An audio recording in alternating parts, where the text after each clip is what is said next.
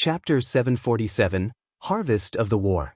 Everyone had seen for themselves what kind of powerhouse Shi Feng was. Despite watching from afar, they could not stop their shudder. The fact that Shi Feng was able to kill Red Feather, while surrounded by thousands of elite players, and leave unharmed showed them that their lives were in Shi Feng's hands. If Shi Feng wanted to take any life here, nobody could stop him. It was precisely this reason that kept the various players from the Star Alliance from rejoicing when they shattered the 9-star polar domain. Right now, they only felt fear. Every one of them froze. None of dared to move forward by a single step. One man had deterred an elite army of tens of thousands. Moreover, this was no ordinary elite army. It was the elite army from the Star Alliance, a first-rate guild. Every elite member was level 32 or above. In the eyes of ordinary players, they were all experts. Yet, against Shi Feng's might, these experts lost the will to fight. Furthermore, Shi Feng had many famous experts standing with him. Whether it was Fire Dance, Aqua Rose, and the other upper echelons of Zero Wing, each one of them was even more famous than their guild leader, Galaxy Past. Moreover, they all possessed dazzling battle records. Chances were that Zero Wing's upper echelons were stronger than their guild leader. How were they supposed to face these monsters? Zero Wing loomed in front of them.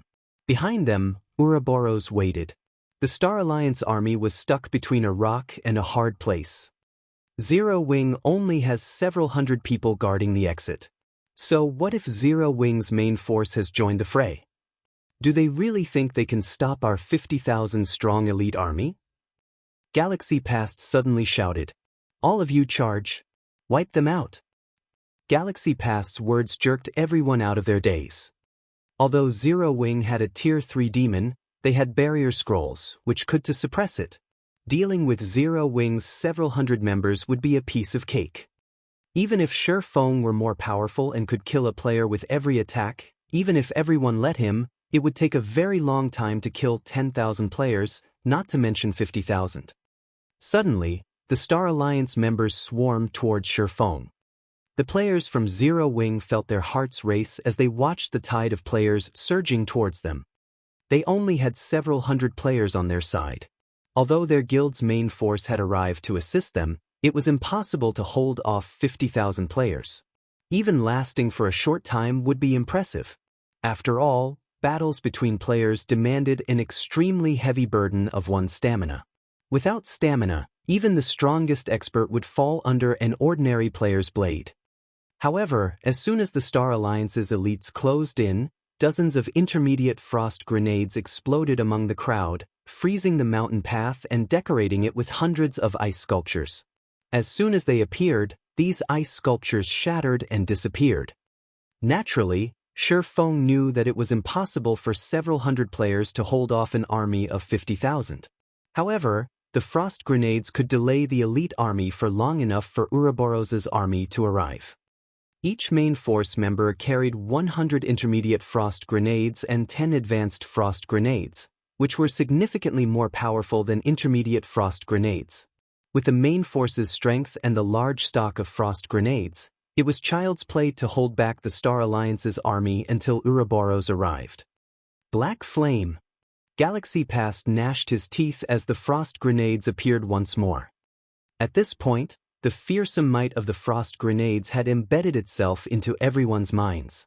Previously, Zero Wing's elite legions had damaged the various large guilds significantly with these frost grenades. To deplete Zero Wing's supply, the various guilds had sacrificed a large chunk of their armies. If the Star Alliance showed its fear and halted its rampant assault, Zero Wing wouldn't need to waste their grenades to buy time. However, if the guild proceeded, it would pay a horrific price. "Guild leader, are we continuing the charge or not?" one of the Star Alliance's commanders asked. "Charge? I refuse to believe that Zero Wing has that many tools." Galaxy Past shouted, a chill running through his troops. Neither advancing nor retreating was a good option. Hence, even if he knew that they would slam into a brick wall, they needed to charge past Zero Wing's blockade. If they waited until Ouroboros's army arrived, none of them would leave this place alive. Suddenly, the Star Alliance launched a full charge. Zero Wing's main force, who were throwing frost grenades, had nearly buckled under the flood. The Star Alliance's assault was fierce. These players showed zero regard for their lives as they pushed forward.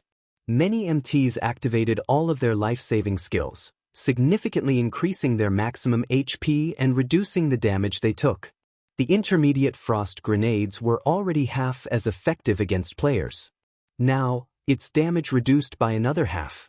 At this moment, each intermediate frost grenade only dealt around -200 damage to the Alliance's MTs. With over 14,000 HP, not even 60 or 70 intermediate frost grenades would be enough to kill them. As a result, Zero Wing's 70-plus main force members threw their grenades as fast as they could, barely holding off the assault. As Shi Feng charged towards the Star Alliance's army, he upgraded the 7 Luminaries' Ring's aura of fire to level 9. As a result, Shi Feng's level fell from 38 to 37. However, the aura of Flame's activatable skill, Firestorm, instantly improved. Previously, the skill only inflicted 1000% damage within a range of 30 by 30 yards for 6 seconds and had a cooldown of 5 minutes. After its upgrade, it inflicted 1200% damage within a range of 45 by 45 yards for 6 seconds with a cooldown of 5 minutes. Although upgrading the skill by 2 levels did not increase its damage by much, the skill's range had increased by 1.5 times. The skill could now cover over half of the mountain path. Suddenly, an inferno roared in the middle of the mountain path, transforming the frozen land into a scorching hell. Even an MT who had activated all of their life-saving skills only lasted 2 seconds inside this inferno. 6 seconds later, the smoke cleared to reveal a large area empty of players but littered with weapons and equipment. The dropped items nearly formed a small mountain. The least valuable items were level 25 mysterious iron equipment. It was mainstream equipment for God's Domain players right now, and each piece could sell for at least 40 or 50 silver. Meanwhile, nearly 5,000 pieces of equipment decorated the ground. Most of it had dropped from players who died under the frost grenade assault. Converted to coins, the equipment was worth at least 2,500 gold. Meanwhile, this harvest had only required a brief moment of effort. Shi Feng also collected plenty of immortal souls. Despite a limit of 10 yards, Shi Feng still managed to collect several hundred immortal souls. If he collected 10,000 souls, he would qualify to establish his own city. A city was different from a town. A town's location was predetermined by the system. On the other hand, players could choose where they wished to build their city. Moreover, after capturing a town, one had to reconstruct the town from scratch, developing it into a city slowly. The time involved was long. On the other hand, the Sherlin's quest would reward Shi Feng with the qualifications to construct a city. Before him was the perfect chance to complete this quest. There were 2 conditions to collect immortal souls. The first condition was the limit of 10 yards. The second was the level limit. There could not be more than 5 levels between Shi Feng and his prey. Currently, the Star Alliance's elites were at least level 32. Meanwhile, Shi Feng was now level 37. It just so happened that he could absorb all of their immortal souls. If he missed this opportunity, he would not find one like it again. There weren't enough people before. Now that so many are here, I should get enough immortal souls. Shi Feng could not help his smile as he looked towards the distant galaxy past. Retrieving a blue magic scroll from his bag, he activated Wind Rider and dashed towards the guild leader. Chapter 748, One Man's Strength. When the firestorm swept through the land, it turned the mountain path into a river of fire. Watching the players inside the fire turn to ash horrified everyone. This spell sure is scary. Luckily, I wasn't with the front line. A level 32 shield warrior in silver heavy armor gulped as he watched the flames in front of him. He had only been a thread away from losing his life. Had he taken another step forward, he would have died like the Guardian Knight who had been in front of him a second ago. The Guardian Knight had over 12,000 HP and had Protection Blessing and Magic Resistance aura activated. The Guardian Knight had even received a truth shield from a cleric and a defense blessing from an oracle. Yet, said Guardian Knight still evaporated in a matter of seconds. Someone's heading this way? The heavy-armored shield warrior suddenly discovered a figure charging straight for him. Someone actually dares to face us alone. Brothers, let's seek him up. A level 32 berserker snarled as he raised his heavy sword. The berserker immediately received an enthusiastic response from his companions. They all took up a stance to welcome the approaching enemy. After the enemy toyed with them using the frost grenades, resentment filled these players' hearts. Now that a fool charged at them blindly, this was the perfect chance to let off some steam. The heavy-armored shield warrior squinted, trying to see the figure hidden in the smoke. When he glimpsed Shifeng's general appearance, he shouted, terrified, "Wait! I think that's Black Flame." The dozen or so berserkers and shield warriors, who had activated charge, could not help their shock. However, as they had already activated their skills and were only a dozen or so yards away from Shifeng, retreat was no longer an option. Every one of them hardened their resolve as they aimed their most powerful skills at Shifeng.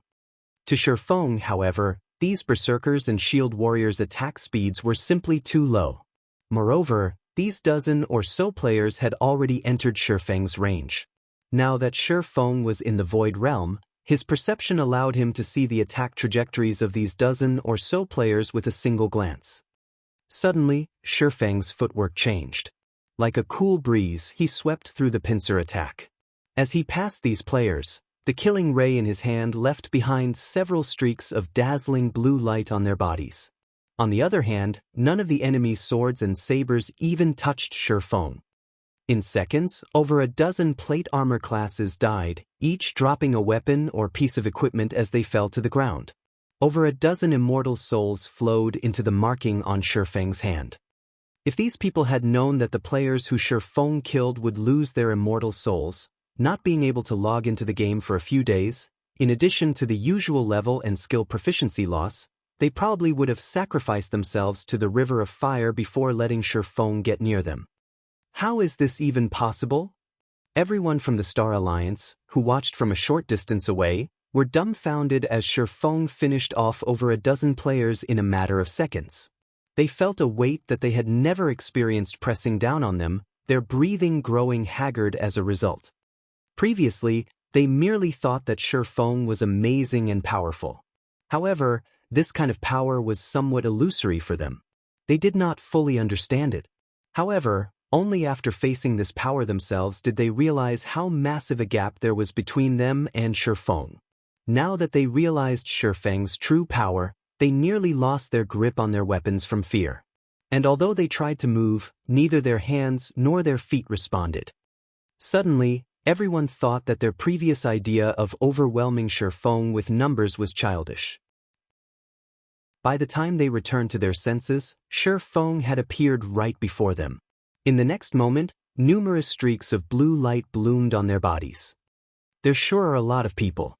As Shifeng glanced at the crowd of Star Alliance members blocking his way, he lifted Killing Ray and slashed downwards. Thundering flash. Suddenly, several lightning strikes slithered towards the Star Alliance players, leaving behind dazzling electric arcs in the air. With a single move, Shifeng gained dozens of immortal souls and cleared a path for himself.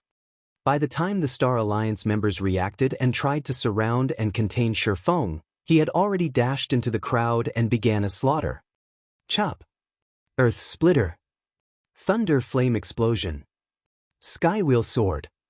Shifeng leisurely harvested the Star Alliance's lives, one after another. Despite the elite members throwing all sorts of control skills at Shifeng, who had activated the aura of space, none of these control skills had taken effect. As for the various attacks sent at him, with his movement speed, none of them even came close to hitting him. Frequently, onlookers watched bodies soar into the air, hitting the ground with a thud far from the Star Alliance's elite army.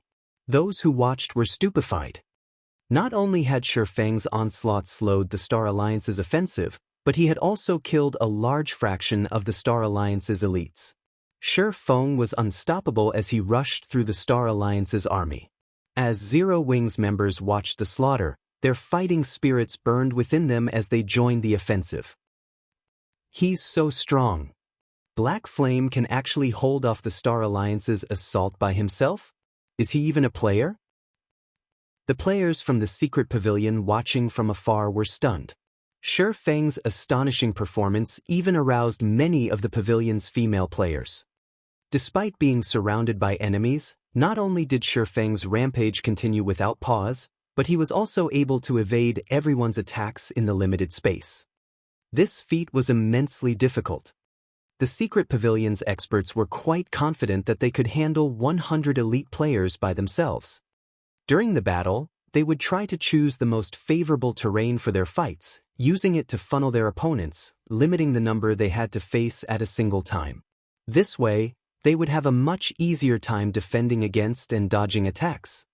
However, when the enemy surrounded them, the difficulty of defending and dodging increased exponentially. They would most likely last only a moment before they died.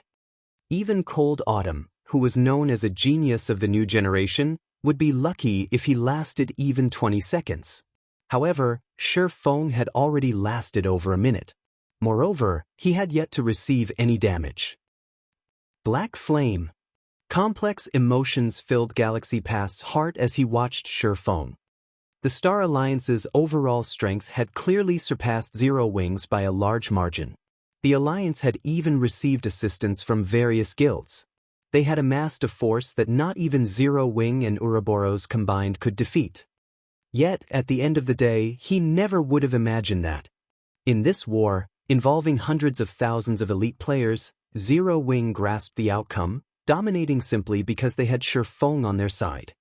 It should have been impossible for a single player to change the outcome of a major guild war, yet at this moment, that is exactly what had happened. Moreover, this domination occurred right before his very eyes.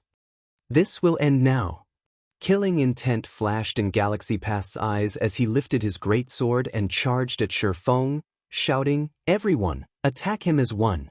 Even Twilight Echo's guild leader, Glorious Echo, took action. Over 100 experts also circled to Shi Feng's back stealthily. Chapter 749, Wargod Possession.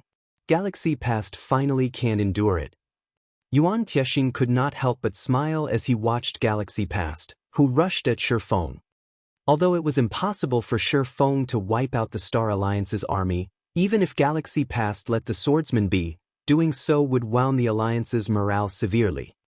If Galaxy Past did not stop Shi Feng's unrestrained slaughter, the elite members' opinions of their guild might hit rock bottom. When Ouroboros' army arrived, the Star Alliance would truly be finished. However, with this opportunity, Yuan Tiexin would finally see Shi Feng's limits. During the battles against Sky and Red Feather, Shi Feng had shown rapid improvements to his combat power. Initially, Yuan Tiexin merely thought that Shi Feng's stunning performances against Sky and Red Feather were a result of his overwhelming attributes. However, after seeing Shi Feng last so long while surrounded by elites, yet not receiving any damage, this was no longer a matter of superior attributes. Without stepping into the Void Realm, which allowed one to perceive one's environment as if it were a part of their own body, it was impossible to dodge so many spell and arrow attacks coming from behind accurately. Yuan Tiexin suddenly realized something that made his skin crawl. The secret pavilion had collected plenty of information regarding Zero Wing's guild leader, Black Flame. Yuan Tiexin himself had read the reports on Black Flame multiple times. In the beginning, Black Flame had gained his fame in Star Moon Kingdom through his identity as a forger, earning himself the title of Star Moon Kingdom's chief forger. However, as Black Flame began to appear in battle, everything had changed. Black Flame had relied on absolute strength to defeat his enemies. Through his achievement of killing his enemies with a single hit, he had gained the title of One-Hit Asura. However, Black Flame's performance had been a result of his excellent equipment and very high basic attributes. As for his combat standards, he was merely a top-tier expert in the eyes of the general public.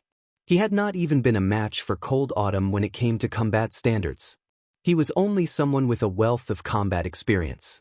He could not hold the attention of the major powers in God's domain.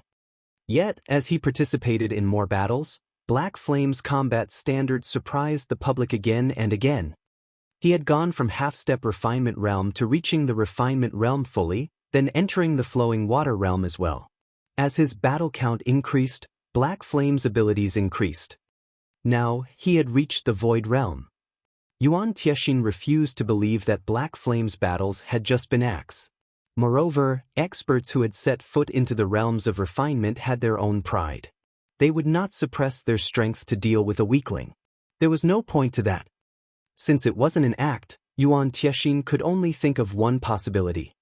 Zero Wings Guild leader, Black Flame, had improved with an intensely terrifying speed.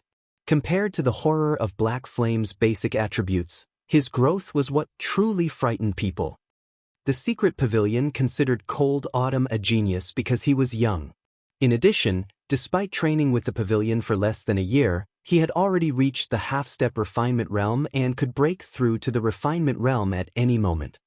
Cold Autumn's growth was even faster than Yuan Tiexin's when he had been young. But what about Black Flame? How long had it been since God's domain launched? In less than 2 months, Black Flame had gone from someone who was not even a half-step refinement realm expert to a true void realm expert. Was he even still human? Even Martial Dragon, someone whom the Dragon Phoenix Pavilion had considered a genius that only appeared once every 10 years, would not be a match for Black Flame.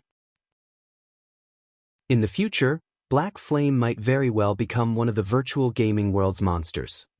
With that in mind, Yuan Tiexin decided that, even if Zero Wing suffered defeat in this war, he would offer to aid Zero Wing in securing Stone Forest Town, taking the opportunity to get associated with the guild.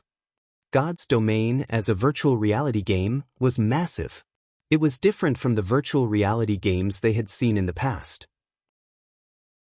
Even a super guild should not consider the idea of monopolizing the game. Moreover, the waters of the virtual gaming world were relatively deep.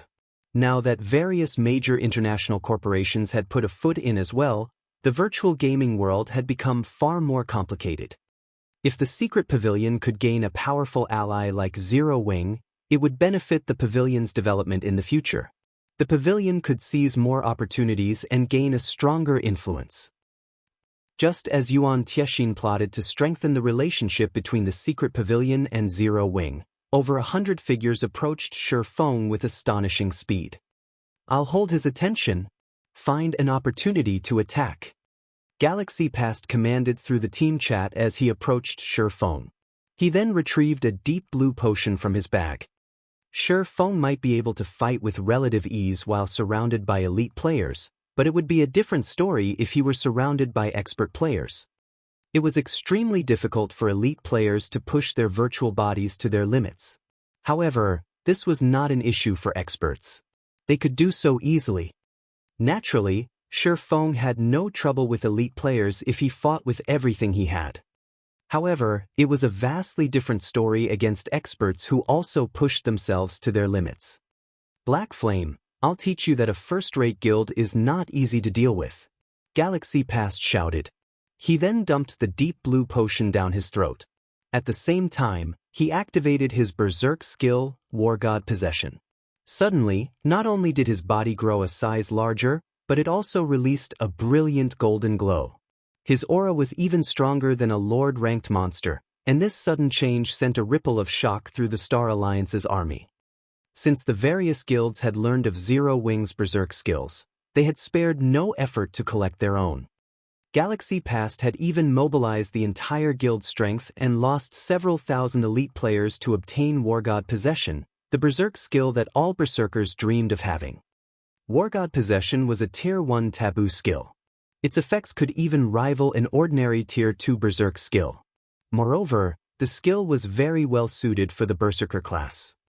Upon activation, it instantly increased the user's strength by 150%, all other attributes by 80%, and defense by 200%.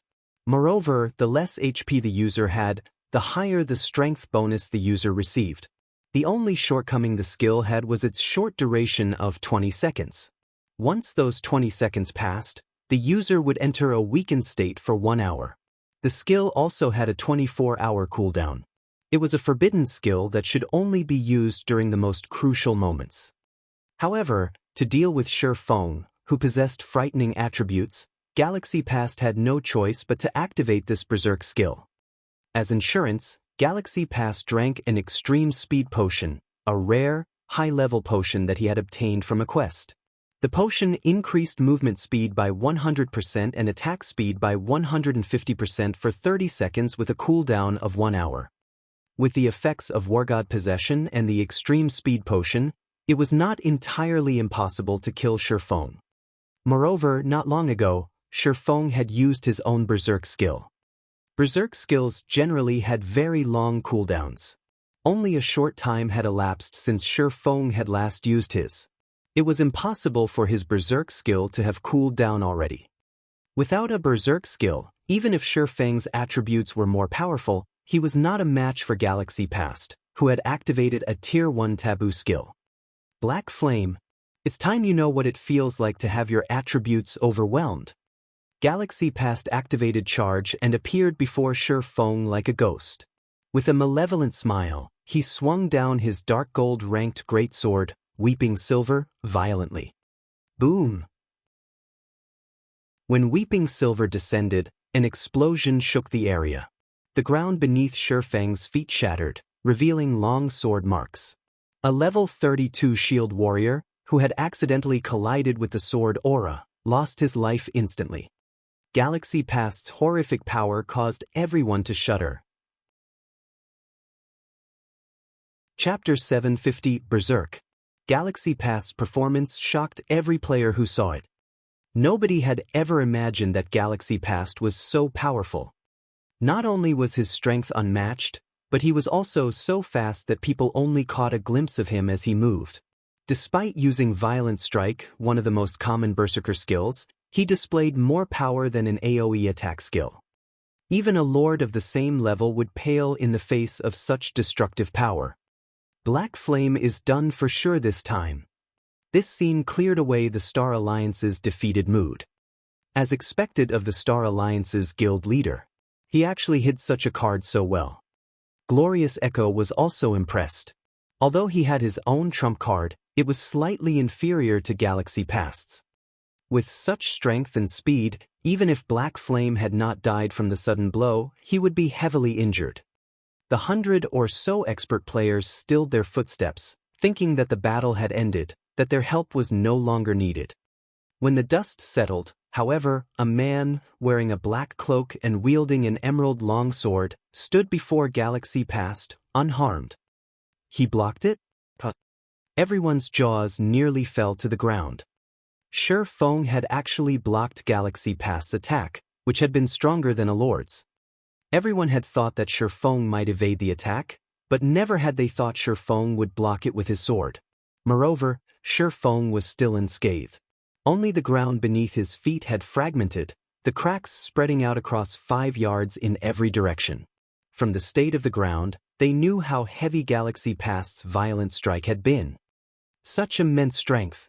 Shi Feng felt his hand, which held onto Killing Ray, go numb. Although he had sensed Galaxy Past charge at him, he had not expected the Berserker's strength and speed to increase by so much. With that kind of speed, it had been too late to dodge. If not for his perception of his environment having sharpened, he would not have executed parry in time to block Galaxy Past's attack. Parry was considered one of a swordsman's life-saving skills. It could neutralize one instance of damage coming from ahead of the user. However, the user would not be exempt from the impact. If Galaxy Past's attack had struck Shi Feng's body, even with his high defense and his HP being over 14,500, he would not have died, but he wouldn't have had much HP left, either. I want to see just how many life-saving skills you possess. Seeing that his surprise attack had failed, Galaxy Past swung Weeping Silver and executed Horizontal Slash. Not only did Horizontal Slash have a larger attack range than Violent Strike, but it was also significantly faster. With the boost from the Extreme Speed Potion, Weeping Silver transformed into a streak of silver light as it shot towards Shi Feng. Galaxy Past completely disregarded his own safety, revealing all sorts of weak points as he attacked. He was fully intent on trading Shifeng a hit for a hit. In response, Shifeng used silent steps and avoided the devouring white light. Reappearing behind Galaxy Past, he swung Killing Ray down on the Berserker. While using a skill, players were highly susceptible to revealing weak points if they were not adept with the skill's movements. Galaxy Past experienced this for himself. Transforming into a streak of electric blue light, Killing Ray descended with frightening speed. Even if Galaxy Past had wanted to block the attack, it was too late. However, as if he had expected this, Galaxy Past immediately executed Whirlwind Slash, spinning with his greatsword. He ignored the blue light descending towards him, fully intent on trading damage for damage. In terms of strength, Galaxy Past had an absolute advantage. Hence, if they traded blows, Galaxy Past would come out victorious. Shifeng had no intentions of granting Galaxy Past's wish. With a thought, he activated Defensive Blade. Boom! The blue light slammed into Galaxy Past's body, stealing over 2,300 of the Berserker's HP. Meanwhile, although Weeping Silver found its mark, Shifeng's Defensive Blade blocked the damage. Such high defense. Shifeng clicked his tongue. He wielded the epic weapon, Killing Ray. His one-handed sword mastery had even reached the basic Sword King standard, which increased his damage with the one-handed sword by 80%. He could easily finish off a cloth armor class of the same level with a single hit. Yet, his attack had only inflicted around -2,300 damage. Galaxy Past currently had 21,000 HP. Shifeng's single attack had merely devoured slightly over 1/10 of his HP. Just as Shifeng intended to get a few more hits in, he noticed a Guardian Knight's protection blessing suddenly enveloping Galaxy Past. A Cleric's Truth Shield and an Oracle's Defense Blessing also fell over the Berserker. A healing light touched Galaxy Past's head, instantly recovering his HP to full. Quickly, Shifeng brandished Killing Ray and launched a barrage of attacks. However, all he managed to do was shatter the Truth Shield. He was still short of shattering the Defense Blessing. An Oracle's Defense Blessing and a Cleric's Truth Shield were different. The Truth Shield could protect the target's entire body, and the caster's mana determined how much damage it could absorb. Defense Blessing, on the other hand, could only block attacks coming from one direction. However, the target's maximum HP determined how much damage it could absorb. A Tier 1 Defense Blessing could absorb damage equal to 30% of the target's maximum HP. Since Galaxy Past had 21,000 HP, a Defense Blessing cast on him could absorb over 6,000 damage. Shifeng frowned slightly. They were currently surrounded by members of the Star Alliance. If Shifeng were facing an elite MT, even if said MT activated Shield Wall, he was confident that he could finish off the MT quickly without giving the healers a chance to heal him. Now, however, Galaxy Past's defense was simply too high. The Berserker's HP had also increased to 21,000, and he had the damage reduction from Protection Blessing.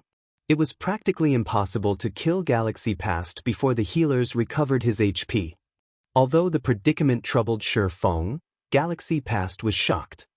He finally realized just how massive the gap was between him and Shifeng. Shifeng's attack power was insanely high. Wargod possession had increased Galaxy Past's defense by 200%. It would be impressive if expert berserkers could even deal around -900 damage to him, yet Shifeng had dealt over -2,300 damage with a single attack, nearly 3 times higher than those expert berserkers. If not for the aid from the surrounding experts, he might have lost close to half of his HP from that exchange. Galaxy, I'll help you. Glorious Echo had also noticed how massive the gap was between Galaxy Past and Shifeng in terms of combat standards. Even with the surrounding experts' help, it would not be easy to take down Shifeng. Hence, as an additional precaution, Glorious Echo activated his Berserk skill as well, his attributes soaring instantly. Although his Berserk skill, Evil God's Power, could not compare to Galaxy Past's Wargod possession, it was still a very rare Berserk skill. Moreover, Glorious Echo was a shield warrior. his normal HP was already close to 13,000. After activating the Berserk skill, his HP rose to over 26,000. He also radiated a bloody miasma, which formed a faint layer of blood armor around his body, increasing his defense significantly. Glorious Echo then revealed a Tier 2 blue magic scroll and used it. Lightning Speed, Tier 2 magic scroll. Increases the target's movement speed by 80%, attack speed by 120%, and damage by 20% for 30 seconds. Cannot be stacked. Cooldown, 1 hour.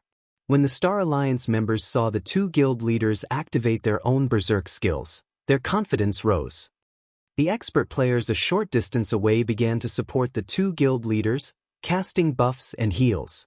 At this moment, it was practically impossible to kill Galaxy Past and Glorious Echo. Black Flame, today will be the day you die. Glorious Echo used Charge, following up with a Justice Roar and releasing a dazzling glow as he forced Feng to focus on him. If he didn't, Glorious Echo's strength and speed would increase significantly, and killing Feng would become much easier. Yet, as soon as Glorious Echo arrived before Feng, he discovered that Feng was smiling. That smile told him two things. Everything was under Feng's control, and they had foolishly jumped into Feng's trap. Heavenly Dragon's power. Suddenly, numerous golden dragon scales covered Feng's body, the strength of his aura rising exponentially. It felt like they had woken an ancient beast, and one could not help but shiver when this aura swept over them. Chapter 751. Ancient, Broken Sword. Crap. He still has a Berserk skill. Galaxy Past was shocked. Hurriedly, he lifted his great sword and swung it towards Feng, taking the opportunity to assist Glorious Echo. Just as frightened by this sudden development, Glorious Echo instinctively lifted his massive, golden shield. A blue streak of light flashed across them. Boom! Glorious Echo was forced back by 6 steps, each step leaving a deep footprint in the ground. Minus 527. Although the damage was small, practically negligible compared to Glorious Echo's 26,000 HP, Glorious Echo's shield hand was numb and trembling. A grave expression crossed over the shield warrior's face. After activating Evil God's power, his defense had received a massive boost. In addition, as a shield warrior, he possessed skills and equipment that reduced the damage he took. After activating Shield Wall, the damage was reduced by another 60%. He had even blocked Feng's attack with his shield. And Feng still dealt over minus 500 damage to him. In terms of strength, Feng was practically a humanoid boss. If Glorious Echo had not blocked Feng's attack, his HP might have dropped by a frightening amount. Suddenly, Galaxy Past's Weeping Silver slashed at Feng. Just before the streak of silver light bit into its target, Weeping Silver suddenly stopped before Feng, the weapon unable to proceed by even an inch. Unfortunately for Galaxy Past, Defensive Blade had intercepted the attack. That damned life-saving skill! Galaxy Past's previous excited expression vanished. He had forgotten that Feng's defensive blade was still in effect. Shio! This time, a streak of blue light bloomed on Galaxy Past. A damage of minus 2,054 points appeared above Galaxy Past's head, shocking the Berserker. Hurriedly, Galaxy Past brandished his sword in an attempt to block Feng's follow-up attacks. When Feng brandished Killing Ray, none of them could even see the sword's afterimage. They could only see the faint blue arcs of lightning that trailed after the epic weapon. Numerous blue lights streaked across Galaxy Past's body. Although Galaxy Past was very fast thanks to the extreme speed potion, he was a Berserker. Even after drinking the potion, he was only slightly faster than Feng. When Killing Ray's lightning effect triggered, Galaxy Past could not see the weapon's attack trajectory at all. Despite his desperate attempts to defend himself, Galaxy Past only avoided a few of Feng's attacks. Minus 4,719. Minus 1,984. Minus 2,018. Galaxy Past's HP fell rapidly. In the blink of an eye, he had lost over half of his total HP. In the next moment, however, several heals soothed his pain, each recovering over 3,000 HP. In an instant, Galaxy Past recovered to full HP. Ha! Black Flame, stop wasting your time. You can't kill me. At first, Galaxy Past had thought he was dead for sure. For a moment there, he had completely forgotten about the numerous expert players supporting him from the sidelines. As long as Shifeng couldn't instant-kill him, these expert healers would recover his HP immediately. Knowing this, Galaxy Past's confidence grew. Growing bolder, he took the initiative to attack Shifeng, disregarding the swordsman's attacks. Watching, the frightened Glorious Echo also calmed down and continued charging at Shifeng. Although neither of them was a match for Shifeng, as long as they could land one hit out of the dozens of attacks they sent, they would obtain their victory. With both of them having such high defense and protection blessings, I won't be able to kill them within a short time. Sure enough, Heavenly Dragon's power alone won't be enough. Shifeng sighed. Suddenly, he leaped and broke away from the two guild leaders. He's trying to escape. Stop him. Galaxy Past shouted as Shifeng fled. His Wargod possession had a very short duration. If he could not defeat Shifeng within that duration, they would definitely lose this fight. Hearing Galaxy Past's command, the Shield Warriors and Guardian Knights activated their life-saving skills and rushed at Shifeng. Scram! Shifeng shouted. Turning, he swung Killing Ray violently. Hurricane! Hurricane! Deals 200% plus 30% asterisk hurricane energy stacks, weapon damage in a 20-yard cone and lifts all targets struck into the air, preventing movement for 5 seconds. Cooldown, 10 minutes. This was one of the Tier 1 Swordsman set equipment's additional skills, Hurricane. As Shifeng had long since built up 10 stacks of hurricane energy during his previous attacks, he used Hurricane at its maximum power.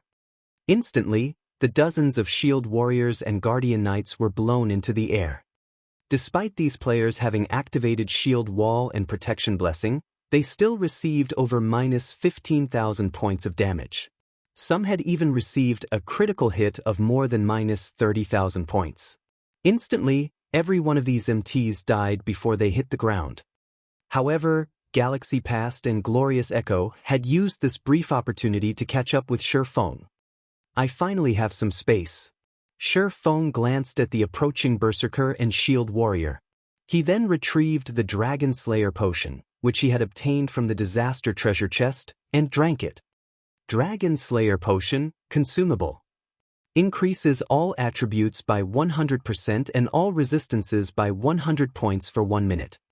Cooldown, 3 hours. In reality, Shifeng didn't need to use the Dragon Slayer potion to deal with Galaxy Past and Glorious Echo. He could simply activate Blade Liberation.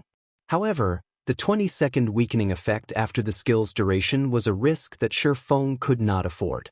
Hence, he toughened his resolve and chose to drink the Dragon Slayer potion instead. That way, he would not receive any negative side effects that would hamper his combat power later on. After drinking the potion, Shifeng felt his entire body brim with energy. It felt as if his every attack contained enough power to decimate heaven and earth. Black Flame, you won't escape. After activating charge and arriving before Shifeng, Galaxy Past executed the Berserker's strongest Tier 1 skill, Lethal Blow. However, Shifeng suddenly stopped running. With double the attributes now, Shifeng turned around and evaded Galaxy Past's lethal blow easily. The Killing Ray then transformed into numerous blue lights that snaked towards the Berserker. Before Galaxy Past realized what had happened, Killing Ray had struck numerous times. Minus 4,418. Minus 9,578. Minus 9,495. In the blink of an eye, Galaxy Past's HP hit rock bottom, his body falling to the ground. The healers standing at the rear had not even had the time to heal him. When Galaxy Past died, he dropped a piece of equipment and an ancient, broken sword with a golden hilt. Suddenly, the entire battlefield fell silent. The Star Alliance members who had tried to block Shurfeng's path revealed expressions of disbelief. The guild leader they revered had been killed. When Glorious Echo saw his companion hit the dirt, he froze in his tracks, his will to fight vanishing. Shurfeng's terrifying power left him thoroughly shaken. Shurfeng noticed that Galaxy Past had dropped something extraordinary, so he took the opportunity to pick up the Berserker's loot while everyone was still caught in their stupor. They all watched in a daze as Shurfeng collected the drops. Nobody dared try to stop him. Seeing as nobody wanted to approach him, Shurfeng smiled faintly as he took a blue magic scroll out of his bag. Shurfeng had also obtained this from the disaster treasure chest. Thunder's Wrath, Tier 3 Magic Scroll. Deals devastating damage within a radius of 100 yards for 5 seconds. Although this magic scroll was powerful, it had a channeling time of nearly 1 second. During this time, he could not afford any interruptions. This moment, however, was the perfect opportunity to use it. While everyone struggled with their shock, Shurfeng unfurled the magic scroll and channeled the spell. With himself as the center, he activated Thunder's Wrath. "Crap! Run quickly!" Glorious Echo shouted in a panic after realizing what was about to happen. Unfortunately, it was too late. To finish Shurfeng off, the Star Alliance had gathered most of its experts around him. If Shurfeng attempted to hunt down these experts one by one, they would have fled. If he used Thunder's Wrath, however, none of them would get away. Suddenly, a gigantic magic array appeared in the sky. Countless lightning bolts began to descend. However, area-wide attacks like these usually required around 2 or 3 seconds to reach their full potential. During this period, the lightning strikes that snaked down from the sky would gradually increase. Hence, not all players within the affected area would take damage the instant the magic scroll activated. Upon activating Thunder's Wrath, Shurfeng switched the aura of space to the aura of Earth and activated Absolute Defense. The skill's duration was just enough to last through the duration of Thunder's Wrath. Shurfeng then dashed towards the Star Alliance's expert players. Lightning bolts descended, one after another. Even Glorious Echo, who had the highest HP and defense among every player present, was vaporized when one of these bolts struck him. Shurfeng weaved his way through the lightning storm as he collected the experts' immortal souls. This fed his current collection rapidly. By the time Thunder's Wrath ended, the Star Alliance's expert players had been wiped out. Chapter 752, Star Moons Number 1. Black Flame really is vicious. Yuan Tiexin could not help his sigh as he looked at the charred corpses in the distance. The Star Alliance is done for this time. Thousands of Star Alliance elite members had died in an instant. Who knew how much equipment was scattered across the ground? If converted to coins, just how much one would have to spend to purchase all of that equipment? To the Star Alliance, however, the lost items were only secondary. To deal with Black Flame, the Star Alliance had gone all out and sent most of its experts to surround Shurfeng. Yet, with just one blow, Shurfeng had annihilated all of them. This was an irrecoverable blow to the Star Alliance. Without these upper echelons commanding the war, the Star Alliance's army would definitely fall into chaos. Zero Wing and Ouroboros's armies would slaughter the survivors. After players died in God's domain, they could not contact those still alive in the game. They could only do so after they revived. However, unlike in dungeons, players would not revive immediately upon death. They needed to wait for half an hour before they could return to the world of the living. By the time half an hour had passed, the war in the Stoneclaw Mountains would, most likely, be over. At that time, there would be no point in returning. Even Yuan Tiexin could not begin to estimate how many elite members the Star Alliance would lose in this war. However, what Yuan Tiexin did not know was that Shurfeng had not only killed the Star Alliance's experts, but he had also absorbed many of their immortal souls. As a result, these upper echelons would not be able to log into God's domain for some time. After losing a war, a guild did not need to focus on its losses, but whether or not it could stabilize itself. If a guild's upper echelons could not log into God's domain for 2 or 3 days, even Shurfeng could not imagine the chaos that would befall the guild. Not only had the Star Alliance lost the war, but its upper echelons had also gone missing. Who would want to remain in such a guild? This was also why plundering immortal souls had become a taboo among players in God's domain in the past. Meanwhile, the reports of Shurfeng wiping out the Star Alliance's upper echelons with Thunder's wrath had begun to spread throughout the official forums. Instantly, the Star Moon Kingdom forums gone into an uproar. Black Flame is too godly. Damn, Black Flame can win, even surrounded by enemies. Is he even human? If Zero Wing has such an expert, it won't have any problems growing stronger. Please carry me. Please accept me as your disciple, God Black Flame. Although I've just joined God's domain, I am going to join Zero Wing no matter what. Only minutes after Black Flame's battle video posted, it had been upvoted to the #1 spot on Star Moon Kingdom's forums. Meanwhile, the majority of the kingdom's players desperately wanted to join Zero Wing. Aside from focusing on Black Flame, players had also grown curious about Zero Wing's other experts and had begun to investigate the guild. The moment they checked, however, they were frightened.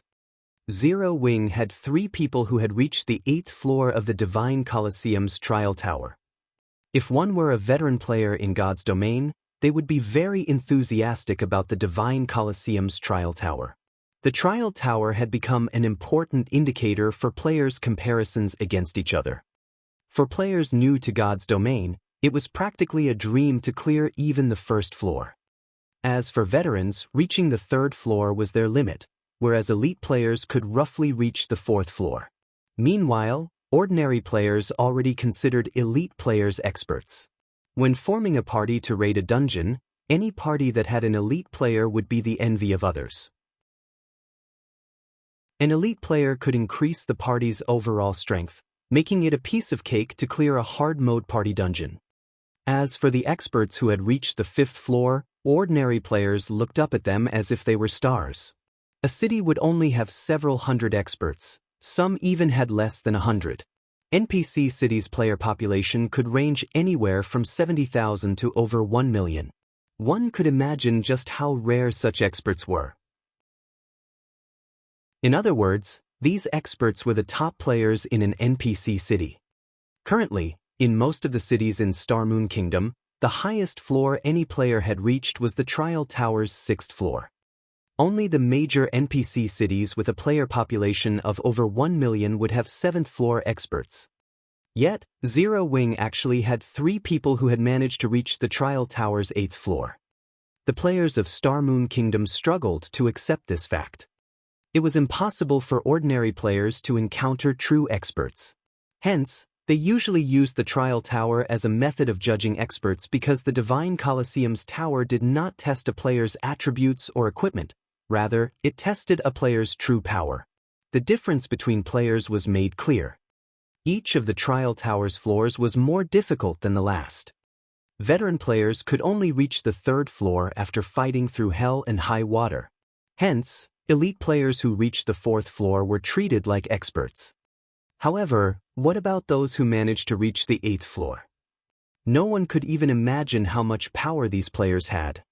The Assassin Fire Dance, the Cleric Violet Cloud, and the Cursemancer Aqua Rose. Beneath them were quite a few 7th floor experts such as the Berserker Rampant Blade, the Berserker Shadow Sword, the Guardian Knight Kola, the Shield Warrior Yi Wumien, the Ranger Minor Wind, the Assassin Flying Shadow, the Elementalist Su Qianlu, and the Cursemancer Blackie. Zero Wing also had many 6th floor experts. Only after a detailed investigation did anyone discover that Zero Wing housed so many top-tier experts. Zero Wing is simply spectacular. There are actually so many experts in a single guild. For a time, the many players in Star Moon Kingdom began thinking that, if they wanted to become an expert, they would only have a chance at fulfilling that dream by joining Zero Wing. After all, wasn't Zero Wing's guild leader Star Moon Kingdom's top expert? Aside from Aqua Rose, who used to be in Twilight Echo, nobody had ever heard of Zero Wing's experts before the guild established. After some research, they discovered that these players had undergone a heaven-defying change after they had joined Zero Wing. This discovery made many players who had withdrawn from Zero Wing to join other guilds regret their actions dearly. They had begun from the same starting point, yet because of their unfortunate decision, their past companions had become the experts that they revered. Inside the Stoneclaw Mountains. After Thunder's wrath dissipated and the Star Alliance's upper echelons were dead, chaos descended on the Alliance's elite army. The guild's elite players scattered, fleeing in all directions and discarding their attempt to charge towards Zero Wing's blockade. Moreover, Ouroboros's army had finally caught up and had begun to trap the Alliance's elite army. As Shi Feng had activated Heavenly Dragon's power and had drunk the Dragon Slayer potion, he could not idle and let the effects go to waste. He charged into the Star Alliance's elite army and began slaughtering players like a ferocious beast. On the other hand, none of the Alliance's elite members showed any will to defend themselves. They only wanted to escape the Stoneclaw Mountains. As Shi Feng massacred the Alliance's elite members, the system notification he had long awaited for finally arrived. System, congratulations! You have collected 10,000 immortal souls. Rewarding basic tyrant title. Chapter 753, Title, Sword King. I've finally finished this quest. Shi Feng breathed a sigh of relief when he saw the system notification before him.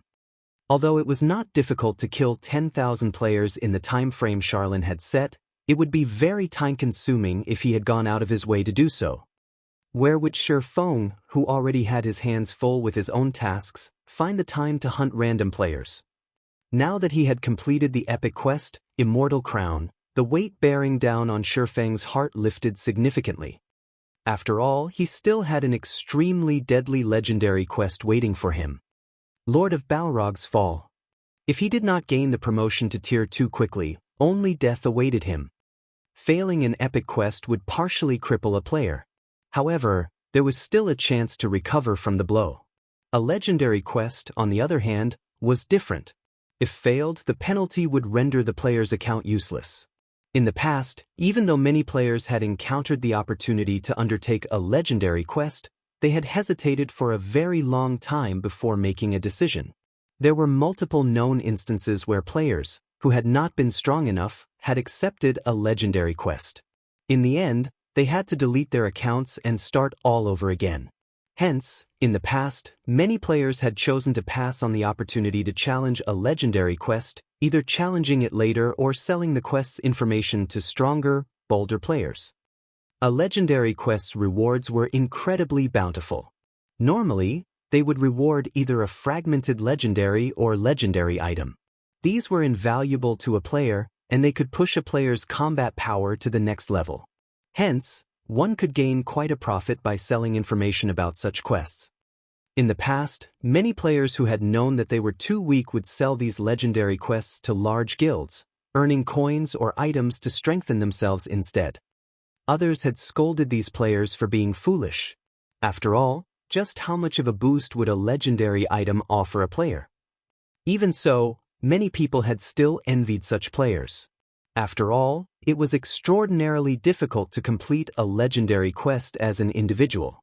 Obtaining one or two pieces of epic equipment without bearing any of the risks that came with a legendary quest definitely made it a worthwhile trade.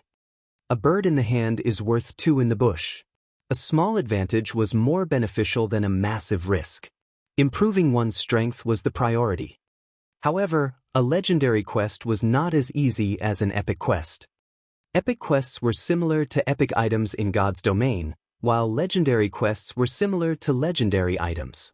Although epic items were very high-end, they would gradually become commonplace among the general populace. A legendary item, on the other hand, would remain a rarity. Not many players would ever encounter one without heaven-defying luck. Moreover, the players' decisions to sell the legendary quests had been proven a wise one because, among the large guilds that had purchased these quests, 90% of them had failed to complete their legendary quests even after suffering tremendous losses. Many of those guilds' experts had been forced to start all over again. Shi Feng knew of a few legendary quests he could pick up. However, he wasn't quite strong enough right now, so he would not try to take these quests on just yet. Yet, Feng never imagined that the legendary quest that he tried so hard to avoid would come looking for him instead. Basic Tyrant title? Feng was reminded of the Tyrant Bear Kola when he saw this new title. In the past, Kola had ranked at the top among the MTs in Star Moon Kingdom. However, this achievement had not been due to his excellent combat techniques. Rather, it had been his title. That title was Tyrant. However, Tyrant Bear Kola had never revealed his title's origin in the past. Now, Feng finally understood how he obtained it. Basic Tyrant title. When title is in use, Fortitude plus 30, maximum stamina increased by 20%, and all attributes increased by 5%. Requires 100,000 immortal souls to upgrade by 1 level. What a powerful title! Feng was stunned. This was only the basic rank Tyrant title, yet, not only did it already increase a player's fortitude by 30 points, but it also increased their maximum stamina by 20%. Just how powerful were the intermediate and advanced Tyrant titles? Both fortitude and stamina were hidden attributes. In the past, many people had paid massive prices to add just 1 point to their hidden attributes. Yet, one could obtain both stamina and fortitude from just a single title. Not to mention, the Tyrant title also increased a player's basic attributes. In God's domain, although basic attributes were important, hidden attributes were far more powerful. It was especially true for expert players. Fortitude could reduce the consumption of a player's stamina and concentration, whereas stamina could extend the time a player could spend in battle. Fights between experts of similar strength almost never ended in a short amount of time. Eventually, it would become a competition of stamina and concentration. Whoever could outlast the other would be the winner of the fight. Feng had only managed to obtain 10 fortitude points after taking the risk to open the disaster treasure chest. Even so, this meager amount had thrilled Feng. Now, if he used the basic Tyrant title, he could obtain 30 fortitude points and increase his maximum stamina by 20%. If he encountered an opponent of roughly equal or greater strength in battle, he could definitely fight a battle of attrition and slowly wear down his opponent. This was why, despite Kola being the MT of only a second-rate guild, he had been able to push his way through the many obstacles in his path and become one of Star Moon Kingdom's top MTs. In fact, as one progressed in the game, fortitude and stamina were also extremely important when raiding a large-scale team dungeon because the bosses inside these dungeons demanded much of one's stamina. More often than not, raids would fail not because the bosses inside large-scale team dungeons were overwhelmingly powerful, but because the players raiding these bosses would collapse from exhausting their stamina. Guild Leader, we've cleared out most of the elites from the Star Alliance and the various large guilds. Those still alive have already escaped the Stoneclaw Mountains. Should we hunt them down? Aqua Rose reported excitedly. This war had truly been a pleasurable one. They had even beaten a massive threat like the Star Alliance to a pulp. Even if the Star Alliance tried to rope the other large guilds to join hands and capture Stone Forest Town in the future, no one would work with them. No need for that. Everyone's tired from the war. Let's tidy up the battlefield and tally our gains and losses, Feng said, shaking his head. When players left the Stoneclaw Mountains, they could use a return scroll to teleport to their respective cities. It would be impossible to pursue these players even if they wanted to. Moreover, they had already achieved their main goal in this war. In the future, any guild would have to consider their decisions carefully before trying to lay a hand on Zero Wing. Feng left the post-war report to Aqua Rose and the others to manage. After all, he had something more important to deal with right now. He needed to look for Charlene and turn in his quest. Feng was already dying to receive the reward for the immortal crown. As Feng took off to turn in his quest, a huge incident rocked Star Moon Kingdom. The secret pavilion had updated its God's Domain experts list. This time, the update had rendered many experts throughout God's Domain speechless, none of them daring to believe the truth of what they saw. The God's Domain Experts list was a very credible ranking list in God's Domain. Experts who ranked on it were all considered extraordinary players. Particularly, the top 500 rankings very rarely saw any fluctuations. It was very difficult to climb the ranks once a player entered the top 500. Meanwhile, since the first publication of the God's Domain Experts list, the top 100 had never changed. This time, however, someone had finally broken that record. Moreover, not only had someone climbed the ranks, but their title had also changed. God's Domain Experts list rank 51, Black Flame. Class, Swordsman. Title, Sword King. Chapter 754, Famous Throughout God's Domain. Every one of the experts within the God's Domain Experts list's top 100 had been a famous expert in the virtual gaming world for many years. These experts had become overlords in not just one, but several virtual reality games. Each was a master-level character with countless, brilliant battle records. Upstart experts could never hope to compare with these masters. It was already extremely difficult for upstart experts to join the top 1,000. For an upstart expert, joining the top 100 was practically a miracle. Yet, not only had Black Flame achieved a miracle, but he had also jumped to the 51st rank. Excitement over the new development swept through Star Moon Kingdom. The majority of those top 100 experts resided in God's Domain's various empires. Empire players had always been dismissive of Kingdom players. Subconsciously, no one truly believed that Kingdom players were a match for those from the empires. Yet, Black Flame, who came from Star Moon Kingdom, had managed to rank 51st on the experts list. Star Moon Kingdom's players were bursting with pride. The Secret Pavilion is certainly trying hard to flatter this upstart expert, raising his rank to 51 just after a single guild war. Is he someone from the Secret Pavilion's son? That's right. Didn't he just lead an upstart guild to victory against a first-rate guild? That has happened many times before in other games, yet I've never seen the Pavilion change the ranking list so drastically. The top 100 experts have experienced victory in dozens of great wars. The Secret Pavilion is just favoring Star Moon Kingdom's players. There is definitely something fishy about this. Black Flame's title just as absurd. He's actually calling himself a Sword King. Does he really think he is the king among sword users? Every other swordsman player in the top 100 could easily beat him to a pulp. As the God's Domain Experts list updated, many players from other kingdoms and empires voiced their complaints about the latest change. They all felt that the Secret Pavilion over-exaggerated Black Flame's achievements. Many of these players were also miffed that an upstart player had surpassed the godlike experts they had looked up to so easily and were skeptical about the Secret Pavilion's judgment. However, the Secret Pavilion couldn't be bothered to explain itself. They didn't need to waste their time mincing words with fools. Shi Feng's battle video was evidence enough. If these players still could not understand, then there was a problem with their intelligence.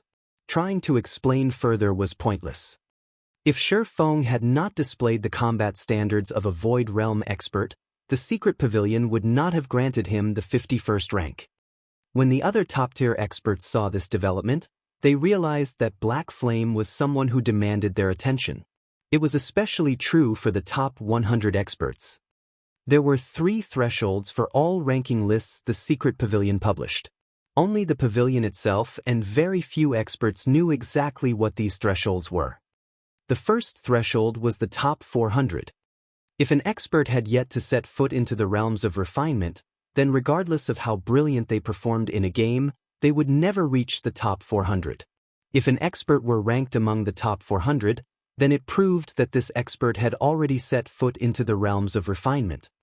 This was why Shi Feng had only ranked 481st. Based on the Secret Pavilion's previous investigation, Shi Feng had not yet entered the realms of refinement.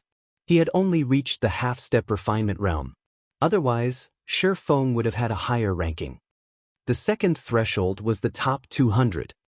Experts outside of the flowing water realm should not even dream of entering the top 200. Even with the most brilliant of performance, the best rank they could achieve was 201. The third threshold was the top 100. Only those in the Void Realm could earn one of the top 100 ranks. As Shifeng had shown that he had reached the Void Realm and had defeated the well-known Sky, his rank instantly jumped to 51. Otherwise, the best rank Shifeng could achieve was around the 80s or 90s. An expert's position on the God's Domain ranking list was not determined by just their strength. Instead, experts ranked based on their performance and battle records in a game.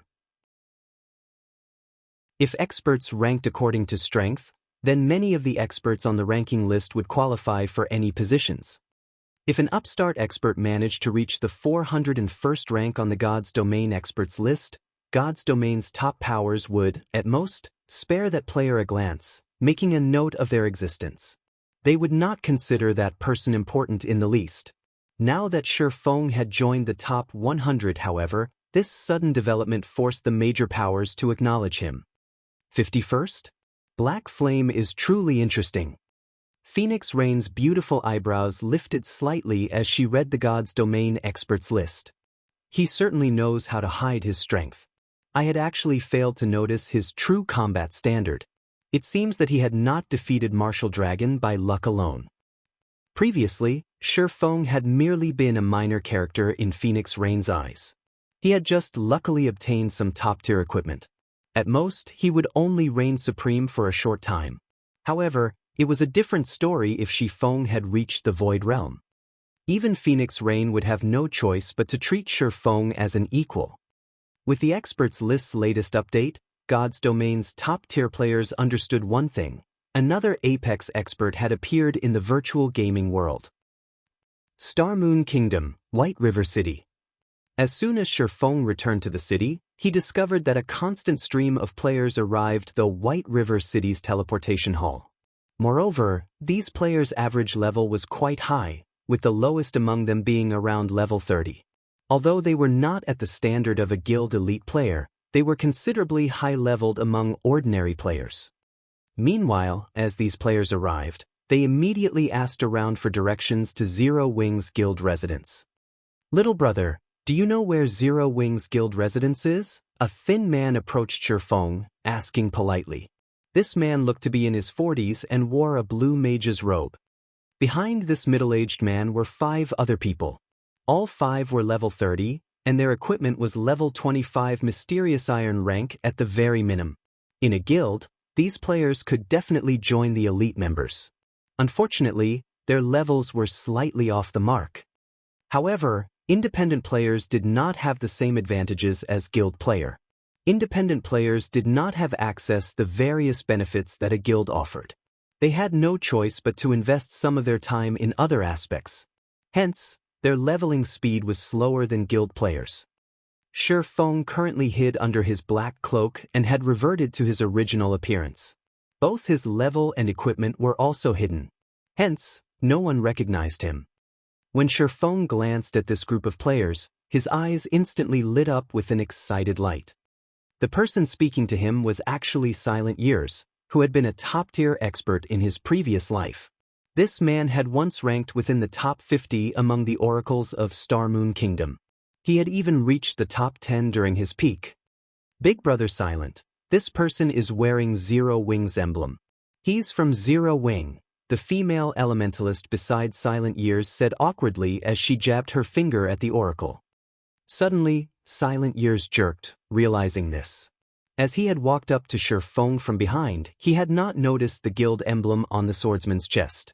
To think that he had actually asked a member of Zero Wing whether or not they knew where the guild residence was. Zero Wing's residence is on the city's central street, Shifeng said casually, not minding the oracle's awkward question. "You guys can just take a carriage there." After saying so, Shifeng turned and left the teleportation hall, riding a horse carriage towards the library. Sure enough, Zero Wing is really amazing. It's no wonder how it became an expert's playground. I felt so much pressure from a casual member. It seems that we have not wasted a trip. We must join Zero Wing, Silent Year stated as he watched Shifeng's departing figure, reverence on his face. His evaluation of Zero Wing increased substantially. Shi Feng had not realized that his casual response had increased Silent Year's reverence of Zero Wing. Chapter 755. City Promoted. Horse carriages rattled up and down White River City streets. As Shi Feng rode comfortably in one such carriage, he could feel the tremendous changes that had swept through the city. More horse carriages moved along the streets than before. Moreover, there were more varieties of carriages now. God's domain evolved over time. Similarly, NPC cities also changed as time passed. Nothing would stay the same forever. Ordinary players might not think much of the number or variety of horse carriages, but to Shi Feng, who had played God's domain for over a decade, these changes symbolized the city's prosperity. How could one determine how prosperous a city was? The most basic criterion was the city's horse carriages. It was similar to the cars in a city in reality. In small cities, not only were there fewer cars, but high-class cars were also very rare. In big cities, however, traffic jams were common. One would also see high-class luxury cars all over the city. God's domain cities were similar in this aspect. When an NPC city's player population increased, to satisfy the player's needs, the main god system automatically increased the number of horse carriages within the city, allowing more convenient travel. Meanwhile, as players consumed more in a city, the system would also release advanced horse carriages. These advanced horse carriages charged more but were much faster. This would allow players to save time when traveling. After all, an NPC city was very large. It was very normal to spend several hours walking from one place to another. Currently, advanced horse carriages had only appeared in 5 cities in Star Moon Kingdom. The city with the most carriages was none other than White River City. One could say that White River City had become Star Moon Kingdom's most prosperous city. Unlocking the advanced horse carriage feature was only one of a thriving city's basic settings. As time passed, various new facilities would open, such as flying tools and the flying transportation feature, which could allow players to reach destinations where teleportation arrays could not. As a result, these features would subtly improve a player's leveling speed. This was also one of the main reasons that Empire players were much higher leveled than Kingdom players. Now that White River City has unlocked the advanced horse carriages, with the number of carriages present, the city should not be that far from unlocking the luxury horse carriages.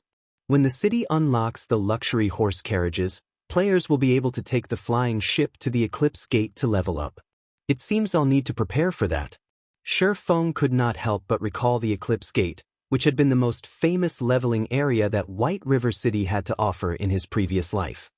In the past, by the time White River City had activated the flying ship feature, the average player in God's domain had closed in on level 50.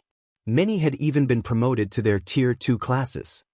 From that moment onwards, players' levels in White River City had exploded. This was because White River City's flying ships could access the Eclipse Gate.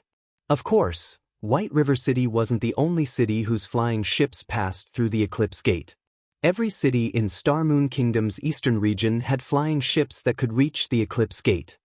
4 countries would gather at the Eclipse Gate: the Star Moon Kingdom, the Rhine Kingdom, the Icefield Kingdom, and the East Spring Empire. It was considered a neutral zone, and the various countries had garrisoned their armies there to prevent the creatures within the Eclipse Gate from invading God's domain. Hence, there were plenty of high-level and army quests there. A player's leveling speed at the Eclipse Gate would be roughly double than in other leveling maps of the same level. Moreover, the Eclipse Gate was a colossal level 40 to level 70 map. One could also find plenty of rare herbs and ores in the area, which were all necessary resources to produce high-level potions and equipment. More importantly, the Eclipse Gate was a source for energy essence, a resource required to tame mounts. Taming a guild mount required resources. The higher the quality and quantity of resources one had, the quicker one could tame a mount.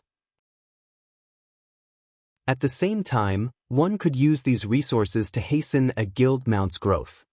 Energy essence was one of the advanced materials required to tame a mount. Precisely because of this, players coveted the Eclipse Gate. After reaching level 40, everybody dreamed of having a good mount. However, they were not that easy to obtain. One had to nurture their guild mounts slowly, promoting it as quickly as possible before it could become a part of one's combat power. However, although one could level up quickly and obtain plenty of resources at the Eclipse Gate, there was a downside. The Eclipse Gate's environment was relatively severe. If one did not possess a certain amount of fire and ice resistance, even expert players would lose their lives. Hence, after the Eclipse Gate opened, whether it was in Starmoon Kingdom or the 3 surrounding countries, the demand for equipment with ice resistance and fire resistance attributes grew. Aside from ice and fire resistance equipment, tools that increased one's ice and fire resistance were also extraordinarily popular. Although there was still quite a long time before the flying ship feature would unlock, Shi Feng felt that he could already begin the necessary preparations. Although ice resistance and fire resistance equipment sold for a relatively high price right now, once everyone reached the Eclipse Gate, such equipment would double in price. Tools would also sell for far more. Whether it was for improving the leveling speed of Zero Wings guild members or making money by reselling items, now was the perfect time to stockpile these items. I recall Campbell Volcano drops plenty of fire resistance equipment and tools. It might not be a bad idea to bring Aqua and the others there to grind. Shi Feng could recall quite a few maps in Starmoon Kingdom that were a great source for fire and ice resistance equipment. Among them, Campbell Volcano had the highest drop rates for fire resistance equipment. Campbell Volcano was a level 40 to level 50 map. However, due to its extreme environment, very few players were willing to venture there. However, after the Eclipse Gate had appeared, Campbell Volcano became one of the most popular locations in Starmoon Kingdom. No one had visited that map yet. This was a good chance for him to lead the main force members there to develop the map since none of the bosses had died yet. Bosses killed for the first time would have double their usual drop rates. Moreover, with the strength of Zero Wings' main force, they shouldn't have any issues dealing with a level 50 boss. As for the magic crystals in the Stoneclaw Mountains, they could rely on the guild's elite members to continue that harvest. Before Shi Feng realized it, the advanced horse carriage he rode in had already arrived at the library. The library's entrance was the same as usual, with a group of players bunching around the doors, hoping to gain the favor of an NPC noble and gain entry into the library. Under everyone's watchful eyes, Shi Feng strode into the library unhampered. When the NPC guards stationed at the entrance saw Shi Feng, they treated him with respect, shocking many of the loitering players. After entering the library, as always, Shi Feng headed towards the Starmoon Hall on the building's top floor. When the 2 level 300 Tier 3 Red Paladins, who guarded Starmoon Hall's doors, saw Shi Feng approach, they stopped him. Since when did Tier 3 NPCs guard this place? Shi Feng was surprised. Tier 4 NPCs were already overlords in White River City. Some small cities only had Tier 3 NPCs to safeguard them. Yet, now, 2 such NPCs guarded the Starmoon Hall. This was surprising. Normally, only the palace in Starmoon City warranted such treatment. Without permission, outsiders are not allowed to enter, the level 200 Red Paladins said as they blocked Shi Feng's path with their spears. Suddenly, however, a clear, crisp voice floated out from the hall. "Let him in." When the 2 level 200 Red Paladins heard this, they immediately retrieved their spears and opened the doors, allowing Shi Feng entry. Chapter 756, Fief. Compared to Shi Feng's previous visit, a new, large collection of ancient books filled the Starmoon Hall. Some of these books even radiated mana that could rival Tier 4 magic scrolls. Tier 4 magic scrolls were almost as rare as legendary items in God's domain. Tier 4 magic scrolls had survived since the ancient era. Shi Feng had yet to hear of anyone who could produce Tier 4 magic scrolls. If a book could exude so much mana that it rivaled a Tier 4 magic scroll, one could easily tell that these books were extraordinary. Meanwhile, Charlene, who sat high above the hall, had also changed significantly. Although her level, statistics, and clothing had not undergone any transformations, the pressure she gave off had changed tremendously. She did not have the usual, oppressive aura of a powerhouse. Instead, she felt like the all-encompassing sky. Her presence could be felt from anywhere within the room. Before Shifeng had approached Charlene, he felt his mind clear far more than ever before. He also noticed that the endless streams of mana in the room were actually moving towards Charlene. It was as if Charlene were God's domain's heart. How could this be possible? Shifeng was shocked when he arrived before Charlene. Shifeng had discovered something that shook him to the core. After reaching the Void Realm, he felt his environment as clearly as the palm of his hand. He could sense everything within a fixed radius of himself to an astonishingly accurate degree. Previously, as Charlene had still been outside his range, he had not thought much about not noticing Charlene's energy. Yet, despite standing so close to the woman, he couldn't feel her at all. Before, the two Tier 3 paladins had clearly been able to feel her presence. Shifeng doubted that his sense had failed him. "Has something happened that has led you to find me so urgently?" Charlene, who had been reading a book, asked with great interest as her beautiful eyes turned towards Shifeng. "Lady Charlene, I've collected the immortal souls you requested." Shifeng displayed the spirit seal imprinted on the back of his right hand. Immortal souls filled the seal to the brim. "Oh, good job. With this many immortal souls, I'll be able to repair the immortal crown quickly." Charlene nodded and tapped her finger in the air. Suddenly, golden divine runes began circling Shifeng's right hand. Countless golden threads flowed out of the spirit seal, gathering into a ball before flying into Charlene's hand. "Since you have completed your quest, I will fulfill my promise as well. Here, this is for you." Charlene waved her hand. In the next moment, a leaf of lambskin parchment appeared in her hand. The parchment then flew towards Shifeng. The lambskin parchment looked quite ordinary.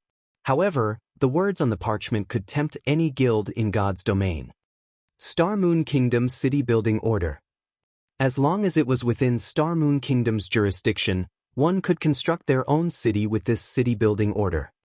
To a guild, even a legendary item was not worth as much as this single piece of parchment. Cities were different from towns. In God's domain, cities could be built, whereas towns could not. Meanwhile, captured towns' locations were fixed, but built cities could be chosen casually. One could even build a city in the middle of monsters' territory. A town's maximum population usually ranged between 30,000 to 50,000. On the other hand, even the smallest city could hold 200,000 players.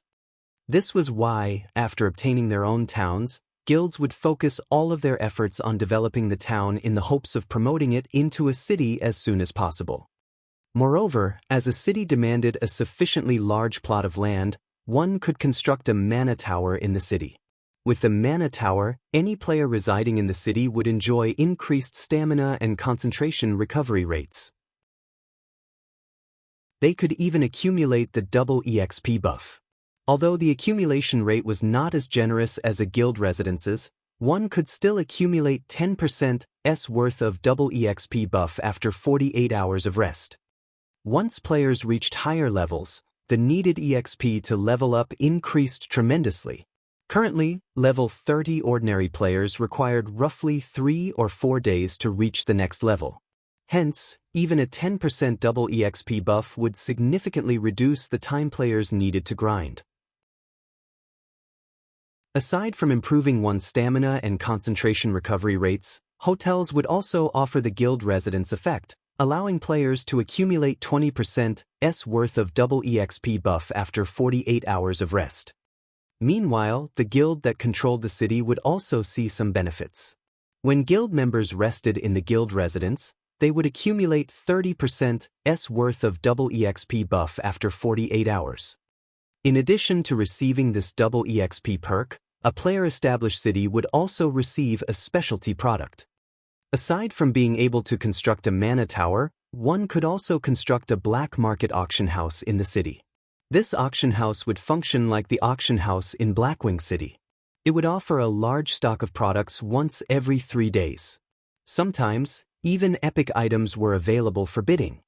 Because of these benefits, many guilds in God's domain desperately wanted to establish their own cities, regardless of the price. A player-owned town could only make travel more convenient for players. A city, on the other hand, made it easier for players to level up. The size of a guild residence and the number of members it could house were limited. Not every guild member could enjoy the double EXP buff. However, it was a different story if a guild owned a city. With a city, every guild member could enjoy the double EXP buff. A city was also a great source of income for a guild. As a player city had various benefits that an NPC city did not, many players wanted access to a player city. Unless a guild offered private housing within the city, all players were required to pay an entry fee.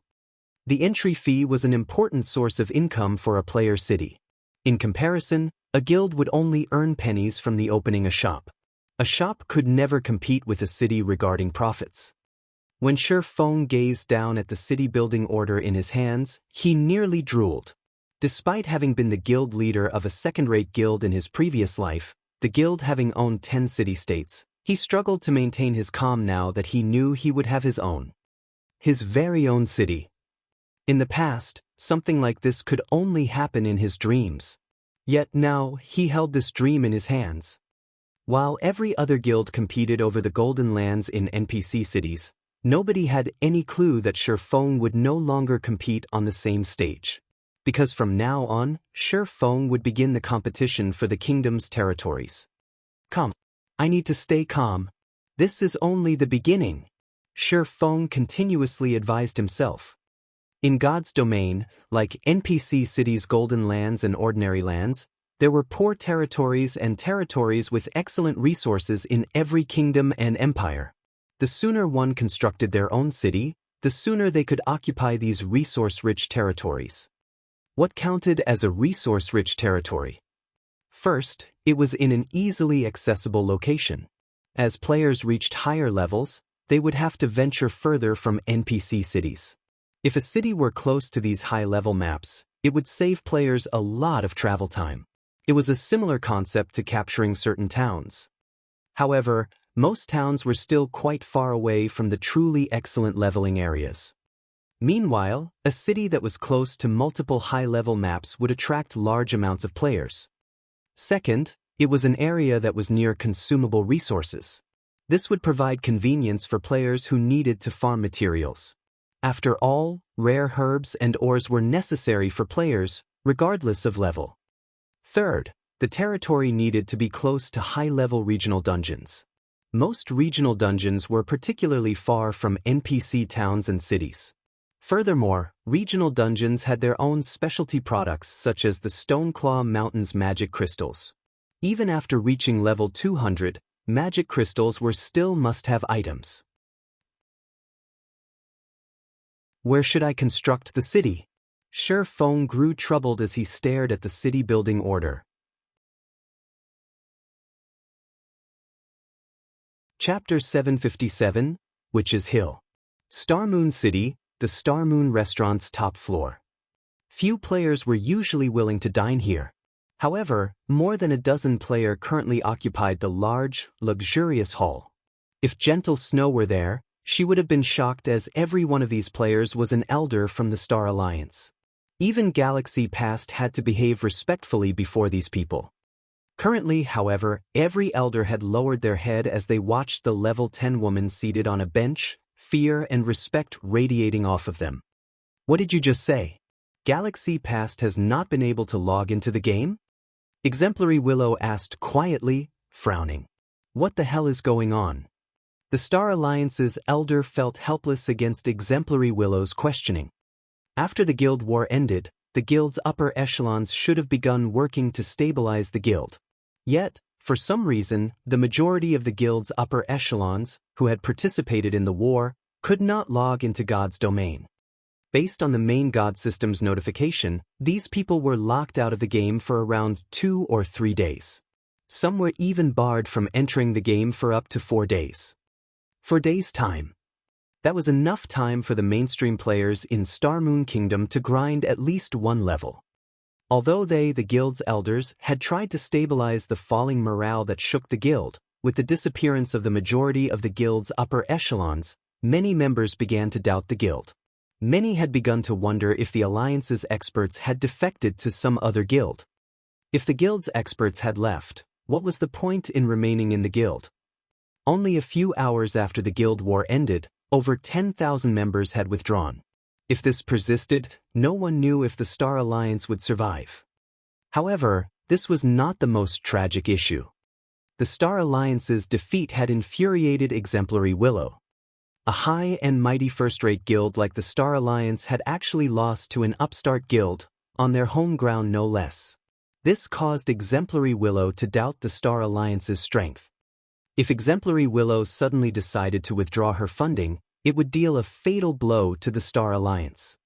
If none of you knows why they can't log into the game, your guild may be truly finished, Exemplary Willow stated coldly as she sneered at the Alliance's elders before her. Sternly she said, since your guild is nothing more than a failure, then you can forget about any follow-up investments. I have no intentions of spending money on a wastrel of a guild. Get lost. When the elders heard these words, their complexions paled to a sickly white, every one of them begging Exemplary Willow for mercy. Unfortunately, Exemplary Willow chased them all out of the room. Exemplary Willow refused to tolerate defeat. She had initially invested in the Star Alliance to deal with Zero Wing, teaching Sher Feng the consequences of angering Open Source Corporation. She would then plunder the Stoneclaw Mountain's magic crystals for herself. Yet, in the end, not only had she failed to teach Sher Feng anything, but his fame had also grown. The Flower of Seven Sins is also garbage. They had been so confident of themselves. In the end, didn't they lose as well? Fortunately, I only promised them 1/3 of the Stoneclaw Mountain's magic crystals and did not have to pay much, Exemplary Willow muttered as she glanced through Starmoon Kingdom's official forums. Her mood soured as she saw the many discussion threads relating to Black Flame. In the end, it seems that I'll have to use my own power to resolve this matter. Meanwhile, in the real world, the Star Alliance's upper echelons enclosed themselves in a secret meeting. Although they could not contact each other in God's domain, the Star Alliance was a major company in the real world. The company often held video conferences between its upper echelons. Even without God's domain, this latest loss would not affect the company. Only, it was a lot more difficult to direct the guild members in God's domain. Guild leader, we suffered tremendous losses. Based on the initial statistics, we lost over 50,000 items. We'll need quite some time before we recover. However, the most tragic loss is ours. None of us can log into God's domain for some time. It will be a challenge to catch up to Ouroboros, Red Feather reported sourly. He had never imagined that they would actually lose this war so tragically. Not only had the guild's experts been wiped out, but the guild's elite army had also almost been obliterated. Less than 10% of the elite army had managed to escape with their lives. The loss of EXP, equipment, and post-war compensation were huge problems that they needed to deal with. Most likely, by the time they saw to those issues, the Star Alliance will have been drained of resources. Purple, what's the situation with the guild elders? Galaxy Past similarly gnashed his teeth upon hearing Red Feather's report. The Star Alliance had never suffered such a tragic loss.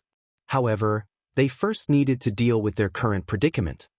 Based on the latest report, it seems that Exemplary Willow chased the elders away. They are all in a foul mood. Exemplary Willow has probably withdrawn her funding, Purple Eye said, shaking her head. As expected of a businesswoman, she gave up on the guild as soon as she deemed it useless. Galaxy Past could not help but laugh, reacting as if he cared nothing for this result. Guild leader, what should we do now? Seeing Galaxy Past laugh even in this situation, Red Feather's frustration grew. Without Exemplary Willow's funding, the guild would have to spend significantly more time to recover. They might never truly recover from this blow, and the guild might fall from its status as a first-rate guild. What's done is done. These elders normally have little regard for me. They were also the ones who supported the decision to cooperate with Open Source Corporation. Now that OSC has withdrawn its funding, it is about time for these elders to leave the Star Alliance, Galaxy Past sneered.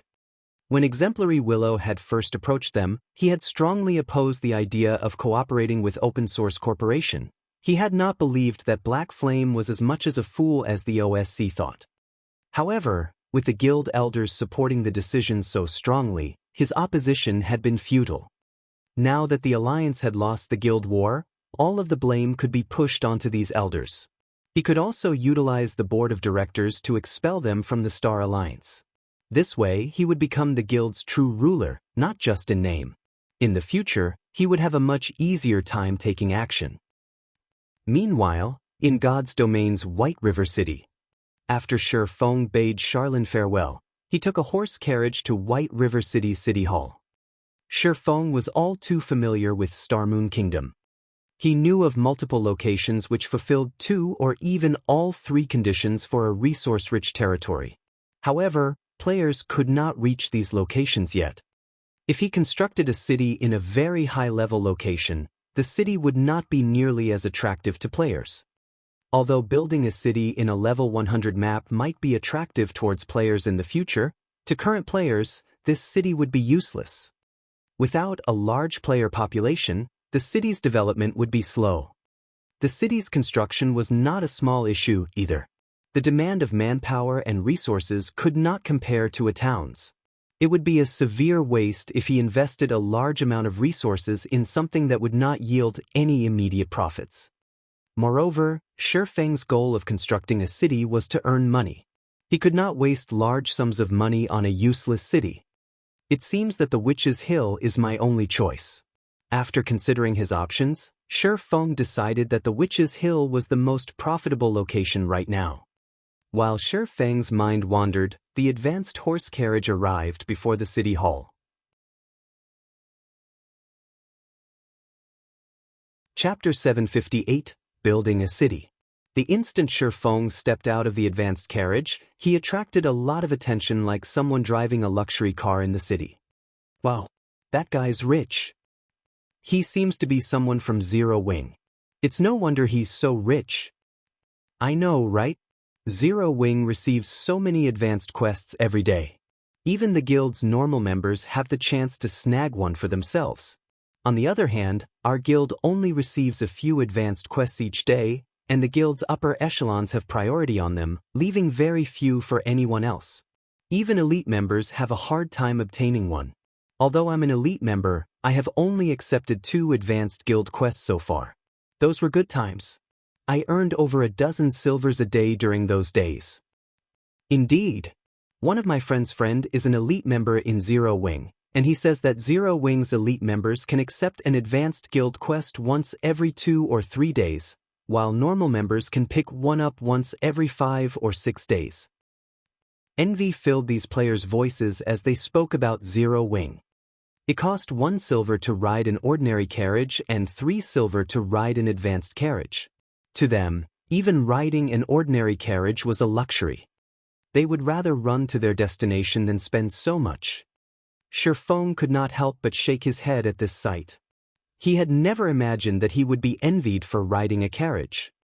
While the majority of the players in God's Domain still strive to earn a single silver coin, even a gold coin was of little use to Shi Feng anymore.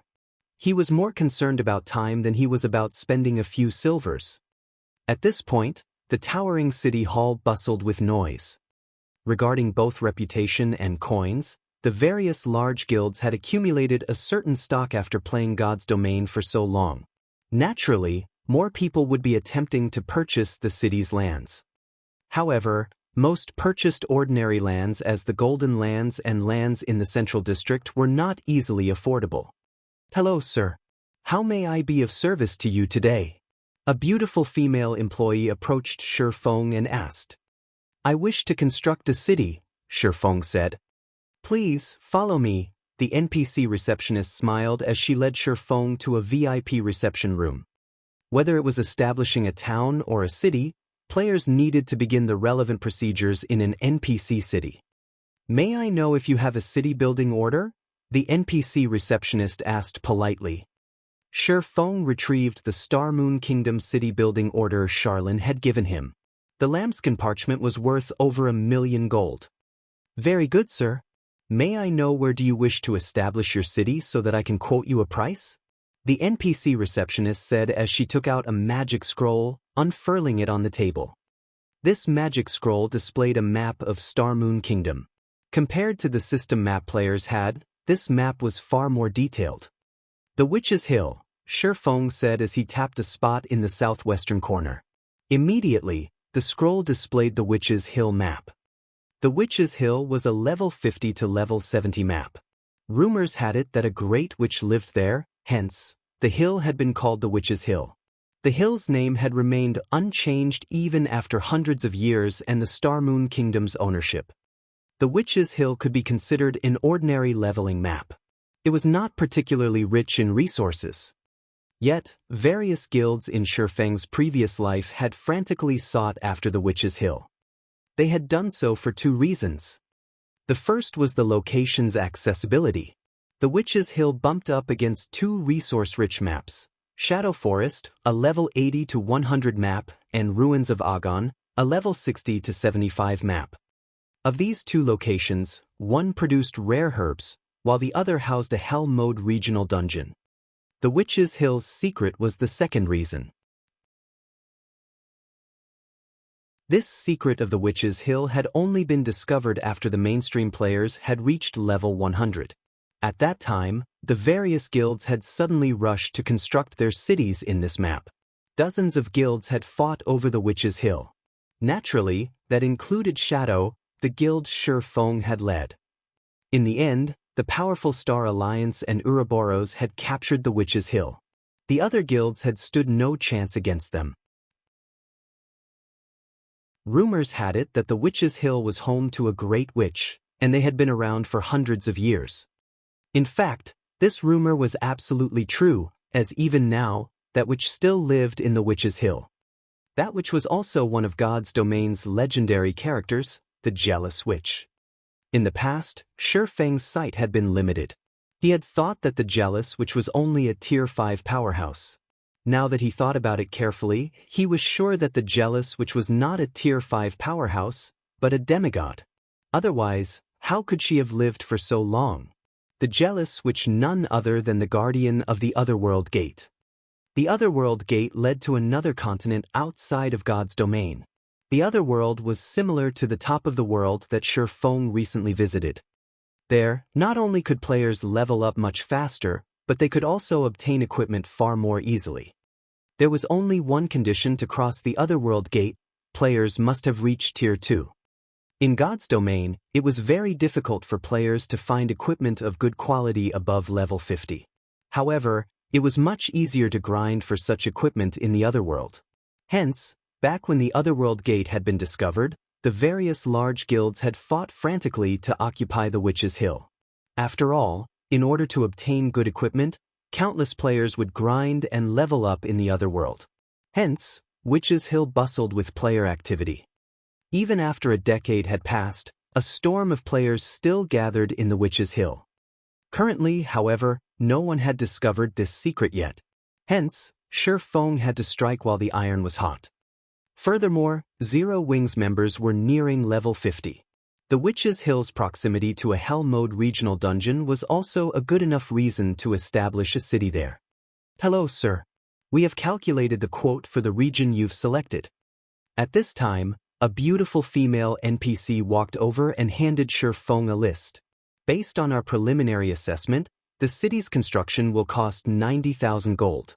If the city comes under attack, we will charge you an additional fee based on the number and rank of monsters killed. In addition, there is also a 30,000 gold registration fee. Based on the city's current level, you will also have to pay a 30,000 gold management fee each month. May I know how many guards you wish to be stationed there?" Although Shifeng had prepared himself and had only come here to ask about the price, his heart skipped a beat when he heard the cost. The price of establishing a city was more than 10 times higher than establishing a town. Moreover, after establishing the city, he also had to pay a monthly management fee of 30,000 gold. That was the equivalent of paying 1,000 gold every day.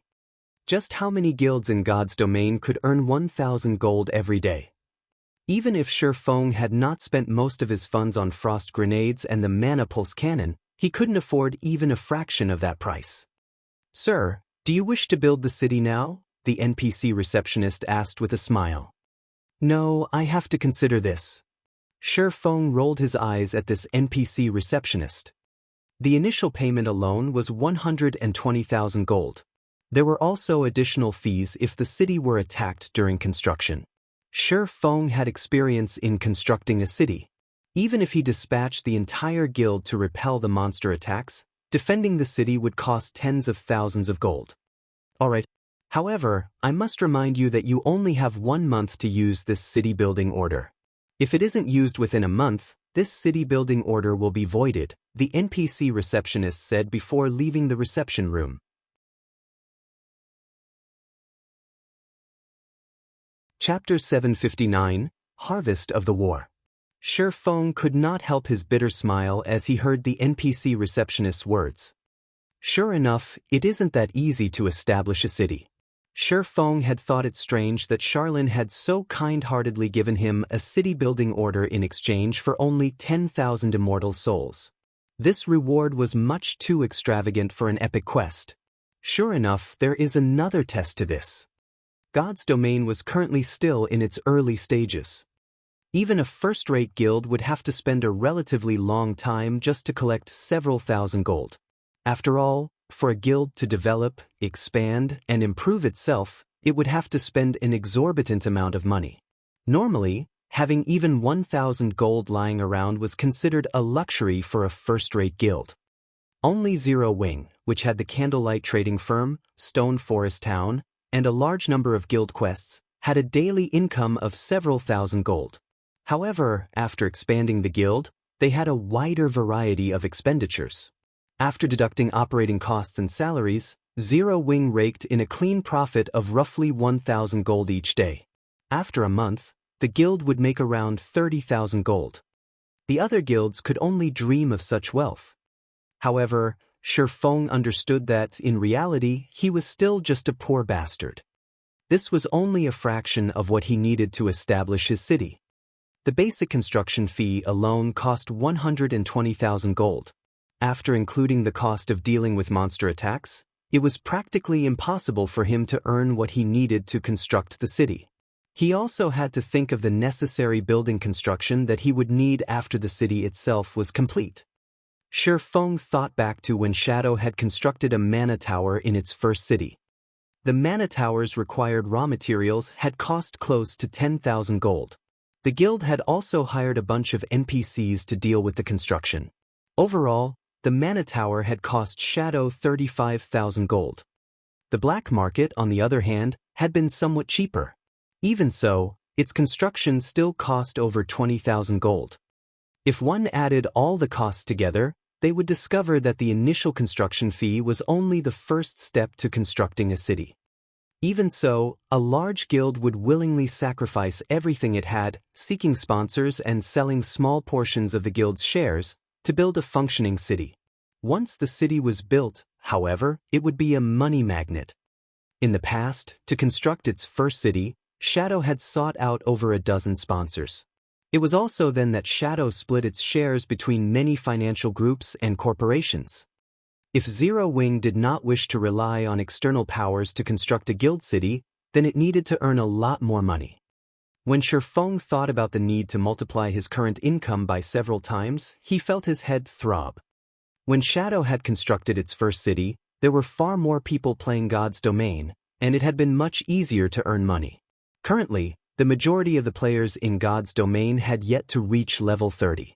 Hence, the challenge of earning more than 100,000 gold was significantly more difficult than it had been. Moreover, the candlelight trading firm's daily income was nearly at its max. It would be very difficult to increase it. As for Stone Forest Town, the town's income mainly came in the form of magic crystals. Moreover, it was also impossible to increase the town's income within a short time. As for the income from guild quests, it could not even begin to compete with the income of the candlelight trading firm and Stone Forest Town. It seems I'll have to look for a new source. Feng began to consider the matter. Currently, the most profitable trade involved selling top-tier weapons and equipment.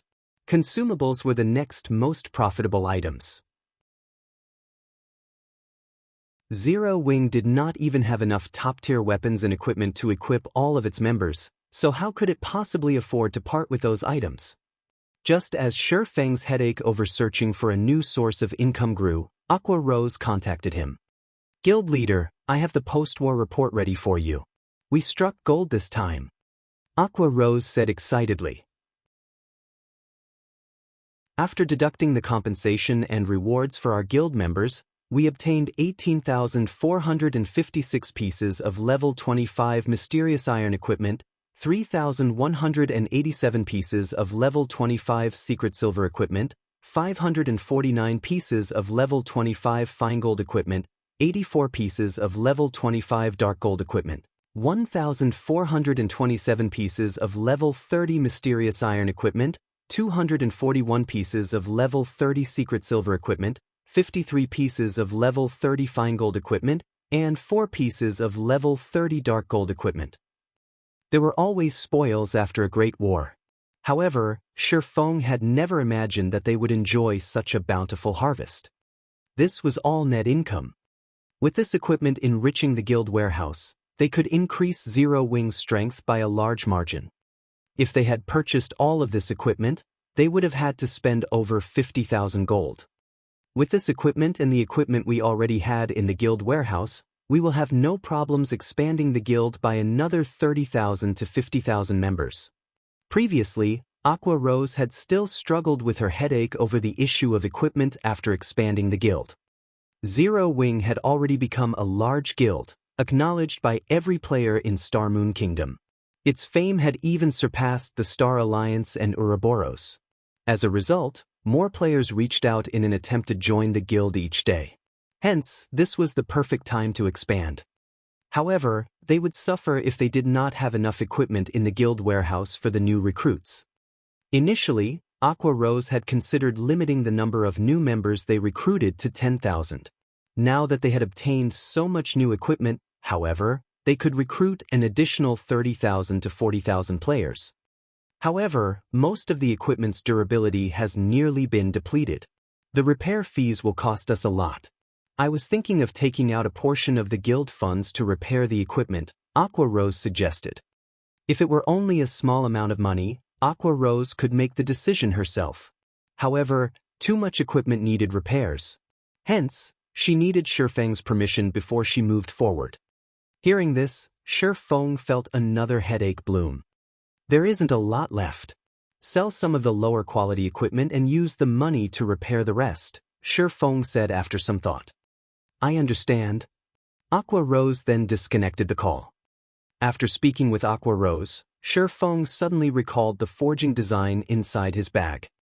The strengthening device. This item was capable of strengthening a player's equipment, reducing the consumption of durability. This was a must-have for current players. During lower levels, the majority of players in God's domain would not think much of their equipment's wear and tear. However, as players reached higher levels, they encountered far more powerful monsters. Naturally, the burden on their equipment grew as they began to take more damage.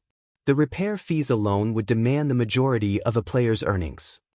Selling the strengthening devices would be a great source of income. Shi Feng could not help but smile. Previously, he had considered selling the magic devices. However, magic devices were too precious and expensive. Only the various guilds' upper echelons could afford to purchase and use them. Moreover, there weren't even enough magic devices to outfit Zero Wing's members. Fortunately, it was a different story for the strengthening devices. Shi Feng immediately left the city hall and hurried towards the candlelight trading firm. Isn't this the broken sword that Galaxy Past had dropped when he died? While Shi Feng searched through his bag for the strengthening device forging design, he discovered an extraordinarily eye-catching, broken sword. The broken sword's aura alone was enough to make Shi Feng's heart skip a beat, despite it sitting idle in his bag.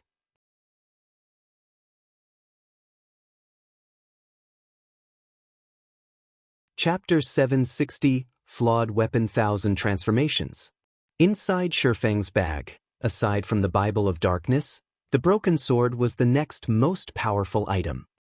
Even the epic weapon Petrified Thorn could not compete with the broken sword's presence. Just what kind of weapon is this? Shi Feng carefully retrieved the broken sword from his bag and clicked to check its statistics. Dilapidated broken sword.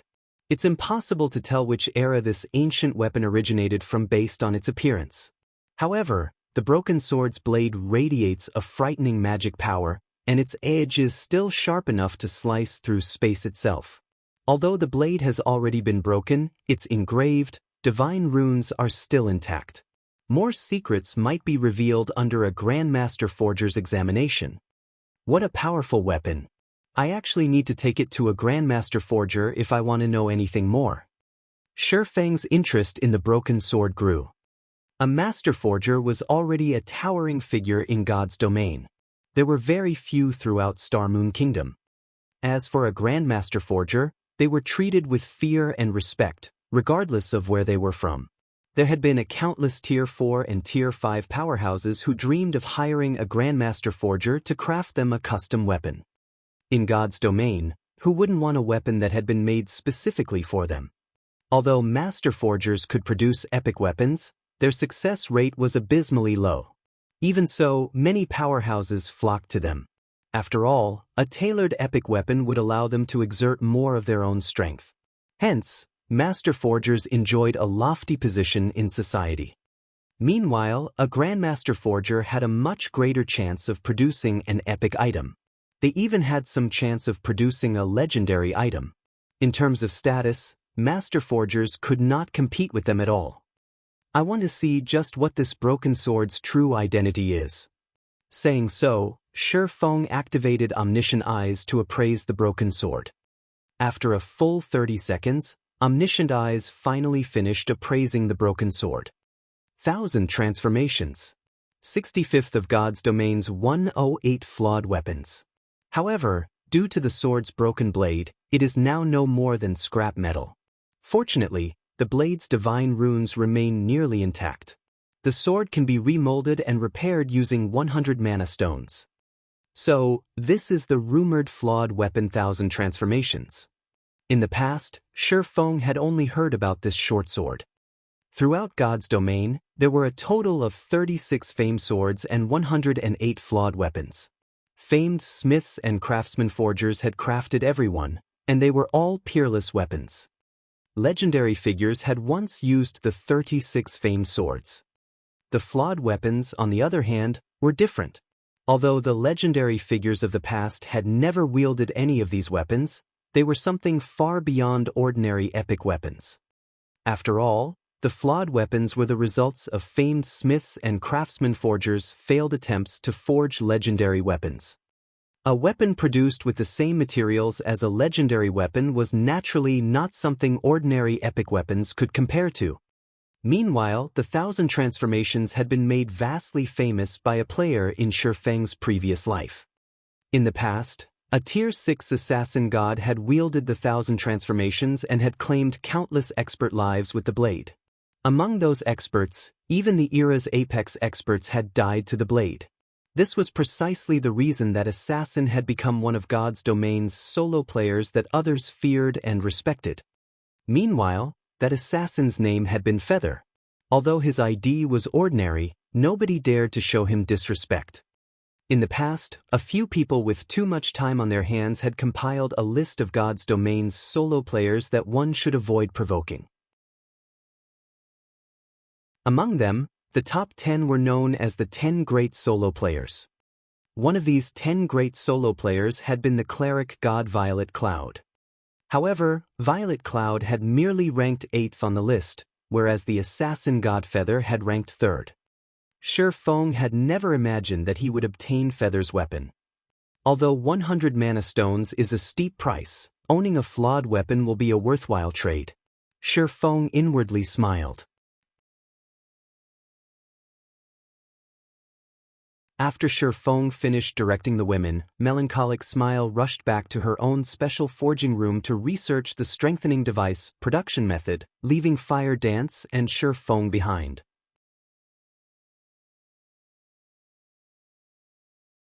Chapter 761, Visit from Various Parties.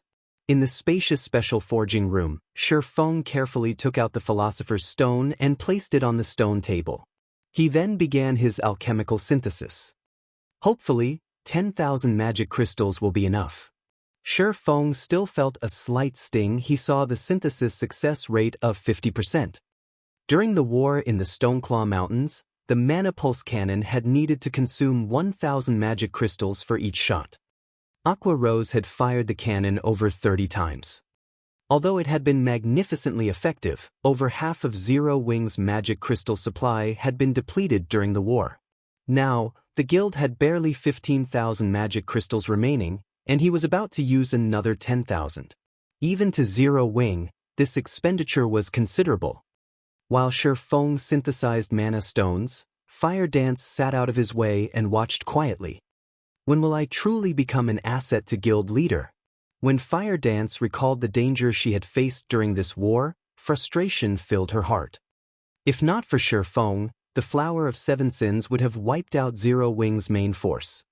Despite having an advantage in attributes, she had been utterly helpless against that Seven Sins party leader. Although their guild had won, they were still far from being a match for God's domain's major powers. Stone Forest Town.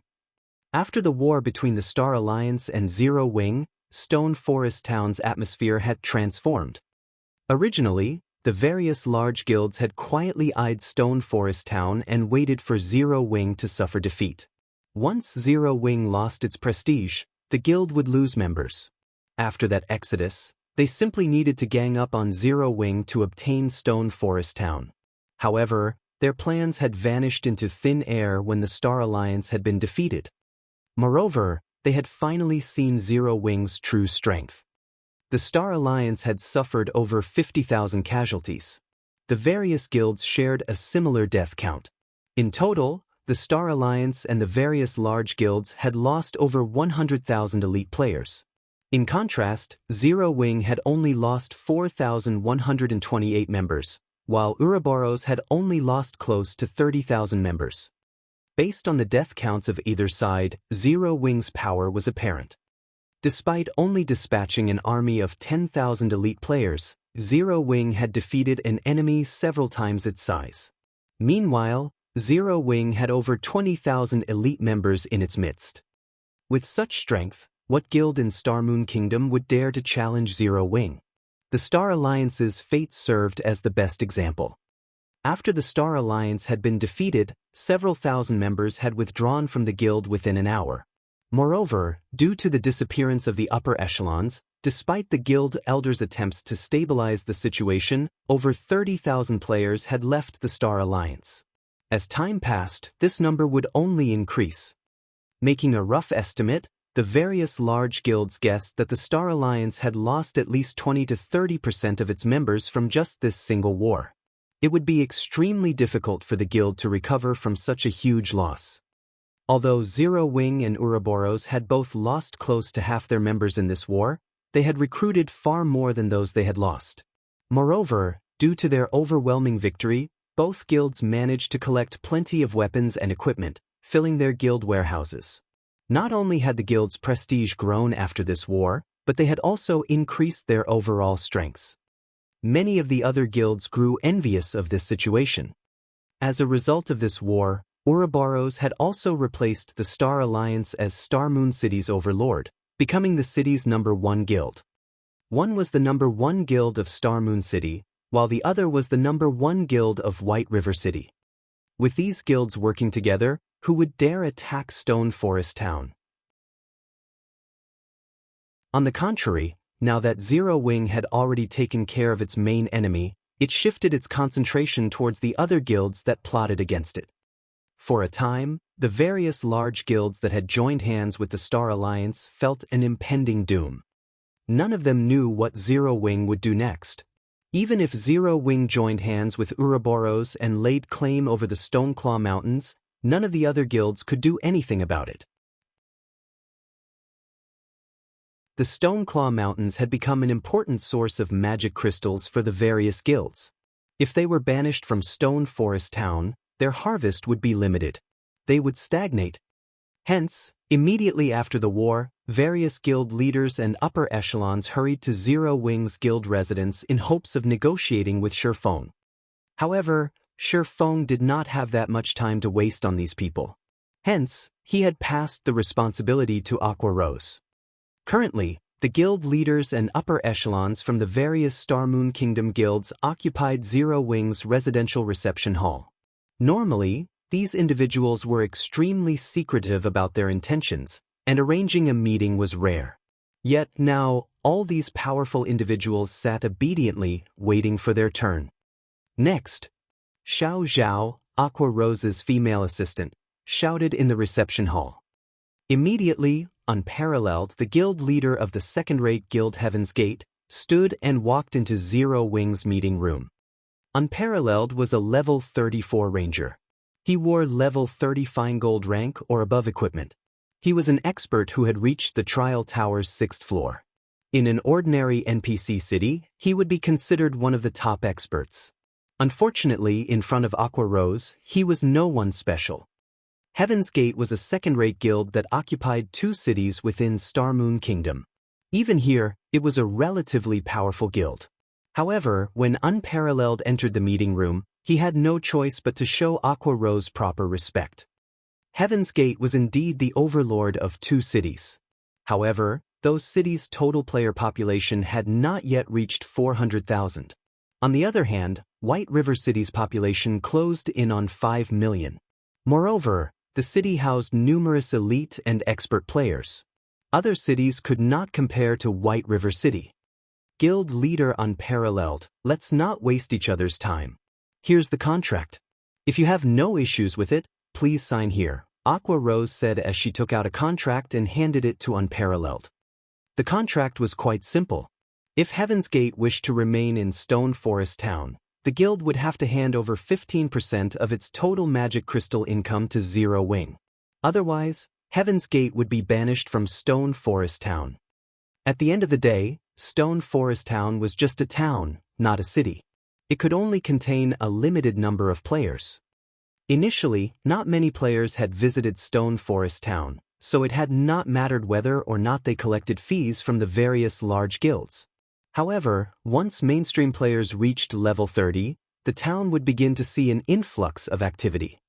Hence, they could not just allow the other guilds and players to occupy the town's limited space for nothing.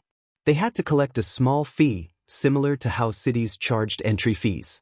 After all, they had not established a town for charity, but to increase their profits.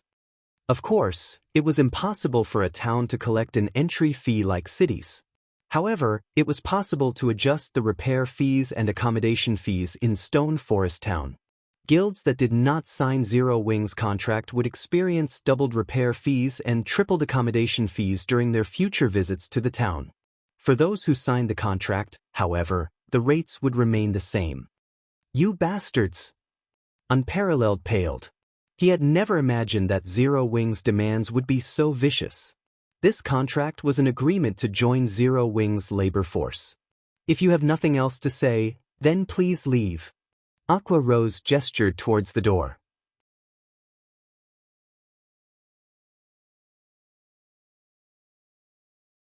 Chapter 762, Grandmaster Forger. Unparalleled never thought that Aqua Rose would not show any intention of persuading him at all. With no better choice, he could only sign the contract.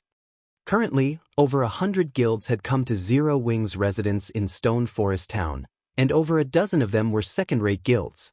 Who knew which guild had signed Zero Wing's contract, and which had not? It would be fine if nobody signed a contract with Zero Wing. However, if some did while others did not, those who did not sign it would definitely fall behind in their development at the Stoneclaw Mountains. After all, the rest stop known as Stone Forest Town was simply too beneficial for the purpose. On one hand, members of guilds that signed the contract needed to travel only about an hour to reach the regional dungeon. On the other hand, players from guilds that did not sign it had a travel time of over a dozen hours. The former would have a tremendous advantage over the latter, whether it was in terms of revival point or equipment repair. If the situation persisted, what would become of the second-rate guilds that did not sign the contract? Magic crystal was now the most critical resource after coins. Even after handing over 15% of its magic crystals, a guild would still earn substantially more than the alternative should they abandon the assistance of Stone Forest Town. In the end, the choice was obvious. It seems that from now on, nobody will be able to stop Zero Wing's development in Starmoon Kingdom, unparalleled thought as he left the meeting room. When he saw the reception hall packed full of guild representatives, he could not help but sigh inwardly. In truth, they should already consider themselves lucky. Unlike them, the dozen or so guilds that had secretly assisted the Star Alliance did not even get the opportunity to sign the contract. Zero Wing had immediately banished these guilds from Stone Forest Town after the war ended. In the future, these guilds would most likely not be able to develop themselves at the Stoneclaw Mountains even if they wanted to. On the other hand, due to this contract, Zero Wing's income in magic crystals would increase by 2- or 3-fold at the very minimum.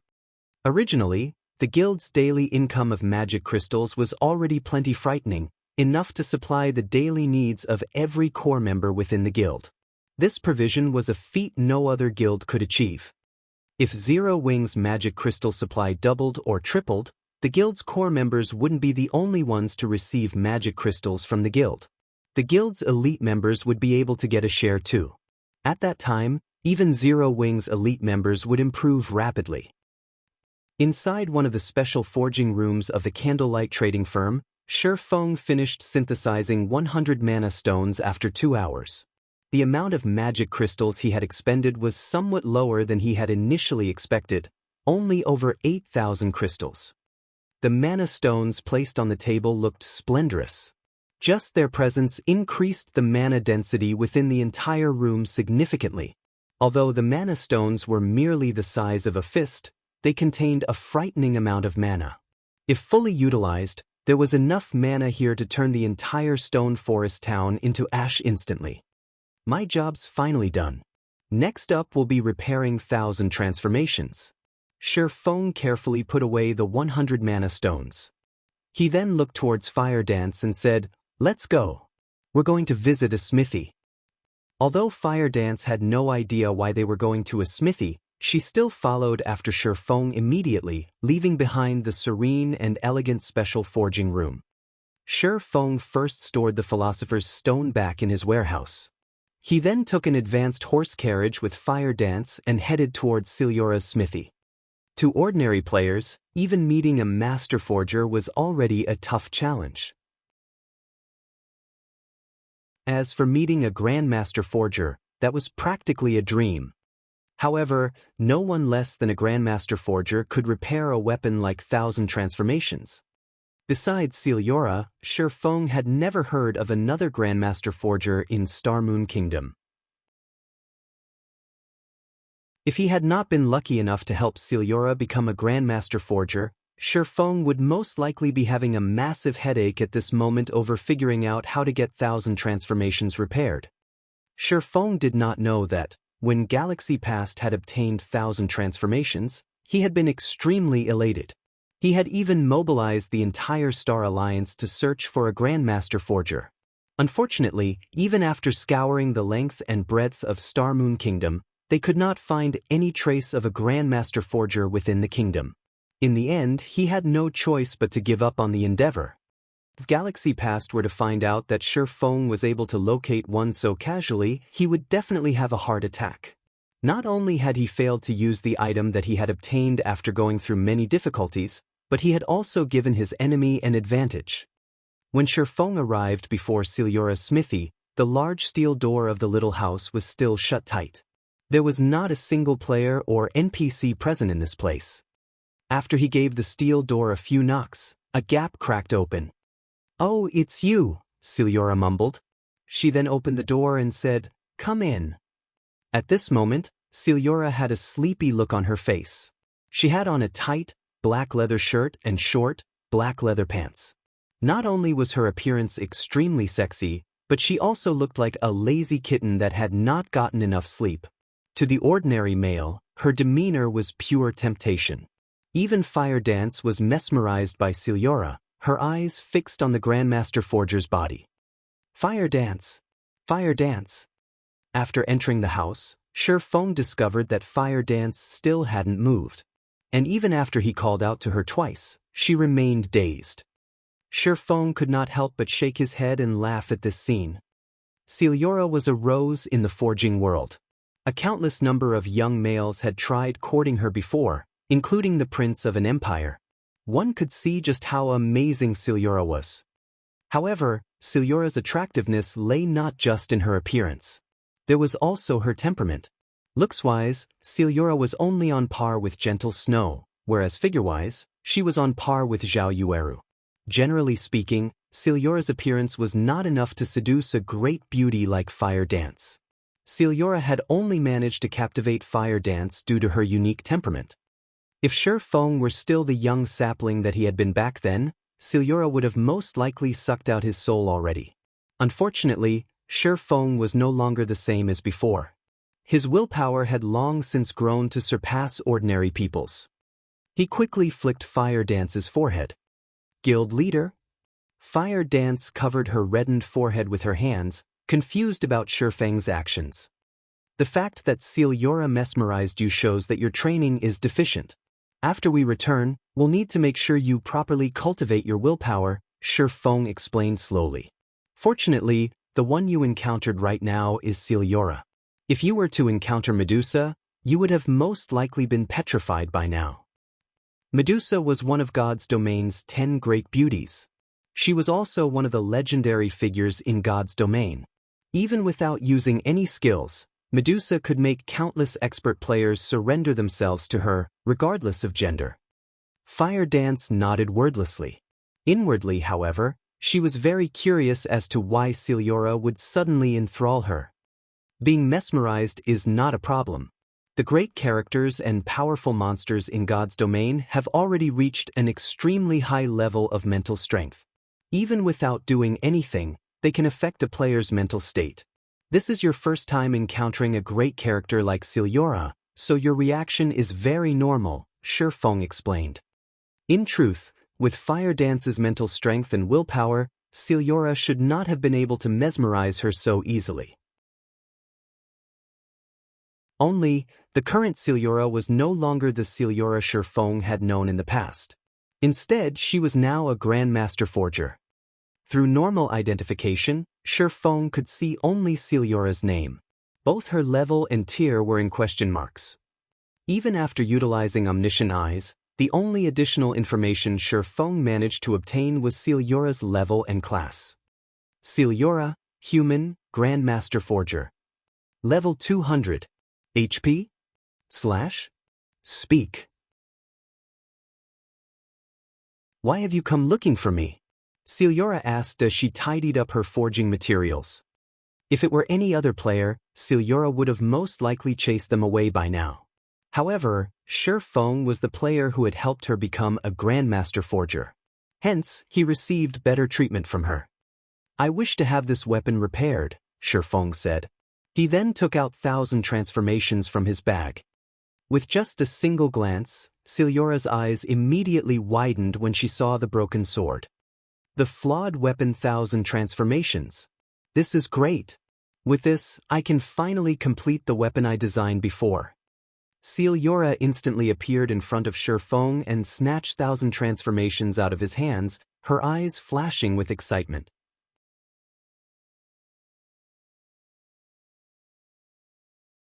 Chapter 763, Legendary Quality.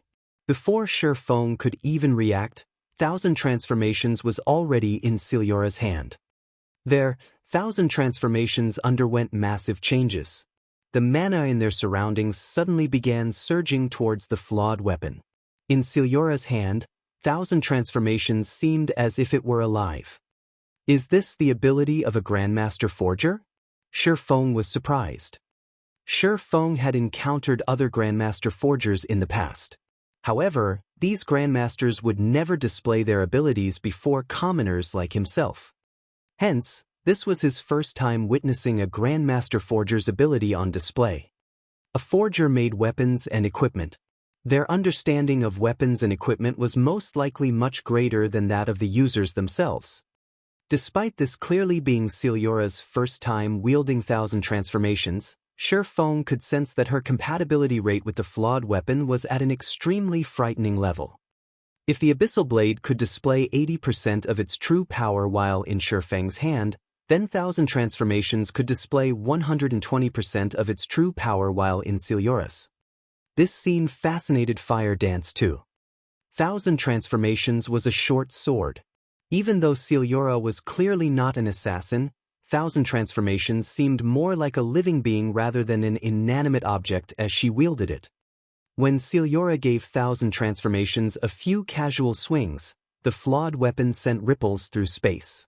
Despite having already lost most of its power, 1,000 transformations still managed to tear through the space within the house, leaving behind numerous pitch-black spatial rifts. Even with Killing Ray, Feng's swings could never achieve such a standard. In the next moment, Fire Dance suddenly unsheathed the true fire blades that hung at her waist, brandishing them. As she swung the weapons, her body movements contained not a single bit of excess motion. The speed of the true fire blades suddenly increased sharply, Fire Dance's attack speed accelerating significantly. Moreover, her attacks were no longer as rigid as before. They now seemed much more relaxed. What? Feng was thunderstruck. Fire Dance had only watched Ciliora do a few swings, yet she actually managed to break through the final barrier and officially set foot into the realm of top-tier experts. Her power of comprehension was simply too frightening. So this is the refinement realm. No wonder I never could win against Guild Leader. There was actually such a large gap between us. Fire Dance was still reliving the pleasure she felt just now as she looked at the true fire blades in her hands.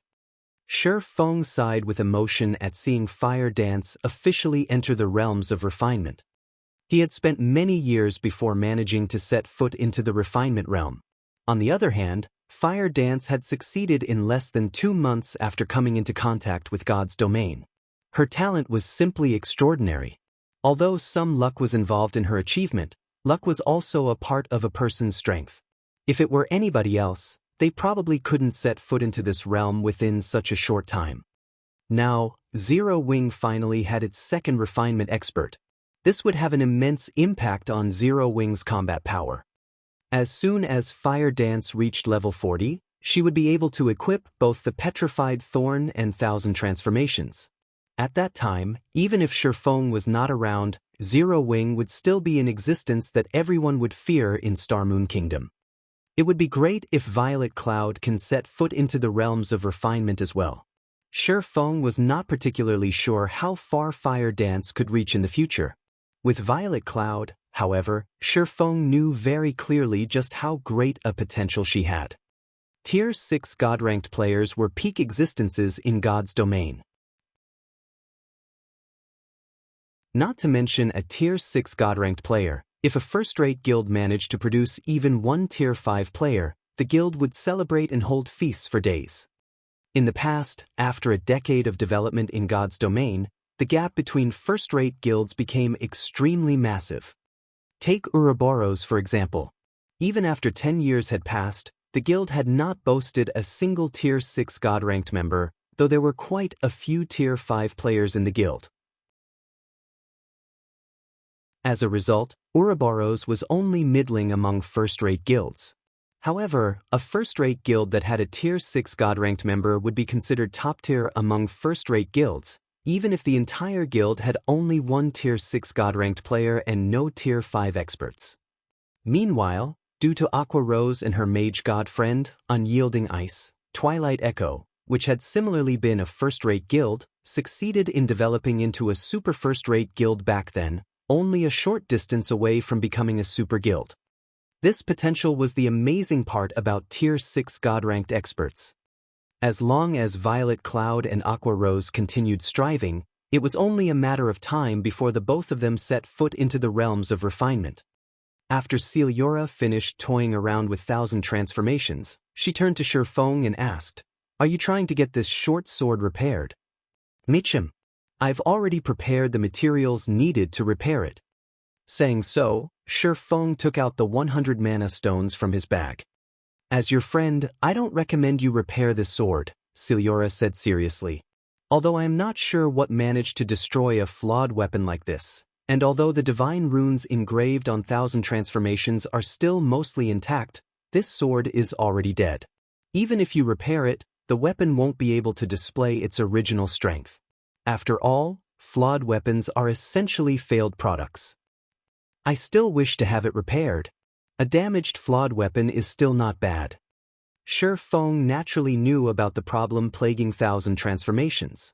This problem was the reason why Feather had switched out 1,000 transformations for a better weapon back then.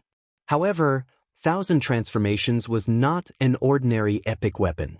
Even if it could not recover its peak state, it would still be significantly stronger than an ordinary epic weapon. I'm not finished speaking. If you were to bring this thing to anybody else, they would repair 1,000 transformations and leave you with a barely usable weapon at most. However, after researching the broken steel set equipment forging design you left with me last time, I received plenty of inspiration and produced several weapons, gaining tremendous experience. The famed smith that made 1,000 transformations originally intended it to be a legendary weapon. However, due to some error in the forging process, the final result was unsatisfactory. Even so, the raw materials used to make 1,000 transformations were extremely precious legendary ranked materials. As long as I recast it, it might end up becoming a true legendary weapon, Siliora said proudly. Recast into a legendary weapon? Shi Feng was stunned. He never imagined that Siliora actually possessed such remarkable capabilities. Legendary weapons were weapons that only famed smiths and craftsman forgers could produce. The probability of a Grandmaster forger producing one was abysmally low. After playing God's Domain for over a decade, Shi Feng had never once heard of a Grandmaster forger successfully producing a legendary weapon. That's right. Of course, there are some risks as well. If the recasting fails, the weapon will naturally end up scrapped, Siliora said sternly. What is the success rate? Shi Feng asked. Roughly 20%. How about it? Pretty high, right? An epic weapon has a 20% chance to become a legendary weapon. This is a trade that you'll never be able to find anywhere else, Siliora said as she puffed her chest out proudly. I'll stick with repairing it, Shi Feng said definitively. What a joke. Only a 20% chance of success meant an 80% chance of failure. If it were 3 or 5 years later, not to mention 20%, even if there was only a 5% chance, he would willingly take the gamble. Now, however, he could not afford to do so. Currently, the value of an epic weapon was in no way inferior to a legendary weapon. How could he possibly let Siliora turn one into scrap metal?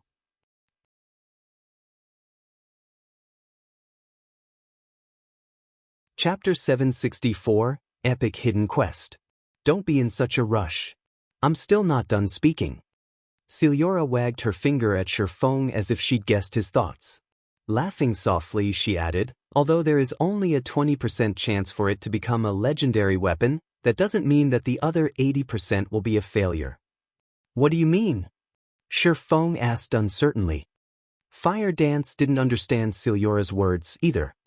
I've already said that the materials used to produce 1,000 transformations are very high quality, but because of some small defects, it did not become a legendary weapon.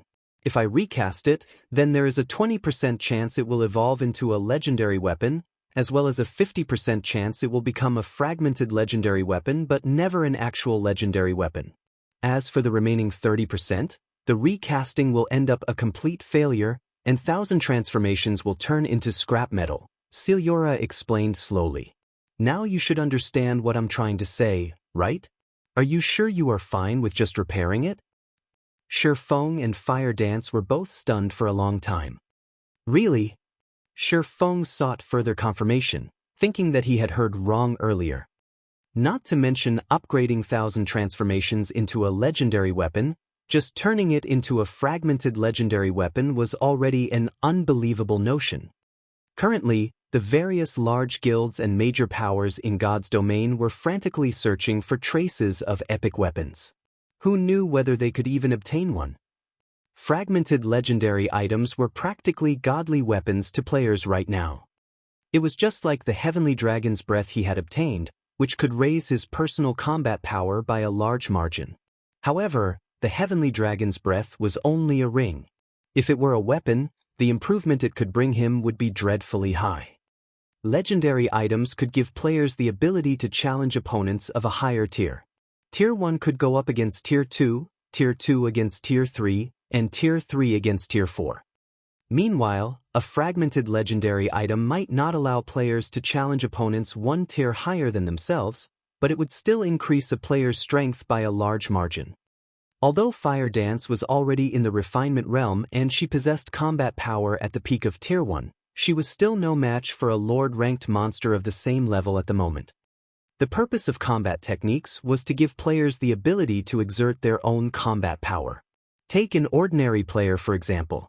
Even if said ordinary player were fully geared in top-tier equipment and their system combat power value was at 1,000 points, so long as their combat techniques only allowed them to exert 20% of their combat power, then their actual combat power value was only 200 points. On the other hand, expert players could bring out more of their combat power in battle. An expert player who could exert 50% of their combat power in battle would have 300 points in actual combat power value when wearing shabby equipment and having a system combat power value of only 600 points. However, a person's combat power was only half of what determined a battle's outcome. The other half was external environmental factors. Ordinary players failed to exploit their surroundings. Expert players, on the other hand, were adept at using the environment to their advantage. This knack was another major difference between ordinary players and expert players. Should an ordinary player and an expert player of the same level fight against each other, the outcome of the battle was self-evident. Even if the expert player had poorer equipment, the victory would still belong to the expert player.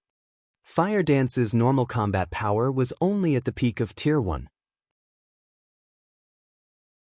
In a situation where she lacked any advantage in environmental factors or any special skills or tools, a frontal clash with a lord of the same level would only end in her loss. After all, Fire Dance's limit was the peak of Tier 1. Even if she could exert 100% of her combat power, defeating a lord-ranked monster, which was equivalent to a Tier 2 class, would be impossible for her. However, as long as Fire Dance equipped a fragmented legendary weapon, she would immediately gain the combat power of a Tier 2 class. She would then be capable of soloing a lord. What's your decision now? Celiora asked with a smile on her face. Since there's a 50% chance for it to become a fragmented legendary weapon, let's recast it, then. After giving it some thought, Shi Feng still decided to gamble. Not only was there a 50% chance to upgrade 1,000 transformations into a fragmented legendary weapon, but there was even a 20% possibility for the flawed weapon to become a true legendary weapon. Moreover, although epic weapons were currently extremely precious and could improve a player's combat power considerably, an epic weapon would not provide Fire Dance with the combat power she needed to go up against a lord, even if she wielded 2 epic weapons. Without the heavenly dragon's breath, Shi Feng's combat power would directly decrease by at least 40%.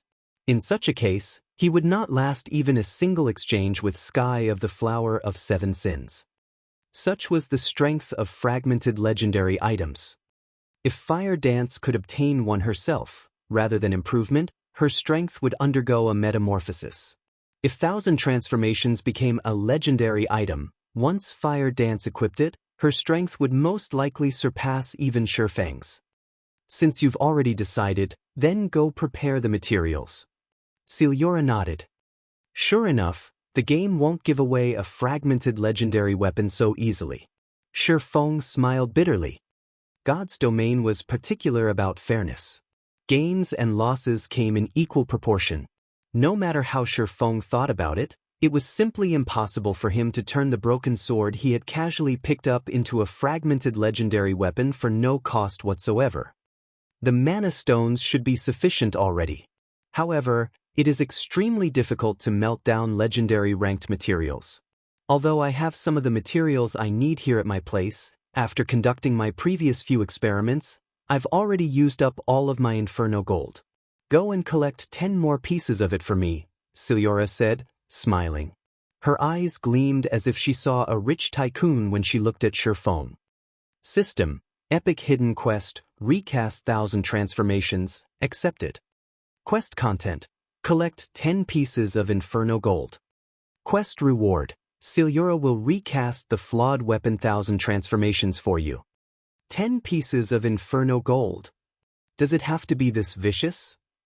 Sherfone felt his stomach aching when he heard the system notification. Guild leader, I've just checked, but there's no mention of Inferno Gold on either the official forums or our guild's database. Where are we supposed to find this thing? Wanting to share some of Sherfang's burden, Fire Dance had searched through Zero Wing's database for Inferno Gold. However, she came away empty-handed. God's domain had an extremely enormous amount of information for players to process.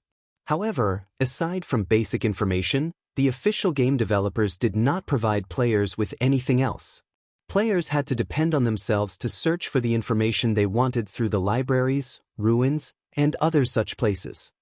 For convenience, the various large guilds had tasked individuals to collect information in the game after entering God's domain and compile it into a single database. The upper echelons of guilds could then search this database for the information they wanted. After Sherfone established Zero Wing, the guild naturally had tasked certain members with collecting all sorts of information and integrating it into the guild database. This was also the reason why players always crowded the entrance of libraries. Most of these players were not suited to battle but were suited to information gathering. They would also often visit the libraries of various cities to collect information, because the information stored in libraries were not uniform, with some libraries having information that other libraries did not. Only Zero Wing's members could access its database. However, the level of information available to them would also differ depending on the individual's rank within the guild. For example, as the commander of Zero Wing's main force, Fire Dance had first-level authority to the guild database, which was beneath only Sherfang's top-level authority.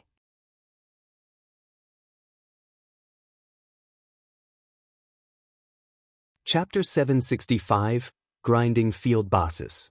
Sherfang simply chuckled in response to Fire Dance's worries. Inferno Gold was beyond current players. Only Master Forgers or better could use Inferno Gold. It was used specifically to melt materials, particularly extremely rare materials such as those of epic or legendary rank. A single ingot was worth as much as an epic item as it was a necessary component in crafting epic and legendary items. In his previous life, Sherfang had often led teams to farm Inferno Gold. However, Inferno Gold was hard to find, and they had never managed to collect much at all. Only field bosses has a chance to drop the ingots. Moreover, the bosses had to be level 50 Great Lords or above. Level 50 field Great Lords were extremely rare in God's domain. These monsters were walking treasure troves, so guilds with sufficient strength would dispatch their forces to kill these Great Lords upon encountering or receiving information on one. Meanwhile, Field Great Lord's Inferno Gold drop rate was not particularly high, averaging around 3%. Because Master Forgers needed the ingots to produce epic weapons, Inferno Gold's market price had only increased as time passed in the past. Scanning through Zero Wing's current database, it was natural that Fire Dance had not discovered anything regarding the valuable metal. She would find less than nothing if she scanned the internet. I need to find time to update the guild's database. Fire Dance's question had reminded Sherfang. In God's domain, players who joined guilds would have access to three main benefits: expert nurturing, the guild warehouse, and the guild's database. These benefits were also the three main criteria most independent players based their decisions on when choosing a guild. Needless to say, any guild that wished to grow stronger needed its own experts. However, it was extremely difficult to develop experts. Ordinary guilds would not have the necessary means. Only first-rate guilds and above had the appropriate environment. After all, the task that required a lot of manpower and resources. It was as costly as the upkeep of an entire first-rate guild.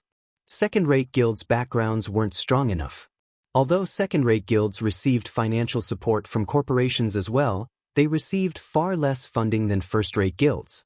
Maintaining normal operations already taxed their budgets. Second-rate guilds never had enough time or money to nurture experts. This was also the reason why there was such a massive gap between first-rate and second-rate guilds. Meanwhile, a guild's warehouse allowed members easy access to the equipment and items they needed. Unlike independent players, guild players did not need to purchase items from auction houses or trading firms. Usually, a guild warehouse also offered a wider array of items. A guild's database was even more valuable to players. Generally, players needed to look for clues regarding the whereabouts of quest-related items themselves, which required a lot of time. Fortunately, guilds usually had players who specialized in collecting such information. Guild members could easily obtain the information they needed by accessing the guild's database, saving precious time. This was one of the reasons that guild players leveled up much faster than independent players. Veteran guilds in the virtual gaming world would strike at these three factors when entering a new game. Hence, many players preferred joining well-known, long-standing guilds. However, there were differences between each guild's information. Moreover, collecting and registering information was not easy as it had to be transcribed in the guild's database by hand. Meanwhile, every library in God's domain contained an overwhelming amount of information. Transcribing it all into the guild's database was a vast project that needed a lot of manpower. Although Aqua Rose had invested a lot of effort into developing Zero Wing's database, at the end of the day, Zero Wing was merely an upstart guild that had only recently established. Naturally, it could not compete with other large guilds in terms of resources. Hence, its database was inferior to those long-standing guilds that had spread their roots throughout God's domain. Knowledge is power was a suitable term in God's domain. If Zero Wing's current database had even half of the information Shadow had 10 years ago, Zero Wing's strength would soar. Although Shifeng could not remember every shred of information Shadow had collected, he remembered how to acquire a few hidden quests and rare materials. If he recorded this information in the guild's database, it would be a massive help to Zero Wing's upper echelons and the Candlelight trading firm. Moreover, thanks to his Demon Hunter title, Shifeng was a world noble. He could easily visit the libraries of various major cities without needing to complete quests and grind for reputation. He could also take others with him into a library. With this, Zero Wing could send at least one person to every library in God's domain. The guild would be able to gather information even faster than a first-rate guild. It wouldn't be long before Zero Wing surpassed their first-rate neighbors. While Shifeng pondered, his system communicator rang. Phoenix Rain, who had not reached out to him for quite some time, waited for him to accept the call. Guild leader Black Flame, congratulations on your victory in the Stoneclaw Mountains. With this, you have stabilized Zero Wing's position in Stone Forest Town. Really though, you are full of surprises. You actually managed to join the top 100 on the God's Domain experts list. I doubt that there is any major power in God's domain that hasn't heard of you now, Phoenix Rain said, chuckling. May I know what business you have with me? Shifeng did not think that Phoenix Rain had called him just to congratulate him. It's nothing urgent. Your first opponent for the Dark Arena has been decided, so I've called to notify you. Phoenix Rain revealed a charming smile that could melt one's heart. The fight will be in 3 days. The venue is in the Fire Dragon Empire's imperial capital. Don't be late. I'm eager to earn some money off of you. Who's our opponent? Shifeng asked. I nearly forgot. It's a battle team called Glorious Lions. Everlasting War is their leader.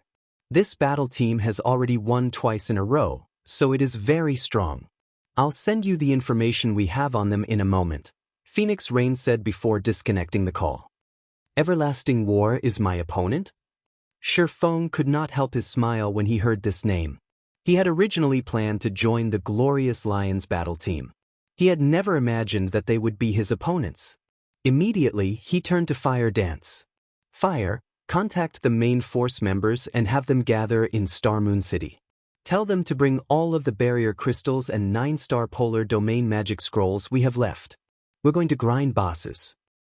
Currently, the various large guilds were either busy in the Stoneclaw Mountains or team dungeons, so they were not particularly focused on hunting field bosses, not to mention level 50 field great lords. Guilds typically avoided such bosses like the plague. With the strength of Zero Wing's main force, killing a level 50 field great lord was practically a dream. Fortunately, they had the 9-star polar domain magic array. Sure Feng could think of a few level 50 field great lords they could test their strength on. Previously, to avoid the Flower of Seven Sins' assassins, Zero Wing's main force had taken a break from leveling, hiding safely in the city. Hence, their levels were not particularly high. There were no level restrictions or strength suppression in the Dark Arena. Even a difference of 1 level could lead to a huge difference in attributes. Zero Wing was at a disadvantage. Hence, he needed to raise everyone's levels as quickly as possible. By killing these bosses, not only could he farm for Inferno Gold, but he could also help his team level up, killing 2 birds with 1 stone. Understood. I'll notify them right away. Everyone will be excited to hear this. Fire Dance burst with energy. It had been a very long time since Sure Feng had taken them along to kill bosses. Moreover, after breaking through into the refinement realm, her strength had improved significantly. She could use these bosses to get used to her new strength.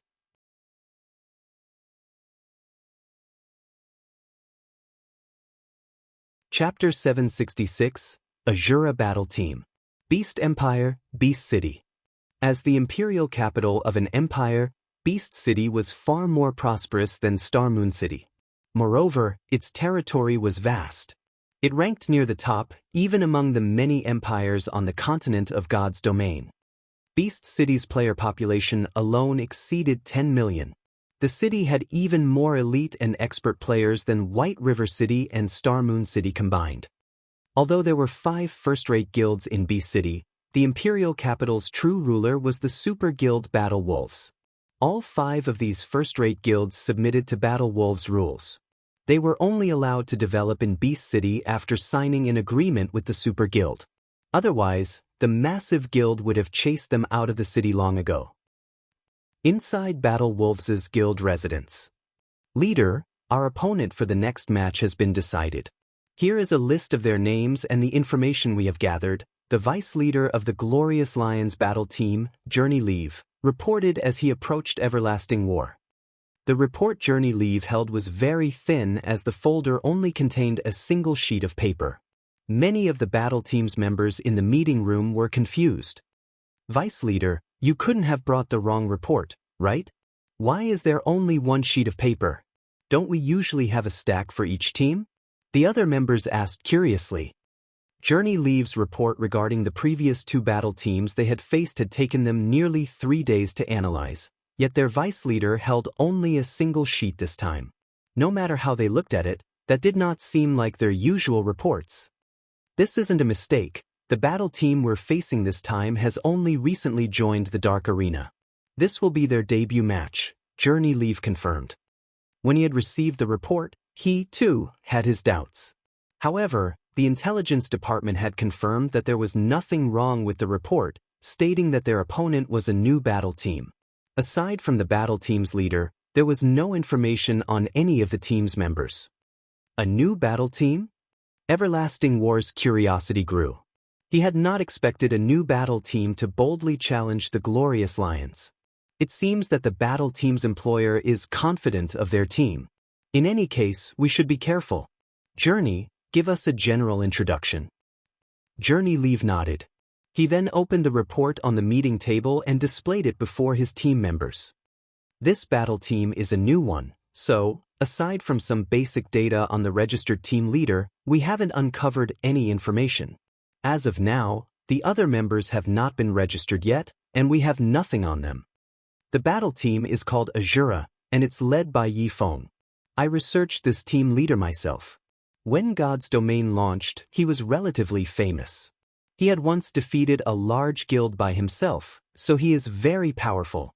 However, it has been a very long time since anyone has seen him. Even when I went to the secret pavilion to research him, I left empty-handed. He is a complete mystery. As for his exact strength right now, that is also unknown. Journey Leave then played Shifeng's battle video for everyone to watch. However, this battle video had been recorded before everyone had reached the cities. In the video, Yi Feng killed dozens of players by himself while inside the town. Although Phoenix Rain had given Shifeng full authority over the battle team, he had no intention of participating in the Dark Arena as Black Flame. Black Flame was a guild leader. Having a guild leader of a large guild participate in a brawl would only make him a laughingstock. Hence, Shifeng intended to use his true identity in the Dark Arena. What kind of report is this? Is this a joke? Doesn't this mean that, aside from the battle team and the team leader's name, we know absolutely nothing? What is our intelligence department doing? How old is this battle video? Yi Feng hadn't even reached level 10 yet. Mainstream players are already reaching level 30. Don't we have anything current on him? The battle team's members demanded answers, one after another. There was a massive gap between level 10 and level 30.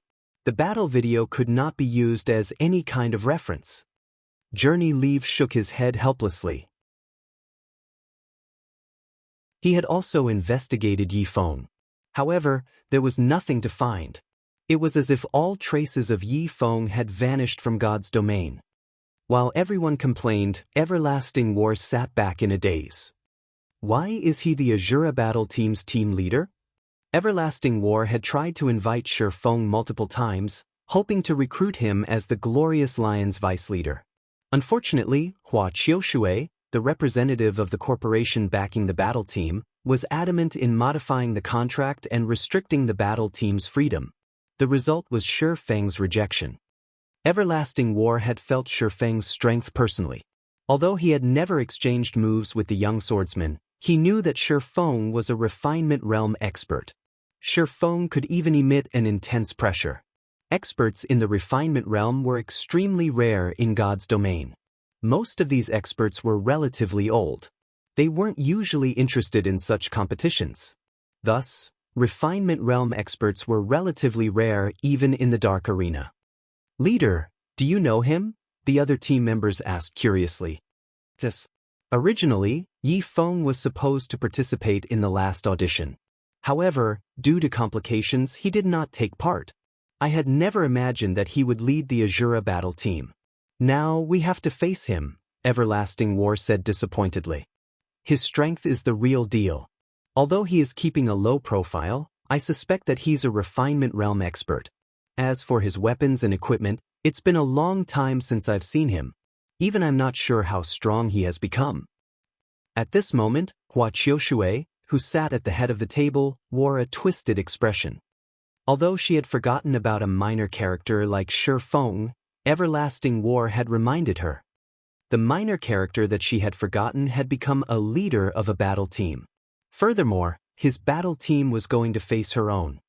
If the Asura battle team won against the Glorious Lions, the other major corporations would take advantage of her humiliation. Seeing Hua Qiushui's reaction, everyone quickly realized the severity of the situation. Back when the Glorious Lions had held its auditions, Hua Qiushui had decided to change the battle team's requirements, restricting the team members' freedom. In reality, however, they had not lost much. Take Everlasting War for example. His restrictions were minimal. "Leader, you're not the same player that you were before. This is just a brat in the refinement realm. After all of your special training, this will be child's play," a team member joked. However, this joke was also true. The Super Guild Battle Wolves supported their battle team. Since they had begun participating in the Dark Arena, they had gained access to various resources. They didn't need to worry about top-tier weapons and equipment at all. They had even less worry about obtaining skills. As for leveling up, they had a group of players who helped them gain levels rapidly. It was heaven. They only needed to improve on their combat techniques, thinking of ways to exert more of their strength. They could also spar and receive guidance from the Super Guild's older generation.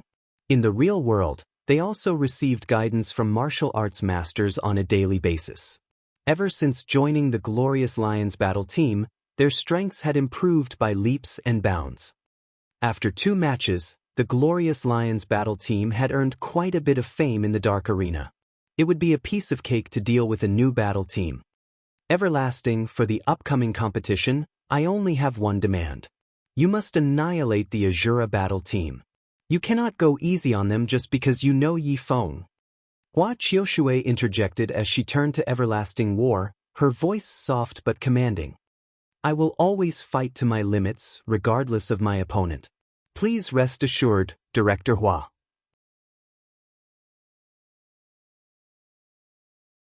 Everlasting War could guess what was going through Hua Qiushui's mind. However, he wouldn't go easy on an opponent just because they were acquainted. The Dark Arena was his battlefield. On a battlefield, he would not show any enemy mercy.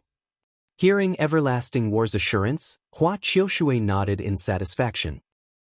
Campbell Volcano. After Shi Feng finished dealing with his matters, he led Zero Wing's main force to Campbell Volcano in search of level 50 Great Lords. Guild leader, I found the boss.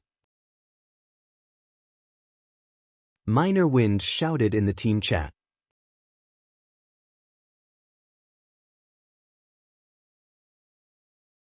Chapter 767, Godly Skill for Grinding Monsters. Alright, everyone gather over there. Shi Feng commanded through the team chat. Campbell Volcano was a level 40 to level 50 regional map in Starmoon Kingdom and was famed for dropping fire resistance equipment. However, the Campbell Volcano's environment was extremely severe. Not only did the scorching temperatures increase the burden on players' stamina significantly, but players also had to deal with a debuff. High temperature environment. All of your basic attributes have been decreased by 10%, flame damage received increased by 20%, and HP recovery rate decreased by 50%. The monsters in Campbell Volcano's map all used fire-type skills. Some monsters even dealt flame damage with their basic attacks. Due to the severe environment, even common monsters were challenging opponents, not to mention the elite and boss monsters. In the future, however, Campbell Volcano would become a favored destination. Many workshops would grind here for fire resistance equipment, earning a fortune. However, God's Domain's mainstream players had not yet reached level 30, so ordinary players could not survive here. Guild players were even less likely to visit this map. This was primarily due to the 2 main field bosses that wandered about Campbell Volcano. Both bosses were level 50 Great Lords, and they would turn any player that ventured into Campbell Volcano to level up into a charred corpse. Guild leader, that's the boss, Minor Wind said as he pointed towards the massive bear sleeping in the magma-filled valley. Violent Flame Bear, elemental being, Great Lord. Level 50. HP 63, 000, 000/63, 000, 000. Its HP is insane. Blackie gulped. This was the first time he had seen a boss with such a high HP. How long would they have to spend to grind this boss down? The Violent Flame Bear was a level 50 Great Lord. Depending on the boss's defense, after including the damage reduction due to the level suppression, their damage output would drop by at least 50%. Its HP isn't the only challenge. Don't forget about its environment. Look, we are surrounded by magma. If we accidentally touch the magma, the entire team will be in danger. Fire Dance quickly noticed that there were too few footholds for them to stand on. There was no way their MTs could dodge the Flame Bear's attacks properly. A level 50 Great Lord's attack power would definitely be astonishing, if their MTs did not have enough space to avoid attacks. With Fire Dance's reminder, the team realized the crux of the problem. The Great Lord was already absurdly strong. If it could use skills that utilized the surrounding magma, they would not be surprised if they team-wiped. Without extremely high fire resistance, the magma would reduce them to ashes in less than 3 seconds. Fear ripped through the team as they were suddenly paralyzed. Kula Yiwumien, stand where the magma intersects. Everyone else, wait along the sides of the valley's entrance. Allure the boss. Feng could not help but laugh at his team's response. If they threw themselves into battle, they would never defeat a level 50 Great Lord. It was especially true for the violent Flame Bear. Due to the high-temperature environment, the Flame Bear could even instant-kill a well-equipped level 50 MT. Normally, only Tier 2 MTs could survive the Great Lord's attacks. In addition, the violent Flame Bear also had the team-wiping skill Earth Fury. When activated, the Great Lord would execute an earth-shaking stomp. Although the skill's damage was not particularly high, the stomp would create a magma tsunami that would devour all enemies within a 50-yard radius. Even Feng, with his high fire resistance, would lose 500 or 600 HP each second in the molten liquid. He'd be surprised if his teammates didn't lose 5,000 HP per second. Among Zero Wing's main force members, even Kola would only last several seconds with all of his life-saving skills active, much less everyone else. In the past, to deal with the violent Flame Bear, the various large guilds had lost hundreds of 100-man teams. These teams had consisted of level 50 and above elite players. They had been much stronger than Zero Wing's main force.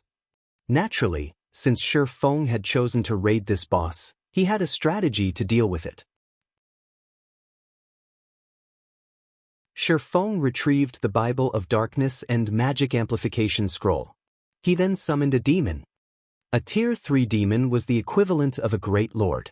Although the Tier 3 demon Feng summoned would suffer the debuff and wouldn't have any environmental advantages, it could still act as a meat shield.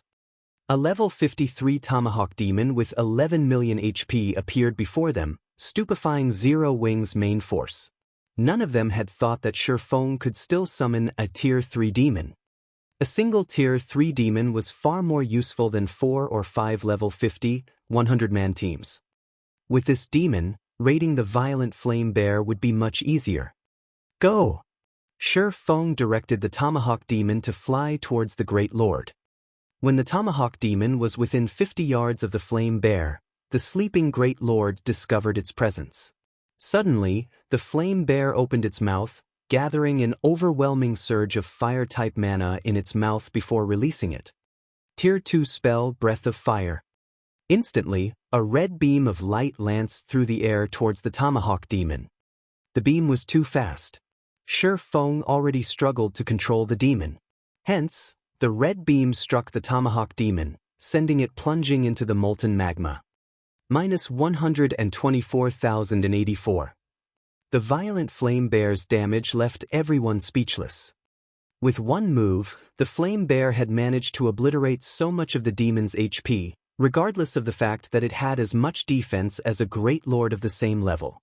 If a player had received that attack, they would die instantly.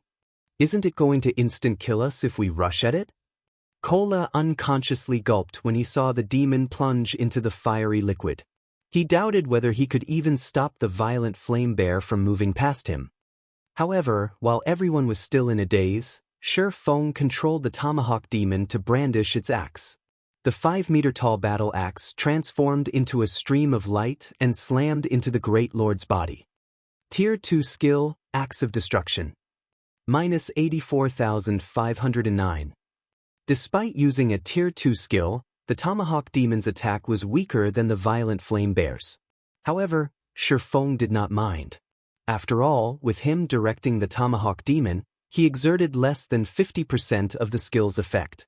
He was satisfied with dealing over minus 80,000 damage. Jiao! The attack had clearly inflicted pain as bloodthirst flashed in the Flame Bear's ruby eyes. Immediately, it launched itself from the magma and charged towards the Tomahawk demon.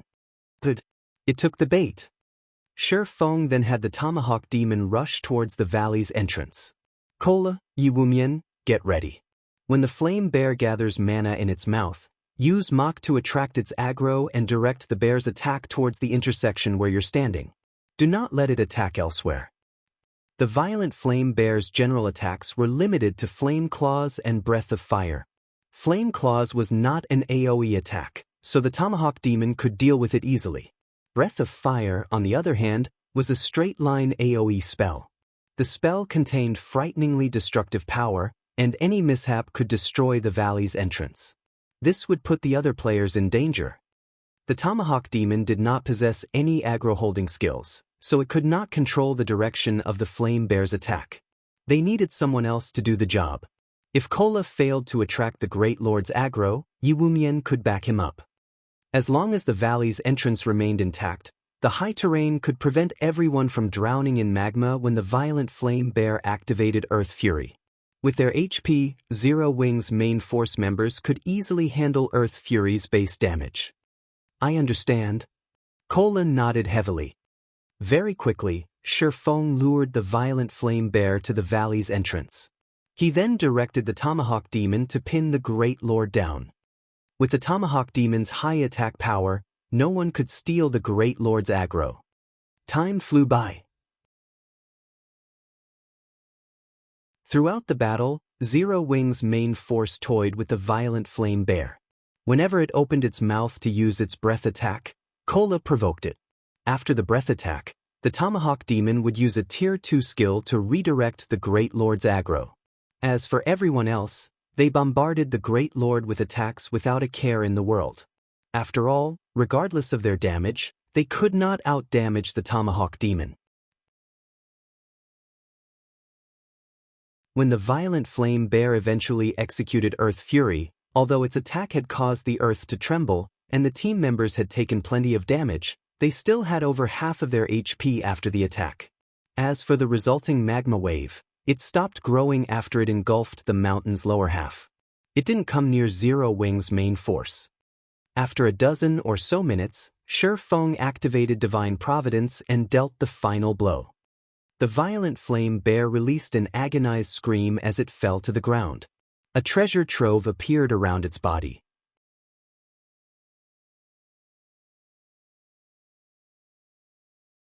Chapter 768, Summoning Flute. In God's domain, killing a field boss for the first time would double its drop rate. Hence, large guilds love to raid bosses on new maps. Players had yet to develop Campbell Volcano. All of its bosses were untouched. If anyone killed the bosses here, they would obtain a treasure trove. Furthermore, Shifeng had a skill like Divine Providence, which greatly increased his luck attribute.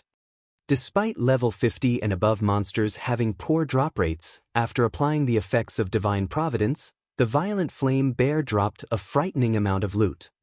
Not only did the Great Lord drop over 20 items, but it had also given everyone a bounty of EXP.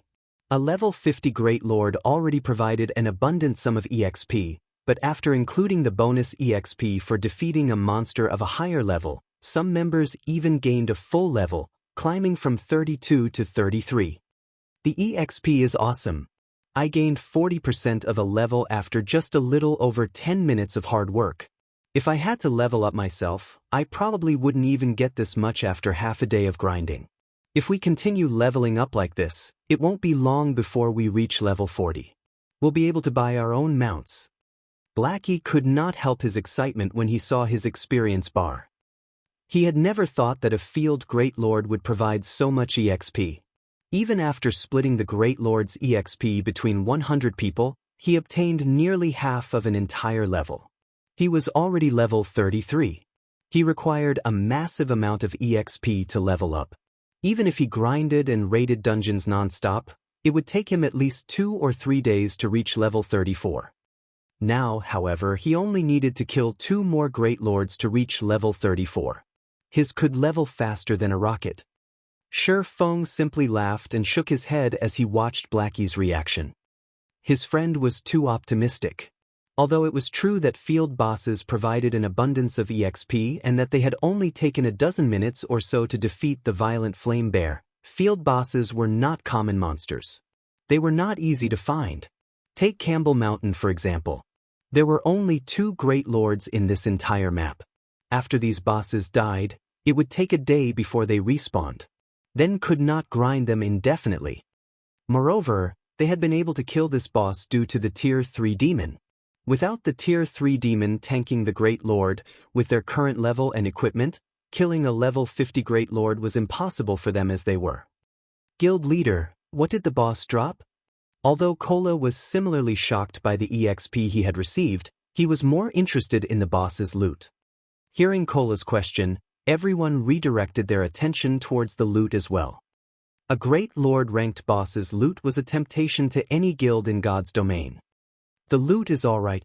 The Flame Bear dropped 8 weapons and pieces of equipment. Among them, one is a level 50 dark gold ranked plate armor, one is a dark gold ranked two-handed battle axe, and the rest are all fine gold rank. However, this flute is the most precious item among the loot.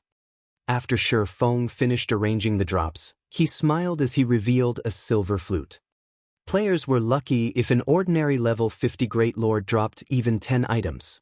It was only due to the first kill bonus and Shi Feng's high luck attribute that the Violent Flame Bear had dropped over 20. Among the items, over half were rare materials. The materials were all good quality, and even an ingot of Inferno Gold, an item with an extremely low drop rate, had dropped. They had definitely profited from this raid. However, what had surprised Shi Feng the most was the appearance of the silver flute in his hands. Guild leader, what's so special about this flute? Even after examining it for a long moment, Aqua Rose could not see any peculiarities about the silver flute. The others couldn't see anything special about it either. There was only one line of text introducing this silver flute. Broken flute. If they had picked up this item during a normal hunt, they would have sold it to an NPC as garbage. You guys have heard of summoning flutes, right? Shi Feng smiled faintly as he provided a hint. What? Guild leader, are you saying this is a mount? The Guardian Night Turtle Dove shouted excitedly.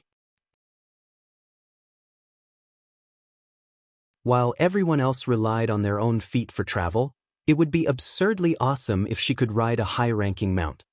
Mounts were still out of players' reach, and it wasn't only because of their low levels. The main issue was money. Even after reaching level 40, players needed to 40 gold to purchase a steed. Even to expert players, 40 gold was astronomical. Furthermore, expert players would not be satisfied with a common mount. However, obtaining rarer mounts was extremely difficult. A guild mount also required a lot of time and resources to nurturing. Hence, riding a high-ranking mount right now was practically a dream. Everyone began drooling over the silver flute in Shi Feng's hands. This flute should trigger a quest that rewards a mount. The mount should be bronze rank at the very least. It might even be mysterious iron rank. Shi Feng was relatively familiar with mount quests. A mount quest generally awarded a bronze mount. However, as they had obtained this flute by killing a field boss for the first time, the mount quest might even reward a mysterious iron mount. Alright, which one of you wants it? We'll start the bidding at 50,000 GCPs. In terms of coins, 50,000 GCP was worth roughly 150 gold. A bronze mount would cost far more than just 150 gold. There was also a chance that this silver flute would yield a mysterious iron mount. If that were the case, the mount would be worth several times more. Guild leader, don't you want it? This is a high-ranking mount. Aqua Rose asked strangely. Shi Feng was Zero Wings guild leader. He was their guild's face. He should be seen on the best mount they could find. Although she knew that the guild had already captured a mount, the guild stable had not been built yet. None of them could purchase a guild mount right now. Moreover, a guild mount only started out slightly stronger than a common mount. It was far from the prestige of a bronze or mysterious iron mount. I already have one, so you can fight for it. Shi Feng smiled faintly. He had not told anyone that he had obtained an even better mount when he had visited the Dark Denver. When everyone heard that Shi Feng would not participate in the auction, their hearts pounded as they frantically shouted their bids. In just a short moment, the bidding had increased past 100,000 GCPs. However, this was only the beginning. As the main force's ordinary members reached their limits, Blackie, Fire Dance, Aqua Rose, Violet Cloud, Cola, and the other upper echelons joined the auction. 140,000. 145,000. 150,000. 220,000. As the upper echelons reached their limits, Aqua Rose shouted an offer that disappointed everyone present. Aqua Rose did not normally utilize her guild contribution points. She also often donated plenty of weapons and equipment to the guild warehouse. Hence, she had accumulated an immense amount of GCP. Her offer instantly dismissed everyone's hopes. If converted to coins, 220,000 GCPs would be worth 660 gold. If other guilds discovered that Aqua Rose had only spent 660 gold to purchase a mysterious iron mount, they would be shocked. If it were up to them, they would not hesitate to spend 1,000 gold on purchasing the mount. Following which, Shi Feng handed the silver flute to Aqua Rose as envy swept through the team. Before she had even reached level 40, Aqua Rose had obtained a high-ranking mount. As soon as she reached level 40, she could travel through God's domain with ease. Alright, enough idling. Split up and search for the other great lord. Who knows? The next one might drop another mount as well, Shi Feng said, laughing. Shi Feng's words motivated everyone instantly as they began searching for the other great lord in Campbell Volcano.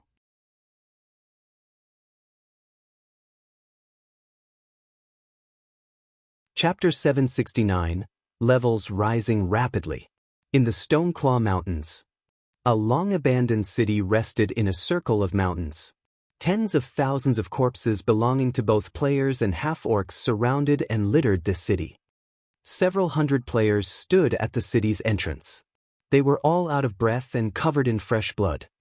Flame blood, revive the healers first. We'll continue after some rest, a man wearing deep blue chainmail and carrying a longbow on his back commanded. Flame blood, whose white robes had long since been stained red with blood, immediately began reviving the fallen healers. Guild leader, the respawn rate is simply too fast. We've only managed to clear out these half-orcs after so much trouble. If we don't hurry and enter now, entering the city will become far more difficult, Daybreak Fog said anxiously, a tired expression on her face. To enter this ruined city, Heaven's Burial had dispatched all of their elites, over 20,000 players. Only after several hours of fighting had they eliminated the half-orcs surrounding the ancient city. Overall, they had sacrificed over 20,000 elite players to deal with the tens of thousands of elite half-orcs, a great lord-ranked half-orc, and 5 high lord-ranked half-orcs. If they did not venture into the city now, all the regret in the world would not help them when the monsters respawned. It doesn't matter. Even if they respawn, that level 45 Great Lord won't be a problem. At most, we'll have to deal with those High Lords again. If we want to complete this quest, we need to stabilize the situation outside the city.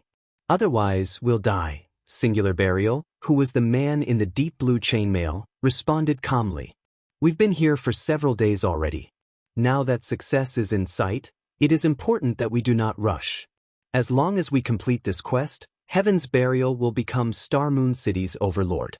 Both Ouroboros and the Star Alliance will have no choice but to submit. Currently, players throughout the Star Moon Kingdom and surrounding countries drooled over the Stoneclaw Mountains. These guilds watched Stone Forest Town, which was under Zero Wing's control, enviously. However, nobody knew that. The person responsible for activating the Stoneclaw Mountains was Heaven's Burial's guild leader, Singular Burial.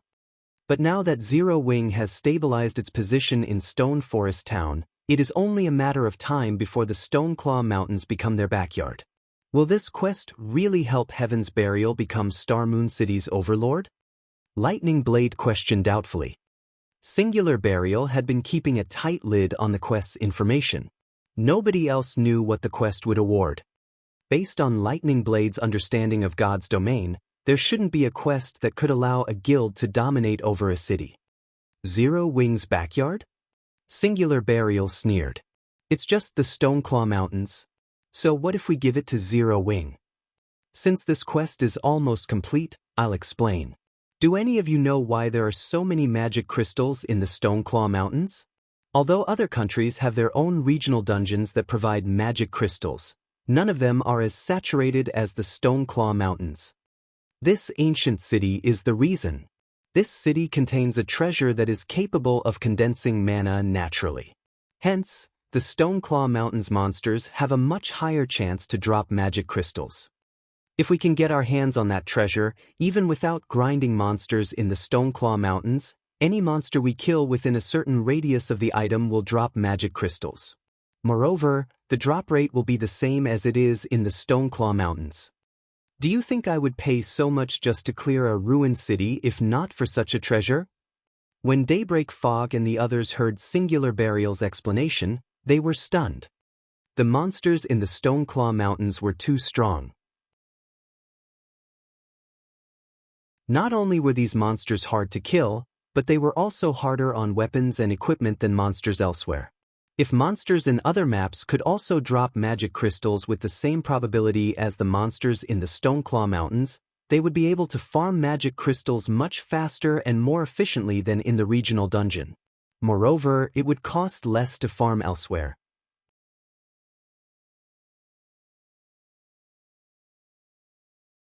Even if the other guilds put more effort into farming crystals in the Stoneclaw Mountains, they would be miles behind Heaven's Burial. As long as they had a sufficient stock of magic crystals, Heaven's Burial could rise to power. Alright, get some rest. We'll enter the city when we've recovered, Singular Burial commanded. While Heaven's Burial's members were preoccupied with their secret quest, the various large guilds throughout Starmoon Kingdom desperately tried to level up, getting themselves ready to challenge level 40 large-scale team dungeons. To ordinary players, level 40 was still far out of their reach. To the various large guilds, however, they would reach it soon. Level 40 could be considered a new beginning. At level 40, players could use mounts, doubling their mobility. As a result, their leveling and questing efficiency would double as well. However, purchasing a large number of mounts for its members was unrealistic for a guild. Having a guild mount was more reasonable. Hence, guilds needed to focus on constructing a stable. However, stable designs' drop rates were abysmal. Only 100-man team dungeons had a somewhat higher drop rate. Hence, the various large guilds were desperately preparing to raid level 40 large-scale team dungeons in the hopes of obtaining a stable design sooner. For a time, guilds were in a frenzy to raid large-scale team dungeons. Time quickly passed. 3 days had gone by before anyone had realized it. During this period, Shurfeng led Zero Wing's main force all around the kingdom, hunting for great lords. If they did not find any, then they would kill field lords and high lords until they had finally exhausted the magic amplification scroll. Shurfeng had also completed his quest. All 10 Inferno gold ingots were accounted for. Meanwhile, the team had climbed in levels. Originally, the average level of Zero Wing's main force was level 33. Now, the lowest among the team was level 37. Blackie, Fire Dance, and the other upper echelons had even risen to level 38. Throughout all of God's domain, they had the highest levels. Currently, the number 1 player on Starmoon Kingdom's ranking list was only level 35. Although there was only a difference of 2 levels, the EXP gap was massive. As for Shurfeng, he had reached level 39. He was only 1 step away from level 40. Unfortunately, Shurfeng's magic amplification scroll was now useless. He could no longer summon a tier 3 demon to assist them in battle. Otherwise, they would have continued leveling at this speed. Aside from levels, they had also obtained a massive stock of materials and level 50 equipment. They had filled Shurfeng's bag completely, transferring the overflow into Aqua Rose's bag. They had more than 40 pieces of level 50 dark gold equipment and several hundred pieces of fine gold equipment. Contrary to what they had expected, they had obtained less than 100 pieces of level 50 secret silver equipment. If they sold these items on the Blackwing auction house, it would definitely shake God's domain's major powers. Currently, while the various large guilds struggled to reach level 40, level 50 top-tier equipment was already on display. It'll be a little rushed, but fortunately, we've completed the quest. Shurfeng breathed a sigh of relief as he looked at the time. He had 5 hours remaining before his appointment with Phoenix Rain. Immediately he said through the team chat, "Everyone can head back to the city. Aqua, take your team to get some rest. In 3 hours, meet up in Starmoon City's teleportation hall."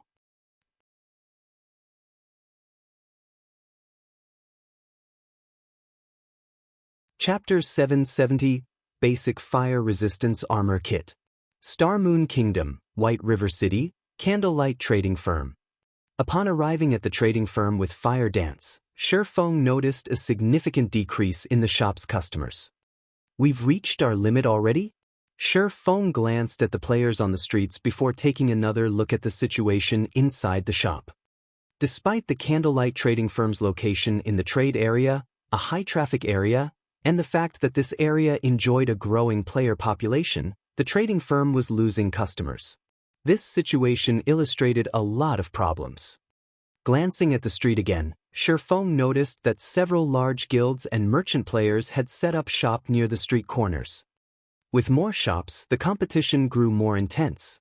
Although the Candlelight Trading Firm's position in White River City was still unshakable, the trading firm was losing profits. Initially, the firm could bring in over 1,000 gold every day from each shop. Now, including the shops in major cities throughout Star Moon Kingdom and other countries, the trading firm was just barely making a total profit of 1,000 gold per day. Currently, fewer and fewer hot-selling items such as whetstones and advanced whetstones, as well as various other necessities such as recovery potions and mana regeneration potions, sold each day. This was all due to the new competition. Most of these new shops had powerful backers. Furthermore, the designs for hot-selling items were becoming more common. One could easily farm them or purchase them from the auction house. As long as these shops hired some lifestyle players to produce these items and sold them at a lower price than the Candlelight Trading Firm, with a profitable location, they could easily steal plenty of the Candlelight Trading Firm's customers. Fortunately, light stones and basic strengthened armor kits still sold like hotcakes. However, Shifeng knew that this situation would not last. Neither the light stones nor the basic strengthening armor kits were unique items like the mana armor kit. As more time passed and players reached higher levels, it would become easier to obtain these items' designs. As a matter of fact, after just being away from the city for 3 days, other shops had already begun selling basic strengthened armor kits. Only, they demanded slightly higher prices than the Candlelight Trading Firm. It wouldn't be long before light stones would appear in other shops as well. At that time, the Candlelight Trading Firm would lose some of its advantages. "Guild leader, why have you called for me?" Melancholic Smile asked with a tired expression as she entered the firm's reception room. Melancholic Smile was feeling the pressure of the lost profits. Although she had thought of many solutions, none were effective enough to save them from this predicament. "How is the production of the strengthening devices coming along?" Shifeng asked. With the Candlelight Trading Firm's current income, they could never earn 150,000 gold in the next 20-some days. They needed to increase their profits. The strengthening devices were their only hope. More players flocked to White River City. Among them, there was no lack of elite and expert players. These players often ventured to high-level maps to grind. The burden on their equipment was much higher than ordinary players. Hence, they also had a much greater need for an item like the strengthening device, so that they could grind and adventure for longer periods. So far, I've produced 400 strengthening devices. My success rate is roughly 40%. Unfortunately, our stockpile is still too small to begin selling them. We will sell out before we even begin attracting customers. I intend to put them up for sale in the trading firm once we have a stockpile of 1,000 units. Melancholic Smile was optimistic about the strengthening devices. When they began to offer the strengthening devices, the Candlelight Trading Firm would regain its popularity, increasing their daily sales tremendously. A success rate of 40%? Shifeng was slightly surprised. He had not expected Melancholic Smile to have such a high success rate. If Shifeng produced the strengthening devices himself, he'd have a 30% success rate at most. He then revealed a stack of designs and passed them to Melancholic Smile, saying, "Let Coco and the others learn these designs. If the firm has anyone with potential, you can allow them to learn one as well. Produce as many of these as you can. I have something important I need them for." Melancholic Smile was dumbfounded as she accepted the stack of designs. Strengthening device. Basic Fire Resistance Armor Kit. Melancholic Smile already knew how important the strengthening device was. Obtaining even a single design was already an amazing feat, yet Shi Feng had 5 more. If they had 5 more people producing the strengthening devices, they could satisfy the demands of 1 or 2 cities' worth of players. After all, the cost of forging for the strengthening device was relatively high, and the forging success rate was low. Hence, they could not offer the devices for too low a price. However, the other item, the Basic Fire Resistance Armor Kit, confused her slightly. Basic Fire Resistance Armor Kit. Defense plus 120. Endurance plus 5, Agility plus 3. Fire Resistance plus 7. Maximum binding limit per character, 3. Can only be bound to level 30 equipment or above. In terms of basic attributes, it was only slightly stronger than the basic strengthened armor kit. However, the materials it required were much rarer. The basic fire resistance armor kit would cost twice as much to produce as the basic strengthening armor kit. Would anyone really be willing to buy these? Although the fire resistance armor kit provided quite an amount of fire resistance, there were many areas in God's domain that didn't offer the danger of fire. Players didn't need to head to leveling maps or dungeons that required high fire resistance. One could say that the fire resistance armor kit was not a necessity. Even if they produced this item, not many players would be willing to purchase it. However, the fact that Shi Feng viewed the basic fire resistance armor kit and the strengthening device as equally important showed that the former was just as precious. From now on, focus on forging strengthening devices and basic fire resistance armor kits. Set everything else aside. Shi Feng was aware of Melancholic Smile's concerns. However, the basic fire resistance armor kit was no less valuable than the strengthening device. Although the armor kits were not useful right now, once the Eclipse Gate opened, items that provided fire and ice resistance would skyrocket in price. Only then would the fire resistance armor kits shine. With these 3 armor kits, one could gain 21 points of fire resistance. This way, players could equip fewer pieces of fire resistance equipment. Although fire resistance equipment could increase one's fire resistance, they would have to sacrifice basic attributes. Having too much of that equipment would wound a player's combat power, making it more difficult to kill monsters in the Eclipse Gate. Hence, after the various large guilds discovered the basic fire resistance armor kit, they would rush towards Campbell Volcano to farm for the design. Unfortunately, the design's drop rate was incredibly low. Moreover, they only dropped from the volcano's field bosses. Throughout these past 3 days, Shi Feng had killed plenty of field bosses at Campbell Volcano with Zero Wing's main force. After 3 days of hard work, with the help of Divine Providence, they had obtained a total of 9 copies. Anyone else would thank their stars to obtain just 1. Right, how many materials have we collected for the stable so far? Shi Feng made it clear that the guild stable was also a priority. The various large guilds were closing in on level 40. It would be a huge waste if he had the stable design but could not construct it.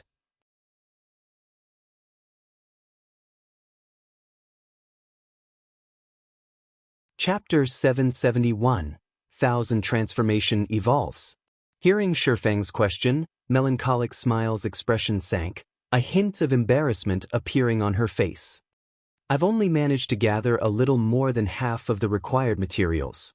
We're still short 20 logs of primal emerald wood and 12 soul cultivating stones, Melancholic Smile reported honestly. Shi Feng had instructed her to handle the material collection for the stable, regardless of the price, a while ago. Yet, until now, aside from the materials Zero Wings members had gathered, she had only managed to source a small fraction of the required materials. Alright, I doubt we'll be able to obtain the remaining materials easily. I'll try to think of a way to collect the rest. Focus on forging the strengthening devices. Shi Feng nodded. Shi Feng understood just how difficult it was to find the materials they needed to construct a stable. Even in 100-man hard mode team dungeons, the drop rates for these materials were abysmally low. Only Hell mode had a slightly higher drop rate. If they had not obtained the first clear of the Frost Prison, they wouldn't have as much stock as they did right now. It was already impressive that they had over half of the materials. Moreover, the situation in God's domain had changed. The various large guilds were only a short time from the level 40 era. As long as the various large guilds did a little research, they would discover a hint to what they needed for their own stables. Primal emerald wood and soul cultivating stones were among the more obvious necessities. However, only those with stable designs would know the majority of the materials they needed. There were many kinds of rare materials that dropped in large-scale team dungeons, and they could be used in multiple designs. Even if they came across some building material that the stable design would require, the various guilds might assume it had a different purpose. However, as information on the primal emerald wood and soul cultivating stones was available in cities' libraries, it would be nearly impossible to purchase these materials from other guilds. They were usually hard to obtain. However, Shifeng was also feeling celebratory. If he had not been able to participate in the Dark Arena, searching for a way to obtain the remaining stable materials would have really given him a headache. On the surface, the Dark Arena appeared to be a secret competition between the various international corporations. In truth, however, it was a place for the various corporations to exchange precious material and items. The Dark Arena provided a method to obtain the rarer materials and items. Of course, if one wanted these items, they needed to gamble on the team battles. In the Dark Arena, credits were not the most valued resource. Rather, it was the precious materials and items of God's domain. Normally, God's domain's major powers refused to sell these rarer items. At most, they might be willing to trade for items of equal value. Meanwhile, in the Dark Arena, if one offered a fair price, they could negotiate. Once both sides agreed, they would then bet on a match of their choosing. The winner would take everything. However, the winning battle team would also earn a small portion of this bet. If the battle team did not want the offered rewards, the party that won the bet could purchase the items from the winning team with credits. This was why so many powers throughout God's domain had hungered to join the Dark Arena in the past. They hadn't just wanted the fame. They had also wanted the chance to earn endless wealth and resources in God's domain. Unfortunately, not everybody could take part in the Dark Arena. The Dark Arena had its own inner circle. Ordinary guilds were not worthy of an invitation. Take Shifeng, for example. Despite being the guild leader of a second-rate guild, he needed to get the assistance of the upper echelon of a first-rate guild to gain entry into the Dark Arena. In the past, Shifeng had visited the Dark Arena over a dozen times, and he had to admit that second-rate guilds could not afford to mingle there. Even legendary items and player-constructed cities were sometimes used as bargaining chips, much less legendary ranked materials. Although each team in the Dark Arena consisted only of 10 members, the profits one could earn from a single match could inspire hundreds, even millions, of people to fight. The primal emerald wood and soul cultivating stones were precious materials. In the Dark Arena, however, these materials were considered subpar wagers. Hence, it would not be difficult for Shifeng to gather the materials he needed to build his stable. After Shifeng stored the rare materials and level 50 weapons and equipment in the trading firm's warehouse, he hurriedly led Fire Dance towards Ciliora's smithy. In Ciliora's smithy, Shifeng handed Ciliora the 10 Inferno gold ingots. Immediately, the sound of a system notification reached his ears. System, Epic Hidden Quest, Recast 1000 Transformations, completed. Quest rewards, 200 million EXP and Fortitude plus 5. Suddenly, Shifeng's experience bar rose to 42% of level 39. 200 million EXP might be a lot to ordinary players, but to Shifeng, it was a drop in the bucket. Aside from the fact that he required double the EXP normal players required to level up, an ordinary level 39 player needed an astonishing amount of EXP to level. Even several hundred millions of EXP was not enough to climb from level 39 to level 40. However, the 5 fortitude points were quite valuable. If Shifeng challenged advanced quests, he would have to waste a lot of time and complete 3 or 4 to gain 5 fortitude points. After stowing away the Inferno gold with satisfaction, Siliora looked at Shifeng and asked seriously, "Now that I have everything I need, who is the weapon intended for?" "My companion here will use it." Shifeng tugged Fire Dance forward as he introduced her to Siliora. Since Thousand Transformations was going to be recast, a Grandmaster forger like Siliora could not recast the weapon blindly. She needed to make sure that the weapon would fit its user perfectly. Taking a look at Fire Dance, Siliora turned back to Shifeng and said, "You must think this through. The weapon I recast will not be some garbage epic weapon that you can find anywhere on the streets. It will have the possibility of becoming a legendary weapon. Are you truly willing to give that up?" Even Tier 6 gods would go crazy over a legendary weapon. Siliora refused to believe that Shifeng would actually go through all that effort for the sake of a companion. "Why wouldn't I be willing?" Shifeng laughed. Thousand Transformations was a short sword. Although swordsmen could use short swords as well, they did not suit his style. On the other hand, Fire Dance was Zero Wing's #1 assassin. She could wield the Thousand Transformations to its greatest potential. Hearing Shifeng's confidence, Fire Dance's face burned with both excitement and bashfulness. With the light from the smithy's furnace, Fire Dance's normally white cheeks seemed to have been stained red. "You blockhead. It's your decision." Siliora then shifted her gaze towards Fire Dance. "You, follow me." Fire Dance nodded silently. She then followed Siliora and arrived before a silver magic array. "All you need to do is stand in the center of the magic array," Siliora instructed. Her hands then began tracing divine runes in the air. By the time Fire Dance took her place at the array's center, Siliora had already written dozens of lines of golden divine runes. Her casting speed was tremendous. Shortly after, Siliora flicked her delicate finger, and the divine runes wrapped around Fire Dance's body rapidly, enveloping her. After finishing her preparations, Siliora took out the mana stones Shifeng had readied for her and tossed them into the furnace. Suddenly, 100 mana stones hovered above the magic array, looking like stars as they circled the Thousand Transformations, which the Grandmaster forger had placed inside the furnace. "In you go!" Siliora took out the 10 Inferno gold ingots and tossed them into the furnace as well. Immediately, the crimson flames transformed into golden tongues of fire. In the next moment, the broken sword, which even killing ray could not damage, melted as they watched.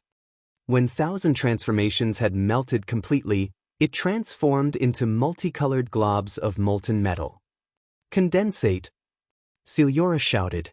A multicolored magic array then enveloped the furnace and everything around it.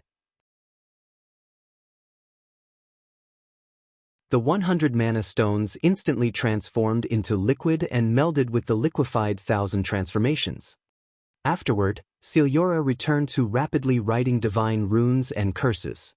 The golden runes and purple curses also began to flow into the liquid metal inside the furnace. The Grandmaster forger wrote runes for over half an hour. By the time Siliora finished, her face had paled to an unhealthy white. Meanwhile, the divine runes and curses had molded the liquefied Thousand Transformations. Siliora waved her finger. Thousand Transformations then flew out of the furnace and hovered in midair. Currently, Thousand Transformations glowed red and radiated a scorching heat. "It's finally complete." Siliora could not help but reveal an excited smile as she gazed at the newly recast Thousand Transformations.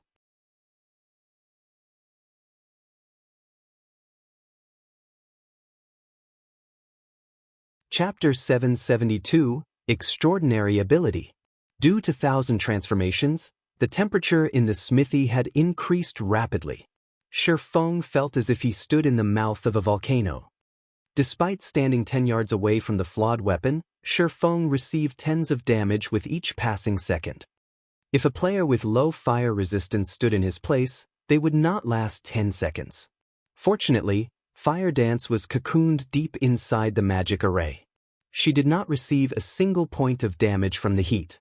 Naturally, Siliora didn't need to worry about the heat. "Stand further away." Celiora reminded Shi Feng with a low command. A bottle of dark blue liquid then appeared in her hands. The instant Celiora took out this bottle, the smithy's temperature decreased significantly. Shi Feng was still basking in the aftertaste of Celiora's forging process. However, upon hearing Celiora's reminder, he ran out of the smithy. Shi Feng was no stranger to forgers. He was even a famous forger himself. Although Shi Feng had watched master forgers work many times in the past, he had never once witnessed the forging process of a Grandmaster forger. He had never imagined there was actually such a huge difference between a master forger and a Grandmaster forger. The experience of watching Celiora work had been quite valuable. Even after 10 years, Grandmaster forgers had still been extremely rare in God's domain. Even the guild leader of a super guild had to treat such an existence with great respect. One could imagine just how high a Grandmaster forger's status was. Initially, Shi Feng had thought that the largest difference between a master forger and a Grandmaster forger was their research and understanding of materials. However, after watching Celiora work, he realized the difference wasn't just the understanding of materials. A master forger could never hope to compare to a Grandmaster's understanding of divine runes, curses, and magic arrays as well. It was no wonder why the master forgers of Shadow had never reached Grandmaster status, regardless of how hard they had tried. The strength of Grandmaster forgers was ridiculous. Fortunately, I recorded Celiora's entire recasting process. Afterward, if I show the recording to Melancholic Smile and the others, they might have a better chance of becoming Grandmaster forgers. Shi Feng, who waited outside Celiora's house, could not help smiling. After Shi Feng had left the house, Celiora opened the deep blue bottle and poured a single drop of the deep blue liquid onto the glowing 1,000 transformations. The instant the deep blue liquid connected with 1,000 transformations, the flawed weapon cooled at a visible rate. The smithy also chilled to become a frozen hell. Although the smithy looked simple, extremely powerful magic arrays strengthened the area. Nothing from the outside world could disturb the house's interior. Likewise, nothing inside the house could disturb the outside world. Hence, Shi Feng, who stood outside the house, was safe. He could not even sense the drastic changes inside the house. Only after another half an hour had passed did Celiora call Shi Feng back. 1,000 transformations had already cooled completely. It was finished. The flawed weapon was white as snow. The sword's blade also emitted a faint glow, looking like a star in the night sky. Despite doing nothing beyond hovering in the air, Shi Feng could feel a frightening power radiating from the short sword. Was it a success? Shi Feng asked curiously. If it were a success, then the moment Fire Dance equipped the weapon, her attributes would most likely surpass his by a wide margin. After all, he only had a single fragmented legendary item on his person. A complete legendary item had the power to decimate the heaven and earth. Several epic items and a fragmented legendary item could not compare. Unfortunately, Celiora shook her head in disappointment and said, "Although I've completed the runes on the sword, there are some defects in the original materials. It can only reach fragmented legendary rank. If I had the complete 1,000 transformations, it might have become a legendary weapon." Shi Feng expressed his sympathy when he saw Celiora's disappointment. Every Grandmaster forger dreamed of creating a legendary weapon of their own. Although Celiora had not been forging an entirely new weapon, only recasting one, if she succeeded, it would be of immense help towards making a legendary weapon in the future. However, he had expected this. A legendary weapon was not easily obtainable. It was not something he would stumble across after completing a single hidden epic quest. A fragmented legendary item was the limit. If he wanted to obtain a legendary weapon, he would have to complete a legendary quest at the very minimum. If Galaxy Past knew that his death had given Zero Wing an additional fragmented legendary item, he would probably die from a heart attack. Shi Feng could imagine just how much effort Galaxy Past had put into obtaining 1,000 transformations. However, it had fallen into Zero Wing's hands. As for Feather, the future God-ranked assassin, Feng could only apologize to him. "Come, test it out," Celiora said as she turned to Fire Dance, who had been frozen in place throughout this process. Players could wield and test any weapon in God's domain. However, if they did not meet the necessary requirements, they could not use the weapon in battle. When Fire Dance grasped the hovering 1,000 transformations, she was instantly stunned. Only after a long moment did she dazedly make a few casual swings. Suddenly, a silver flash appeared in the smithy. Despite only swinging the weapon a few times, it felt as if the silver sword were present throughout the building. Moreover, only the sacred sword-killing ray in Feng's hands could match this sword's speed. So strong. Feng watched the myriad of sword images that filled the space, feeling threatened. Despite being a Void Realm expert, he could not predict the 1,000 transformations' attack trajectory. He also couldn't tell which image was real and which image was just an afterimage. They all seemed real and fake at the same time. Is this the true power of 1,000 transformations? Feng had watched Feather's battle videos in the past. However, 1,000 transformations had not been this powerful. Although Feather's attacks with 1,000 transformations had also created numerous sword images, a refinement realm expert could, more or less, differentiate the fakes from the real deal. Meanwhile, Feng had already reached the Void Realm, yet, he couldn't differentiate between the sword images Fire Dance had created. Even though he could feel many of the sword images were fake and were out of sync with Fire Dance's movements, the pressure these sword images gave off felt very real to him. There is a reason why this sword was named the 1,000 Transformations. When swung, it can transform its user's attack into a myriad of forms and confuse the enemy. However, when the opponent attempts to retaliate, they will quickly discover that most of the sword images are fake.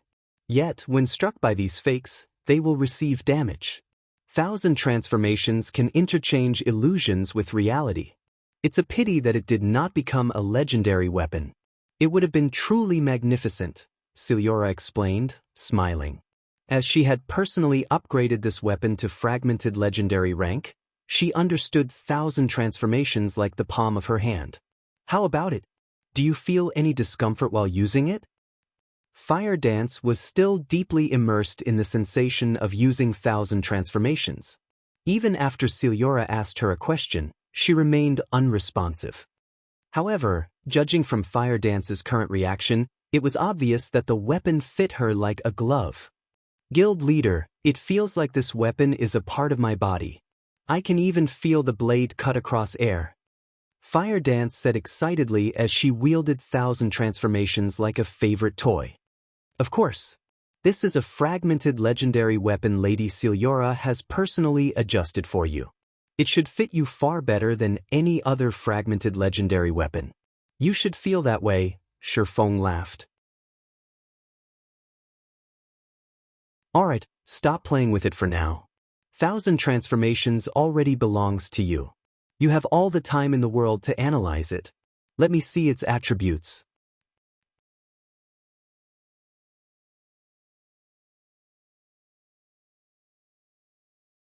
Chapter 773, Strongest Attributes.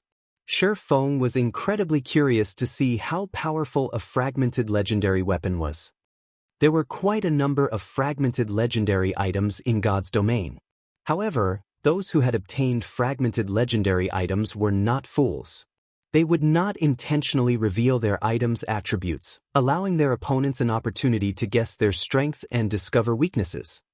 Moreover, fragmented legendary items that belonged to large guilds were kept as guild secrets. They wouldn't even advertise owning one, much less revealing the item's attributes. Although Feng had been Shadow's guild leader in the past, the guild had not owned a single fragmented legendary item. On the other hand, the guild had owned quite a few epic items. However, at the end of the day, an epic weapon was only an epic weapon. It could never compare to a fragmented legendary weapon. Hearing Feng's request, Fire Dance lost her composure.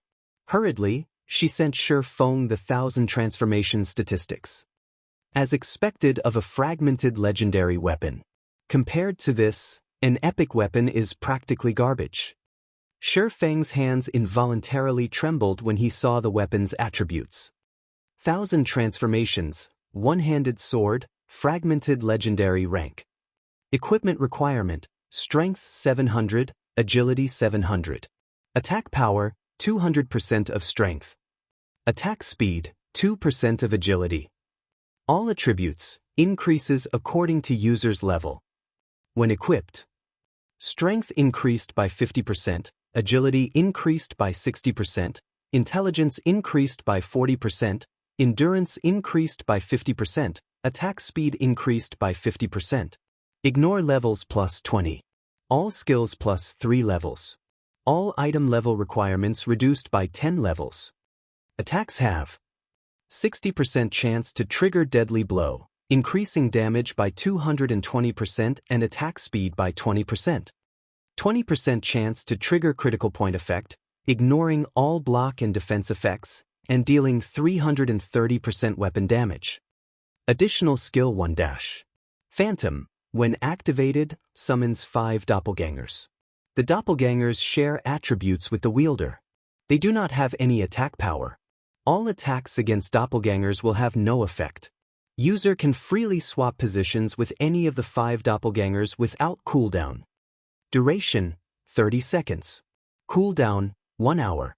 Additional skill 2 - True Illusion. If wielder dies within 40 seconds upon activation, wielder will respawn at full HP nearby.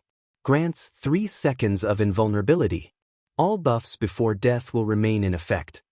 Cooldown, 48 hours. Additional skill 3 - Illusory Power. Increases strength by 80%, agility by 100%, and movement speed by 70%.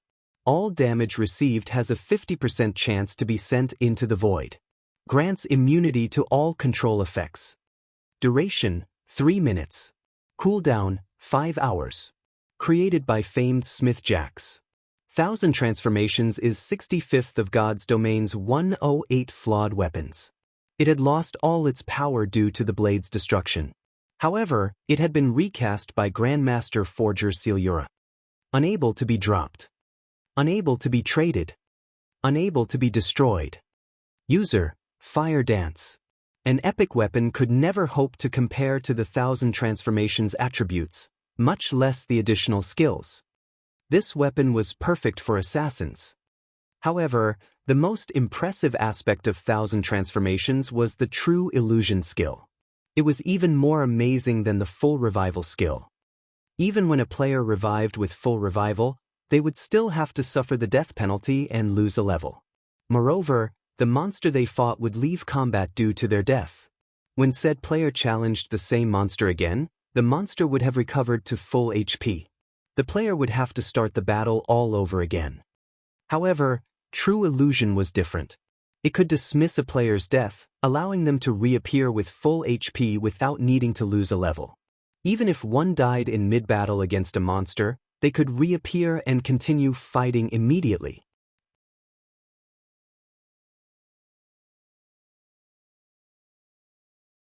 In PvP, this skill was even more powerful.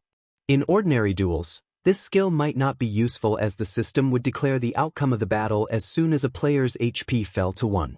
In a deathmatch, however, the battle would only end after a player had died. In such a situation, True Illusion would take effect, allowing the player to reappear with full HP instantly. The system would not judge the player as the loser, and the battle would continue. With this skill, with the survivability of assassins, it would be near possible to kill Fire Dance. If one did not have the strength to instant kill Fire Dance, they would not be able to kill her at all. Moreover, 1,000 transformations was now a personal weapon. Even if others wanted the flawed weapon, they could not steal it from her. Of course, if Fire Dance obtained better equipment, 1,000 transformations would go to waste. There were both pros and cons. Can you equip it now? Shi Feng asked Fire Dance, his excitement evident in his tone. If Fire Dance could equip 1,000 transformations right now, they would have a much easier time in the Dark Arena. After all, that was a team battle. An individual's strength was limited. To prevent monster-like characters from dominating the entire competition, the Dark Arena ran team battles. This way, the outcome was much harder to predict. It was also impossible for one player to carry a battle team to victory. A battle team was only likely to secure victory if the majority of the members were very powerful.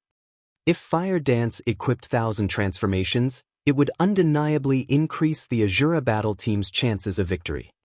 My agility is sufficient. However, I don't have enough strength. Fire Dance was similarly tempted and wished she could equip the new weapon immediately. However, the weapon demanded 700 strength, and of everyone in Zero Wing, only Shifeng had met this requirement. How far are you from the requirement? Shifeng asked. I'm short by 133 points. Fire Dance felt helpless. Unfortunately, she had placed the majority of her free attribute points into agility. Her Tier 3 gemstones were also all agility types. However, had she not focused on her agility, she wouldn't have enough for that requirement either. That's quite a lot. Shifeng frowned. If it were only several dozen points, he had some ways to make up for the gap. However, over 100 points was a little too much. Unless she could replace her equipment. Right? Now that you're level 38, you should be able to equip the Petrified Thorn. Try. The Tier 1 set equipment for Assassins, the Dark Melody set, could decrease the equipment requirement by 3 levels. The Petrified Thorn could only be equipped at level 40. As for the other equipment requirements, Fire Dance had fulfilled them long ago. She could equip the Petrified Thorn now. Being reminded by Shifeng, Fire Dance hurriedly replaced the subhand True Fire Blade with the Petrified Thorn. Immediately, her attributes skyrocketed. Not only did an epic weapon provided more fixed attributes, but it also increased a player's basic attributes by a fixed percentage after being equipped. Take the Petrified Thorn for example. When equipped, it would increase the wielder's strength and agility by 10%. Moreover, the True Fire Blade was only a level 30 Dark Gold weapon. How could it possibly compete with a level 40 epic weapon in terms of attributes? Sure enough, after Fire Dance equipped the Petrified Thorn, she was only 32 strength short of reaching 700 points. Afterward, Shifeng led Fire Dance to the Candlelight Trading Firm and had her replace some of the Tier 3 Agility gemstones with Tier 3 Strength gemstones, instantly pushing her strength to 700 points. Her agility remained above 700 as well. Test it out, Shifeng said. He could not help but laugh at Fire Dance's slightly nervous expression. Emchim. Fire Dance then replaced her main weapon with 1,000 transformations. Immediately, Fire Dance's aura changed massively. The pressure Shifeng felt from her also increased tremendously. The assassin now felt like a ferocious beast that had just woken and bared its sharp fangs. Shifeng was incomparably excited to see Fire Dance's strength increase. Currently, in terms of basic attributes, Fire Dance had surpassed him. Alright, it's time to make a trip to the Fire Dragon Empire. Shifeng smiled.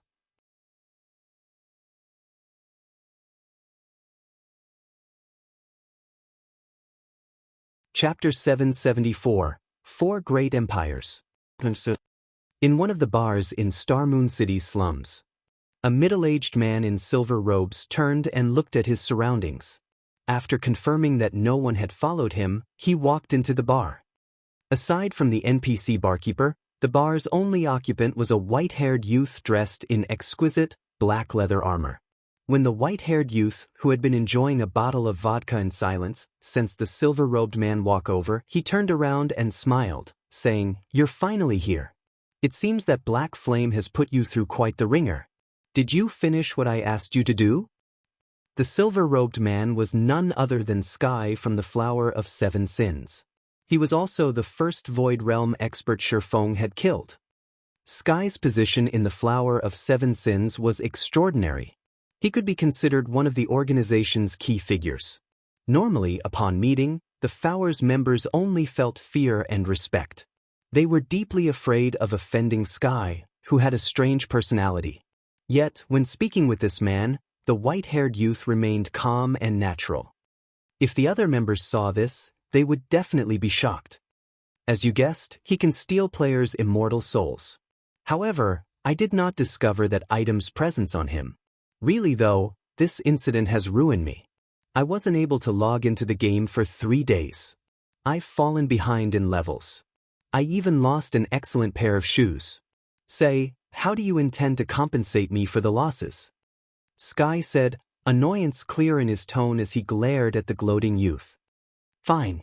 They were just a pair of shoes. What do you think of this? The white-haired youth asked, laughing. He then revealed a pair of level 35 dark gold ranked combat boots. Currently, God's Domain's mainstream players were around level 30, while its experts were level 33. Even expert players were barely reaching level 35. Yet, the white-haired youth could so easily hand Sky a pair of level 35 dark gold ranked combat boots. Even level 30 dark gold equipment was very difficult to obtain, not to mention level 35 dark gold equipment. That is more like it. Anything less and you'd fail to live up to your name, Silver. Sky, however, was not particularly surprised. He accepted the combat boots. You really are a strange one. Instead of looking for him yourself, you chose me to test his strength and learn whether or not he has that item. Isn't this just a waste of time? With your abilities, can't you find an opportunity to kill him fairly easily? You don't understand. There is only one chance to obtain that item. In the off chance that I alert him, I will lose that one opportunity. Besides, it was fortunate that I didn't join you. It would have been too difficult to kill him. He didn't bring the item with him either. Killing him would have been useless. Silver shook his head. Laughing softly, he said, I am not in a rush, anyway. In any case, I have other places to be as well. However, I need you to keep a close eye on him and report any movement to me. As for the reward you requested, I'll take care of it as soon as possible. However, you mustn't forget that only you and I know this information. If I find that word has gotten out, you will suffer the consequences. Sky involuntarily shivered under Silver's warning glare. Hurriedly, he replied, I understand. Silver was a true upper echelon of the Flower of Seven Sins. Throughout the organization's history, Silver was the only player to join the organization's upper echelons at such a young age. His strength and abilities were extraordinary. If he offended Silver, not only would he find it impossible to mingle in God's domain, but he would also suffer in the real world. Fire Dragon Empire, Flame Dragon Imperial City. God's domain was the home of numerous empires. The 4 great empires, however, towered above the rest. The Fire Dragon Empire was one of these 4. The Beast Empire's imperial capital only had a player population of around 10 million. Flame Dragon City, however, had a population of over 30 million. Beast City could not compete with Flame Dragon City. At the same time, Flame Dragon City was also one of the 4 venues that often hosted the Dark Arena. Flame Dragon City's territory was also massive. Compared to Flame Dragon City, Star Moon City and White River City were merely small children. Currently, a large number of players had gathered in Flame Dragon City's underground arena. Every one of these players either held prominent positions in the virtual gaming world or was one of God's domain's many overlords. No one could afford to offend a single one of these players. Currently, ordinary players could not enter the underground arena as a super guild had cordoned off the area. If a player dared to cause a scene here, they would find themselves very quickly removed from God's domain.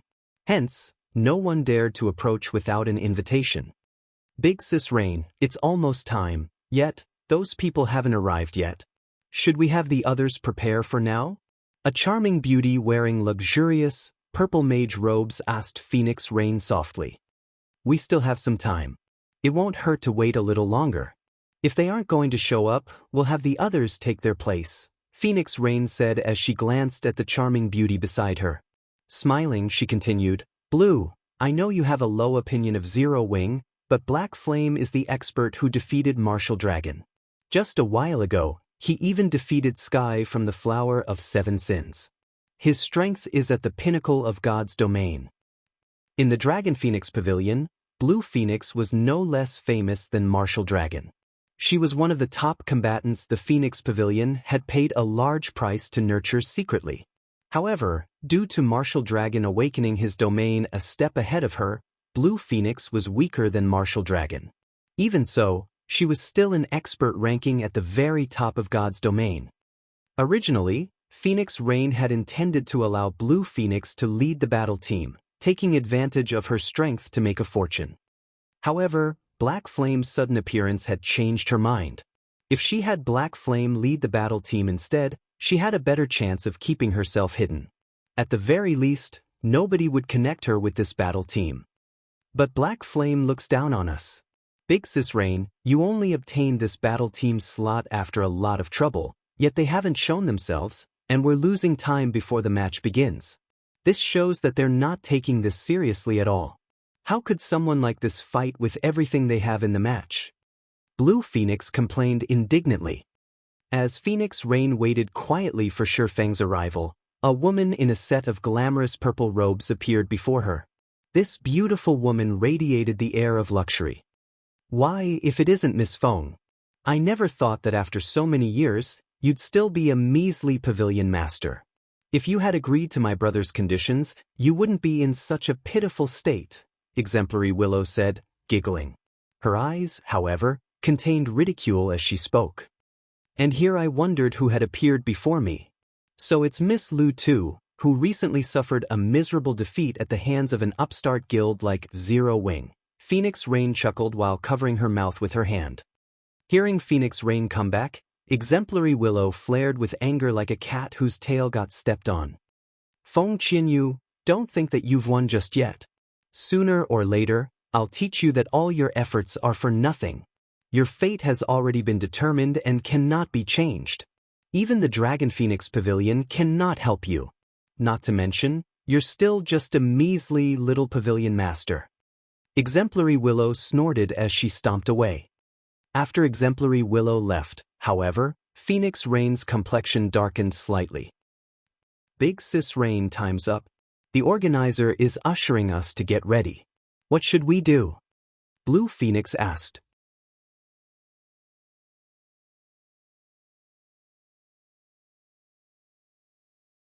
Chapter 775, Sure Kill Spell.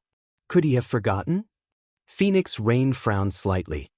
In truth, she had more confidence in her subordinates than in Black Flame. After all, she had gone to great lengths to nurture these subordinates, molding them into experts. Moreover, they wore the best equipment the Phoenix Pavilion had to offer. She had invested a lot of time and effort into this match. Even Zero Wing, a guild famed for its equipment, was unlikely to have better equipment. Immediately, Phoenix Rain called up the system interface, intending to contact Black Flame.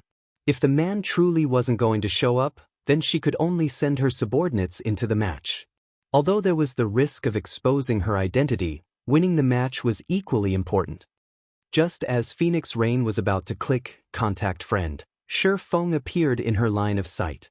However, rather than his appearance of Black Flame, Shifeng wore the features of Yifeng. Hello, Phoenix Pavilion Master. I am Yifeng, the leader of the battle team guild leader Black Flame has sent, Shifeng explained slowly. Hello. May I know where your guild leader is right now? Phoenix Rain asked as she looked at Shifeng, not taking him seriously. She knew of Yifeng. In her opinion, however, this was only a trap Black Flame had set to confuse the enemy battle team. Black Flame should be the battle team's true leader rather than this young man before her. Guild leader has something important to take care of, so he delegated all responsibilities regarding the battle team to me. If Phoenix Pavilion Master has any questions, please feel free to ask. Shifeng could tell what was going through Phoenix Rain's mind. Laughing, he said, Moreover, Phoenix Pavilion Master, do you really think that it is appropriate for Zero Wing's guild leader to take part in such a competition? Then, are you saying that guild leader Black Flame won't be participating in the Dark Arena at all? Phoenix Raid asked with a chilling tone, wrathful flames flaring up in her eyes. This development was unexpected. Of course. However, Phoenix Pavilion Master, please rest assured. We won't disappoint you, Shifeng said, not particularly minding Phoenix Rain's anger. Calmly, he continued, If Phoenix Pavilion Master is still unsure, you can test my strength personally. Shi Feng was very curious about Phoenix Rain's current strength. In the past, countless guilds had fallen into Phoenix Rain's hands. There was even an instance where multiple Apex experts banded together to deal with Phoenix Rain, yet without exception, she defeated every one of them.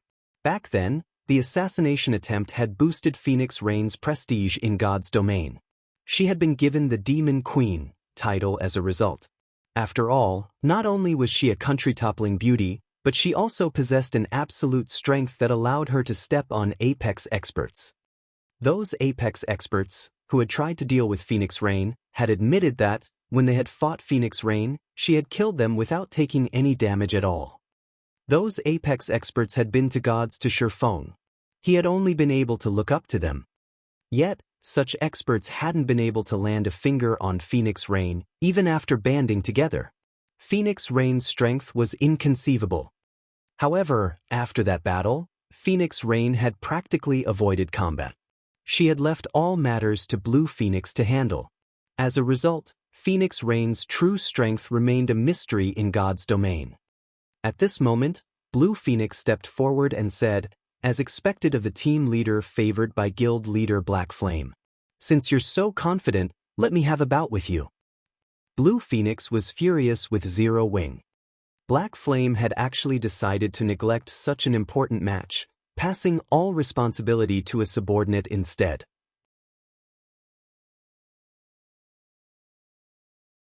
At this point, she intended to teach Zero Wing's members a lesson and humiliating Black Flame. Of course, I have no issues with that. However, it doesn't seem like we have much time, Shi Feng said after glancing the time.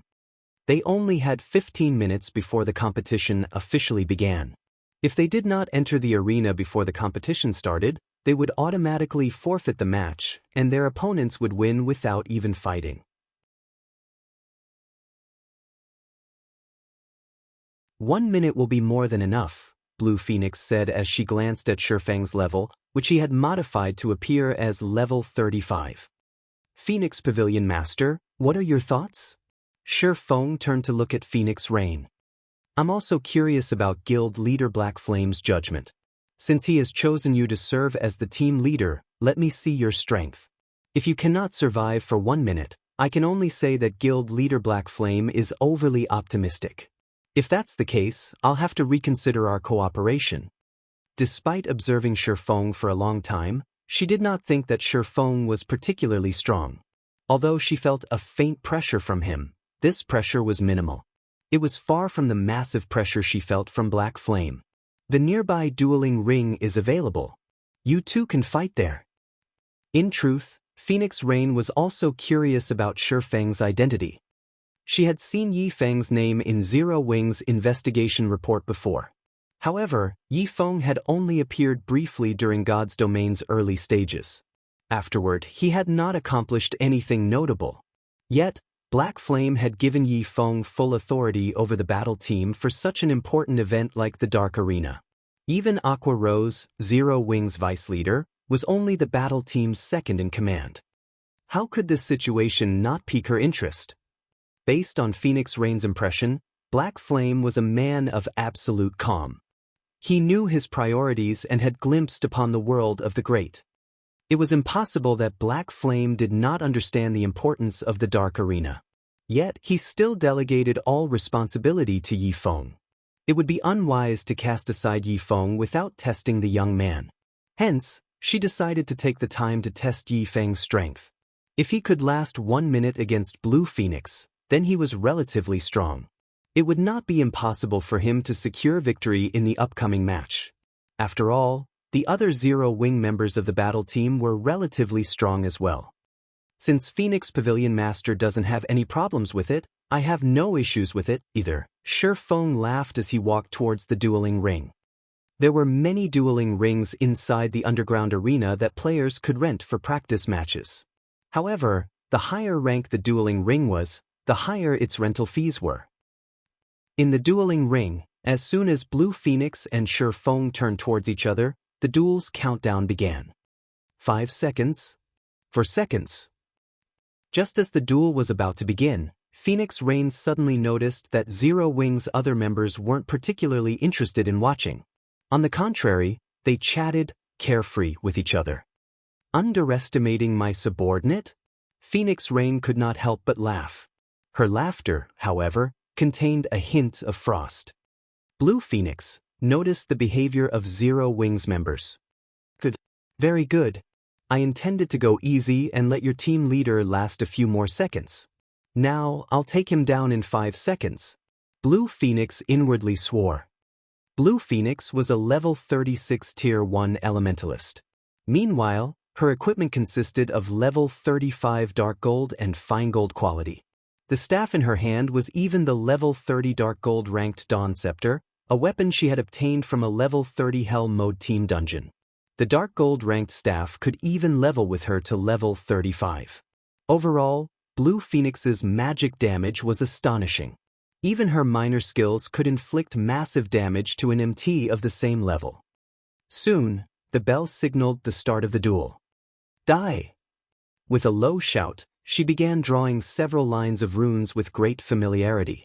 Immediately, dozens of ice spears appeared around her and shot towards Sure Feng. Tier 1 Sure Kill Spell, Ice Madness.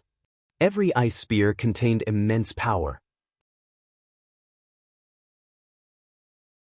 Players that came into contact with the spears would suffer a debuff, their movement speed reducing by 40% and attack speed reducing by 30%. Under Blue Phoenix's control, dozens of ice spears flew towards Sure Feng from all directions. The swordsman had nowhere to hide. Moreover, Blue Phoenix had already reached the Void Realm. She could perceive her surroundings and Sure Feng's actions like the back of her hand. With Sure Feng's slightest movements, she could immediately adjust the attack angle of her ice spears. However, this was not all. Suddenly, Blue Phoenix waved her hand, and 2 ice walls appeared in front of her, preventing Sure Feng from charging at her.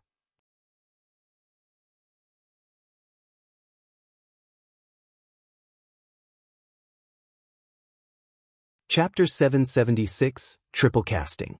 Such swift and fierce techniques. She must be more than just an ordinary expert of the Dragon Phoenix Pavilion. Aqua Rose, who watched from the stands, was slightly stunned. She had not expected Blue Phoenix to be so highly skilled. Magical classes and melee classes' combat methods were different. Magical classes had to focus on their familiarity and control of their spells. The more familiar a player was with a spell, the faster they could cast said spell. Once they were familiar with a spell to a certain extent, they only needed minimal concentration to cast it. It was even possible for players to skip chanting completely and cast their spells instantaneously. Meanwhile, the higher a player's control was of their spells, the more spells they could cast simultaneously. Also, high-tiered spells required more control to cast. Multicasting spells was like multitasking in real life. One might be able to handle one task with ease but would find 2 or more simultaneous tasks difficult.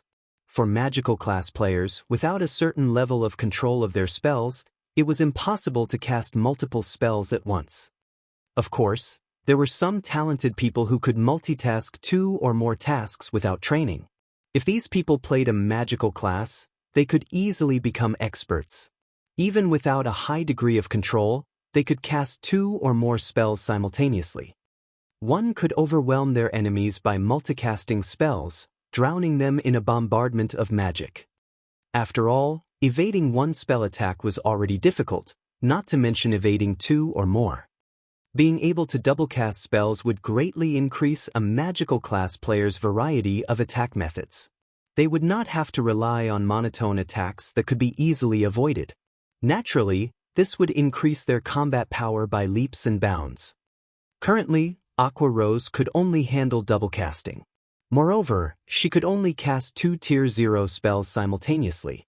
Even casting 1 Tier 0 and 1 Tier 1 spell simultaneously was beyond her. Yet, Blue Phoenix was capable of multicasting a Tier 1 Sure Kill spell and a Tier 0 spell. One could just imagine how superior Blue Phoenix was to her. Facing the dozens of incoming ice spears, Sure Feng ran, leaving behind multiple afterimages as he moved. It was far more difficult to hit a moving player with a spell. Not to mention, Blue Phoenix had to focus on controlling so many ice spears. It's useless. Blue Phoenix had long since seen Shifeng's intentions and had taken countermeasures. However, Shifeng was also an expert in the Void Realm. He could sense the dozens of ice spears' exact locations. The instant the ice spears were about to reach him, he sidestepped and allowed the dozens of spears to brush past. He then circled the ice walls and approached Blue Phoenix. Although the Void Realm allowed players to perceive their surroundings clearly, their range was not unlimited. Their maximum range was 20 yards. As long as he was over 20 yards away from Blue Phoenix, the Elementalist could not perceive his movements in such detail. It wouldn't be possible for her to change the trajectory of her ice spears in time. However, Blue Phoenix was no fool. While controlling ice madness, she also used the ice walls or instant-cast frost arrows to hinder Shifeng's advance.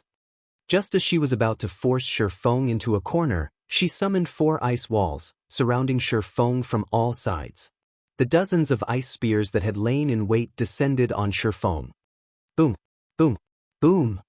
Frost particles and white mist permeated the area. Is he dead? Blue Phoenix looked at the time. Only 3 seconds had passed since the battle had begun. Suddenly, Blue Phoenix felt that something was wrong. It felt as if a ferocious beast had just appeared behind her. Hurriedly, she activated Blink with a thought and appeared 15 yards away from her original position. Hua!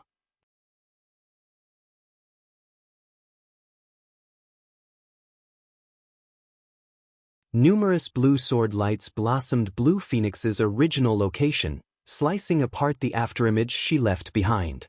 She had only been a thread away from Shifeng's strikes. Her senses sure are sharp. Shifeng sighed disappointedly. If he faced against any other class right now, he would have hit his opponent.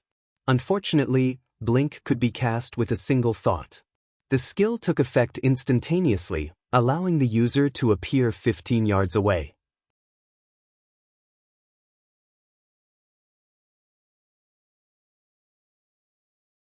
No matter how fast his sword was, it could not outmatch Blink. That was close. With her Void Realm perception, Blue Phoenix had realized what Shifeng had done. So, he still had such a move. Unfortunately, it is useless. I will end everything with this. Following which, Blue Phoenix waved her finger and used Ice Dragon's Roar. In the next moment, a powerful gush of cold air blasted towards Shifeng. Just as Shifeng was about to dodge to the left, 5 great fireballs appeared, flying at him. Double casting could allow magical class players to launch preemptive strikes, using the first attack to force the enemy to reveal a weak point, then attacking said weak point with the second spell. If ordinary players did not cope with the twofold attack properly, they would not even know how they died. Void Realm magical class experts sure are difficult to deal with.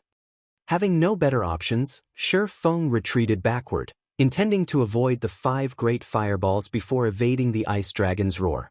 However, 2 ice walls suddenly appeared behind Shifeng, sealing his path of retreat. Impossible! Astonishment appeared on Aqua Rose's face. She can actually triple cast. Double casting was already Aqua Rose's limit. Even so, double casting had increased her combat power tremendously. Yet, Blue Phoenix could triple cast. She was simply inhuman. Despite both Ice Wall and Great Fireball being Tier 0 spells, when triple casted, they were far more powerful than a Tier 2 spell. Everyone finally realized just how frightening Blue Phoenix was. It was no wonder why she had confidently claimed that she could end the battle in 1 minute. Almost anyone would be helpless against her diverse attack method. A player's only option was to confront the incoming spells. However, against Blue Phoenix's high magic damage, just how many attacks of hers could one handle? Blue is taking this too seriously. Phoenix Rain sighed helplessly as she watched her comrade's performance. It seems that Blue will be participating in the competition. In the Dragon Phoenix Pavilion, Blue Phoenix had even suppressed Martial Dragon before he had awakened his domain. Needless to say, an unknown character from Zero Wing stood no chance against the Elementalist. Hence, She had told Feng before that he would pass if he could survive a minute against Blue Phoenix. Now, however, it would seem that even 1 minute wasn't possible. With Blue Phoenix's current equipment, lasting 10 seconds against her serious efforts was impressive enough. Just as the Ice Dragon's roar was about to devour Feng, he lightly swung killing ray at the torrent of cold air. Shio! Shio! Shio! Shio! Multiple streaks of blue lightning pierced the Ice Dragon's roar. 2 streaks of lightning scattered the pure white spell, following which, another 2 streaks snaked their way towards Blue Phoenix. When Blue Phoenix saw the incoming lightning bolts, she hurriedly cast ice walls and flame explosion to defend herself. Only after breaking the 3rd ice wall did the lightning bolts vanish. Such high strength! Blue Phoenix could not help her shock as she glanced at the evaporated ice wall. However, before Blue Phoenix recovered from her shock, she saw Feng swing killing ray once more. Hurricane! Immediately, countless wind blades flew towards Blue Phoenix, leaving no space for the elementalist to dodge. Blue Phoenix hurriedly used Blink again, escaping Hurricane's attack range. However, Feng had already circled to her left and was only 20 yards away from her. Elementalists could cast Blink, at most, twice in a row, with each Blink charge having a cooldown of 12 seconds. Only a few seconds had passed since she used Blink the first time. Hence, her Blink was on cooldown and was unavailable. Do you think you can approach me just because I've used up my Blink? Blue Phoenix smiled disdainfully. Waving her staff, she began casting ice walls, one after another, to block Feng's path. At the same time, she used ice spheres to both slow and damage Feng. Slowed by evading the ice walls and ice spheres, as well as pinned down by her firepower, by the time Feng could close in the elementalist, Blink would have finished its cooldown. By the time Feng could approach her, her Blink would already be ready for use. Just as Blue Phoenix wondered how Feng would evade her attacks, Feng suddenly activated Defensive Blade and swung his sword at the ice wall before him. When one touched an ice wall, the spell would reduce their speed instantly. However, if one attacked an ice wall using Sword Aura, their speed would be unaffected. After activating Defensive Blade, Feng's attack range extended to 15 yards. Ping!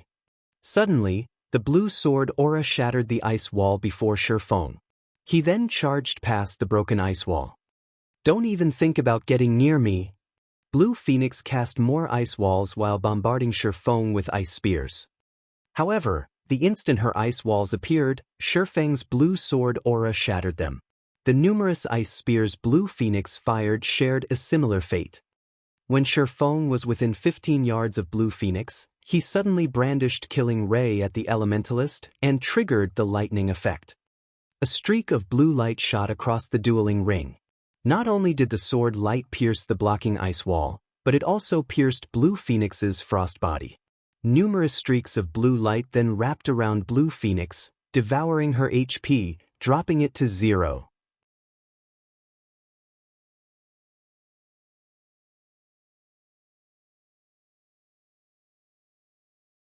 Chapter 777, Times Are Different. When the white mist faded, the duel's outcome was on display above the ring. Victor, Feng. Just who is he? Shock and suspicion filled Phoenix Rain's eyes, her expression growing somewhat somber. She was very familiar with Blue Phoenix's basic attributes. The elementalist definitely ranked at the very top of God's domain in this aspect. Yet, Feng had surpassed Blue Phoenix. An elementalist's ice wall was not easily destroyed. Even a berserker of equal strength couldn't shatter an ice wall with 2 or 3 hits. Even if the berserker were slightly stronger, it was impossible to destroy an ice wall with a single hit. However, Feng's attributes still wasn't the most shocking aspect. What truly shocked her was his combat realm. Void Realm experts were rare. Yet, a little guild like Zero Wing actually had 2 such experts. Suddenly, Phoenix Rain realized that her knowledge of Zero Wing was somewhat lacking. Ha! Big brother Feng has won. Violet Cloud cheered. Someone had even boasted that they could end the battle in 1 minute. It seems that it was true. Blackie laughed. After her defeat, Blue Phoenix was dazed for quite some time. When she looked at the name displayed above the dueling ring, then looked at the young man standing before her, a bitter feeling arose in her heart. The battle had lasted less than 10 seconds. This was the first time she had lost so miserably after her training. Moreover, Yi Feng did not seem to be particularly old. They should be roughly the same age. The bitter feeling of rivalry bloomed in Blue Phoenix's heart. In the Dragon Phoenix Pavilion, she stood out among the other talents. Despite Martial Dragon being stronger than her, she had never once held him in any regard. After all, Martial Dragon was several years older than she was. She was younger and had more potential. As long as she was given enough time, she would, sooner or later, awaken her domain as well and become one of the true experts at the peak of God's domain. Yet now, an expert who was around the same age but significantly stronger had appeared. What infuriated Blue Phoenix the most was that Yi Feng was only a Void Realm expert, not someone with a domain. Despite the fact that they had reached the same combat realm, he had beaten her so ruthlessly. How could she accept this outcome? "You're Yi Feng, right?" Blue Phoenix marched up to Shi Feng, scanning the young man's appearance and committing it to memory. Shi Feng nodded as he wondered about Blue Phoenix's odd, analyzing gaze. "I'll remember it. My name is Blue Phoenix. You must remember it. This name will surpass yours in the future." After saying so, Blue Phoenix turned and left the dueling ring. Shi Feng laughed in response to Blue Phoenix's declaration. He had never thought the woman would have such an abrupt personality. However, this trait had allowed Blue Phoenix to improve herself continuously and become one of the top few experts in the Dragon Phoenix Pavilion. In the future, she would grow ridiculously strong, eventually becoming a Tier 6 mage god, an existence that countless people looked up to.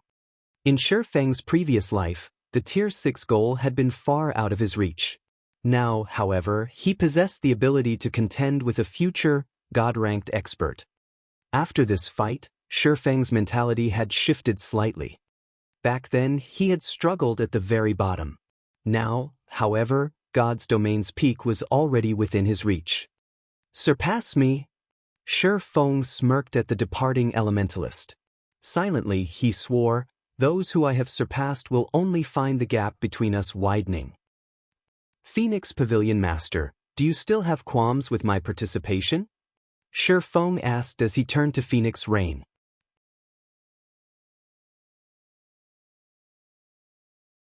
To avoid exposing his identity as Black Flame, not only had Shi Feng altered his level and the appearance of his equipment using the demon mask, but he had also kept many of his skills hidden, using only a few basic swordsman techniques. Under normal circumstances, it would be impossible to discover his secret. Moreover, Yi Feng's and Black Flame's auras were greatly different from each other.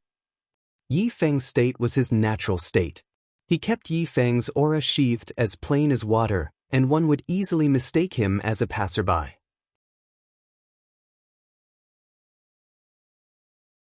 After donning the guise of Black Flame, however, he became more flamboyant. Black Flame was like an unsheathed sword, a powerful deterring force. Wherever he went, he was the center of attraction. He felt absolute to others. I never thought that guild leader Black Flame would have someone so powerful. Even in the battle in the Stoneclaw Mountains, you never made an appearance. It seems that Zero Wing really knows how to hide its strength. Guild leader Black Flame has even fooled me, Phoenix Rain said after thoroughly re-evaluating Shi Feng. Although she suspected that Black Flame was Yi Feng, their auras were vastly different. Moreover, she had even used a super-advanced identification skill that could see through disguises. Even the demon mask could not hide the truth from her skill. However, even with her identification skill, Shi Feng's ID displayed as Yi Feng, not Black Flame. This assured Phoenix Rain that they were not the same person. The only thing she discovered was that Yi Feng had altered his level. She had never imagined that Yi Feng was actually level 39, 3 levels higher than herself. Since he was 3 levels higher, there would naturally be a significant gap in terms of attributes. This explained why Blue Phoenix was no match for Shifeng. Phoenix Pavilion Master, it's getting late. If we don't enter the venue now, the organizer will most likely declare a forfeit, Shifeng said as he looked at the time. They had a little over 10 minutes remaining. They would be just in time if they hurried over immediately. As for whether or not Phoenix Rain had discovered his identity, Shifeng could easily tell by the woman's behavior that his truth was safe. It was obvious that Phoenix Rain had failed to uncover his secret.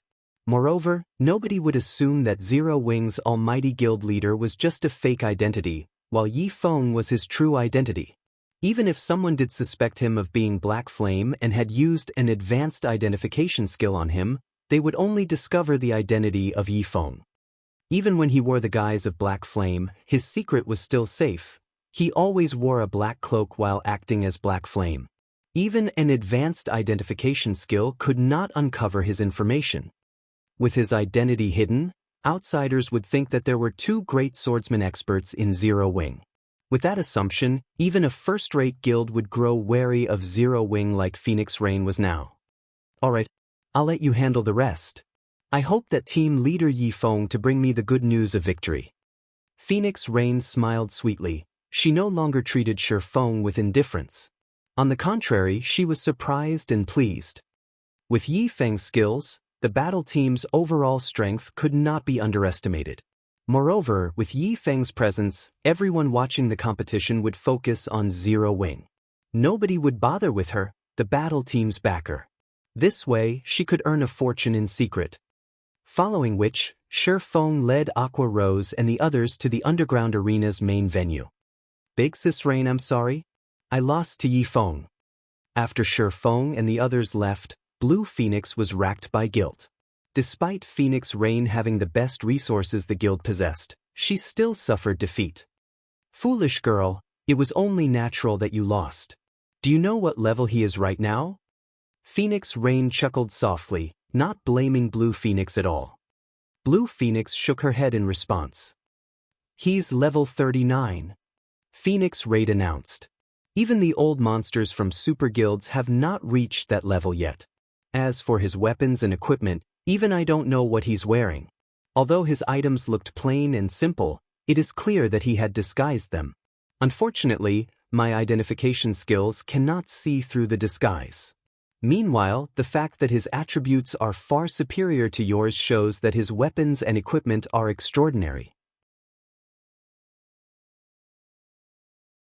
It is especially true for those swords.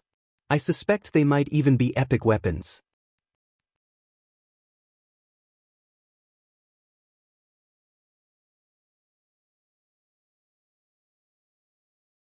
Chapter 778, Peak of God's Domain.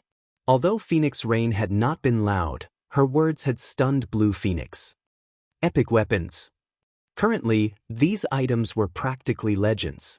Even the Dragon Phoenix Pavilion only had one epic item thus far. However, it was not a weapon.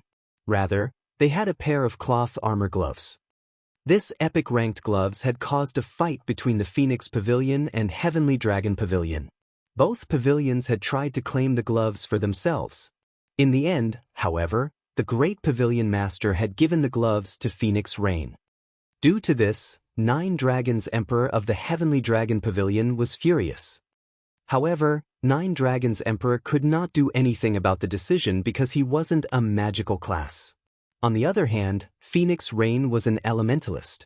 The epic ranked gloves were also perfectly suited for an elementalist. To gain the greatest benefit, the gloves went to Phoenix Rain.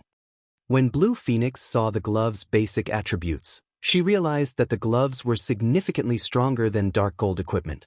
Furthermore, the epic equipment increased certain basic attributes by a fixed percentage. Although the increase only ranged between 10% and 15%, to a top-tier expert with over 500 points in their main attribute, a 10% increase was a significant jump. The epic-ranked gloves also had powerful skills. The gloves alone increased Phoenix Rain's combat power by nearly 30%. If an epic item was so effective, how powerful were epic weapons? Just thinking about it made Blue Phoenix shiver in fear. The fact that Shifeng had sliced apart her ice walls with a single slash spoke volumes of his weapon's strength. However, this revelation also confused Blue Phoenix. Even the Dragon Phoenix Pavilion had only managed to obtain a single piece of epic equipment after a lot of struggling. How did a small guild like Zero Wing manage to obtain 2 epic weapons? It seems Zero Wing isn't as simple as we thought. Neither the Star Alliance or the Flower of Seven Sins lost to Zero Wing without reason. In any case, have more people watch Zero Wing. I keep feeling that Black Flame is shrouded in mystery, Phoenix Rain sternly commanded her subordinate after pondering for some time. I understand. I'll have the intelligence department start a new, thorough investigation on Zero Wing. This was the 3rd time Blue Phoenix had seen Phoenix Rain so serious.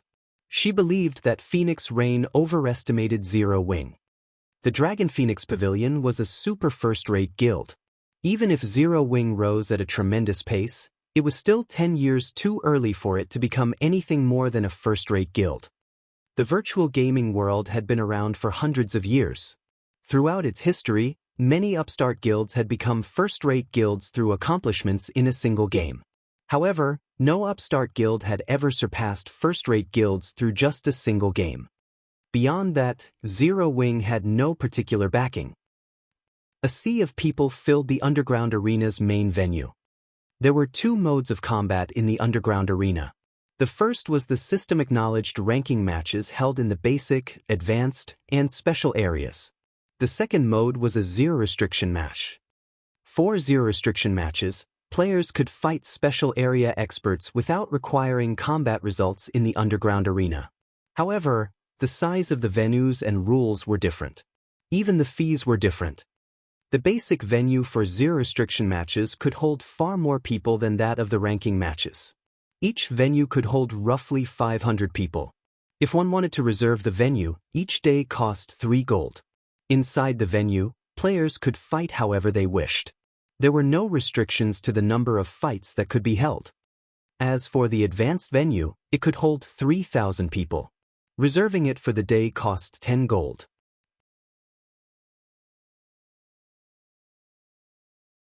The special venue could hold 20,000 people, and reserving it for a day cost 100 gold. Even large guild could not afford to reserve the special venue. The main venue towered above the special venue. The number of people the main venue could hold depended on the city's rank.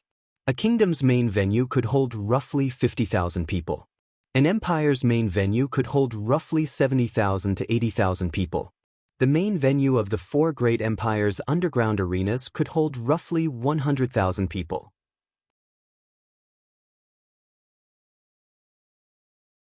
Aside from accommodating larger crowds, the greatest difference between zero-restriction matches and ranking matches was the size of the dueling rings. In basic venues, the dueling rings there could support one-on-one matches. The dueling rings of advanced venues could support 3-on-3 matches at most. Special venues could hold 10-on-10 matches. Lastly, main venues could hold 100-on-100 matches. In the underground arena, the spectator stands offered the full view of the dueling ring. One could observe the battlefield from whichever angle they desired. Battles involving hundreds of players frequently occurred across God's domain. However, it was difficult to observe these battles without being dragged into the fray. However, that would not happen in the underground arena. Players could observe the battles in the dueling rings closely. Hence, players favored the underground arena. The various large guilds would also often rehearse 100-man team battles here. However, unlike the other venues, each underground arena only possessed one main venue. Moreover, the rental fee was very expensive. Renting out the main venue in White River City cost more than 300 gold. As for the 4 great empires, their main venues cost 600 gold to rent each day. Through Zero Wing and the Candlelight Trading Firm, Shifeng only raked in roughly 1,000 gold of profit each day. Yet, it cost 600 gold to rent the main venue. Meanwhile, such competitions occurred in the 4 great empires' underground arenas every day. The wealth of the Dark Arena's organizer was obvious. Neither the participating players nor the audience members needed to pay an entry fee. Of course, They all required an invitation to enter. No one could enter the main venue without one. However, even without charging an entrance fee, the Dark Arena's organizers still made an immense profit. The organizer charged a 1% processing fee for all winning bets in the Dark Arena. Although 1% might not seem much to whoever won the bet, only those of extraordinary status were invited to watch the battles. Even 1% was an extraordinary amount of money. Furthermore, there were a lot of people betting on the fights. The organizer earned far more than just 600 gold each day. With so much profit at stake, it was natural that the position of the Dark Arena's organizer was not permanent. Initially, one would secure the position by influence. Later, they secured it with strength. Why were the various major corporations pushing their battle teams to secure victory with every match? They pushed because only the top few ranking battle teams could qualify to challenge the Dark Arena's organizer. Hence, the qualifications to form a Dark Arena battle team were precious. When Shifeng learned that Phoenix Rain had qualified to send a battle team to the Dark Arena, he had been shocked. There are so many people here. After Blackie entered the main venue, the scene had left him awestruck. The competition venue, which could accommodate 100,000 players, was about 20% full. These people have extraordinary statuses. Most likely, even the most inferior among them are upper echelons of first-rate guilds, Aqua Rose stated. When she swept a glance over the audience members, she noticed several upper echelons from first-rate guilds. She even spotted the guild leaders of several first-rate guilds. It's not just the upper echelons of the first-rate guilds in God's domain. Many famous experts have been invited as well. In addition, the representatives from many major corporations have received invites. However, the Dark Arena is lively today, Shifeng explained slowly. He had visited the Dark Arena many times in his previous life. Back then, however, he had been over level 100. By then, many people had discovered the Dark Arena. Moreover, the battles he had watched had usually been between relatively skilled battle teams. Even then, the venues were only about 30% full. Currently, the Dark Arena was still new, only emerging recently. An occupancy rate of 20% was already considerably high. As staff members guided Shifeng and his team into the dueling ring, their appearance had elicited a small cry from a corner of the audience stands. "Isn't that Yifeng?" Zhao Yueru exclaimed as she rubbed her eyes, thinking they had fooled her. However, no matter how she stared, the man was undoubtedly Yifeng. Why is he here?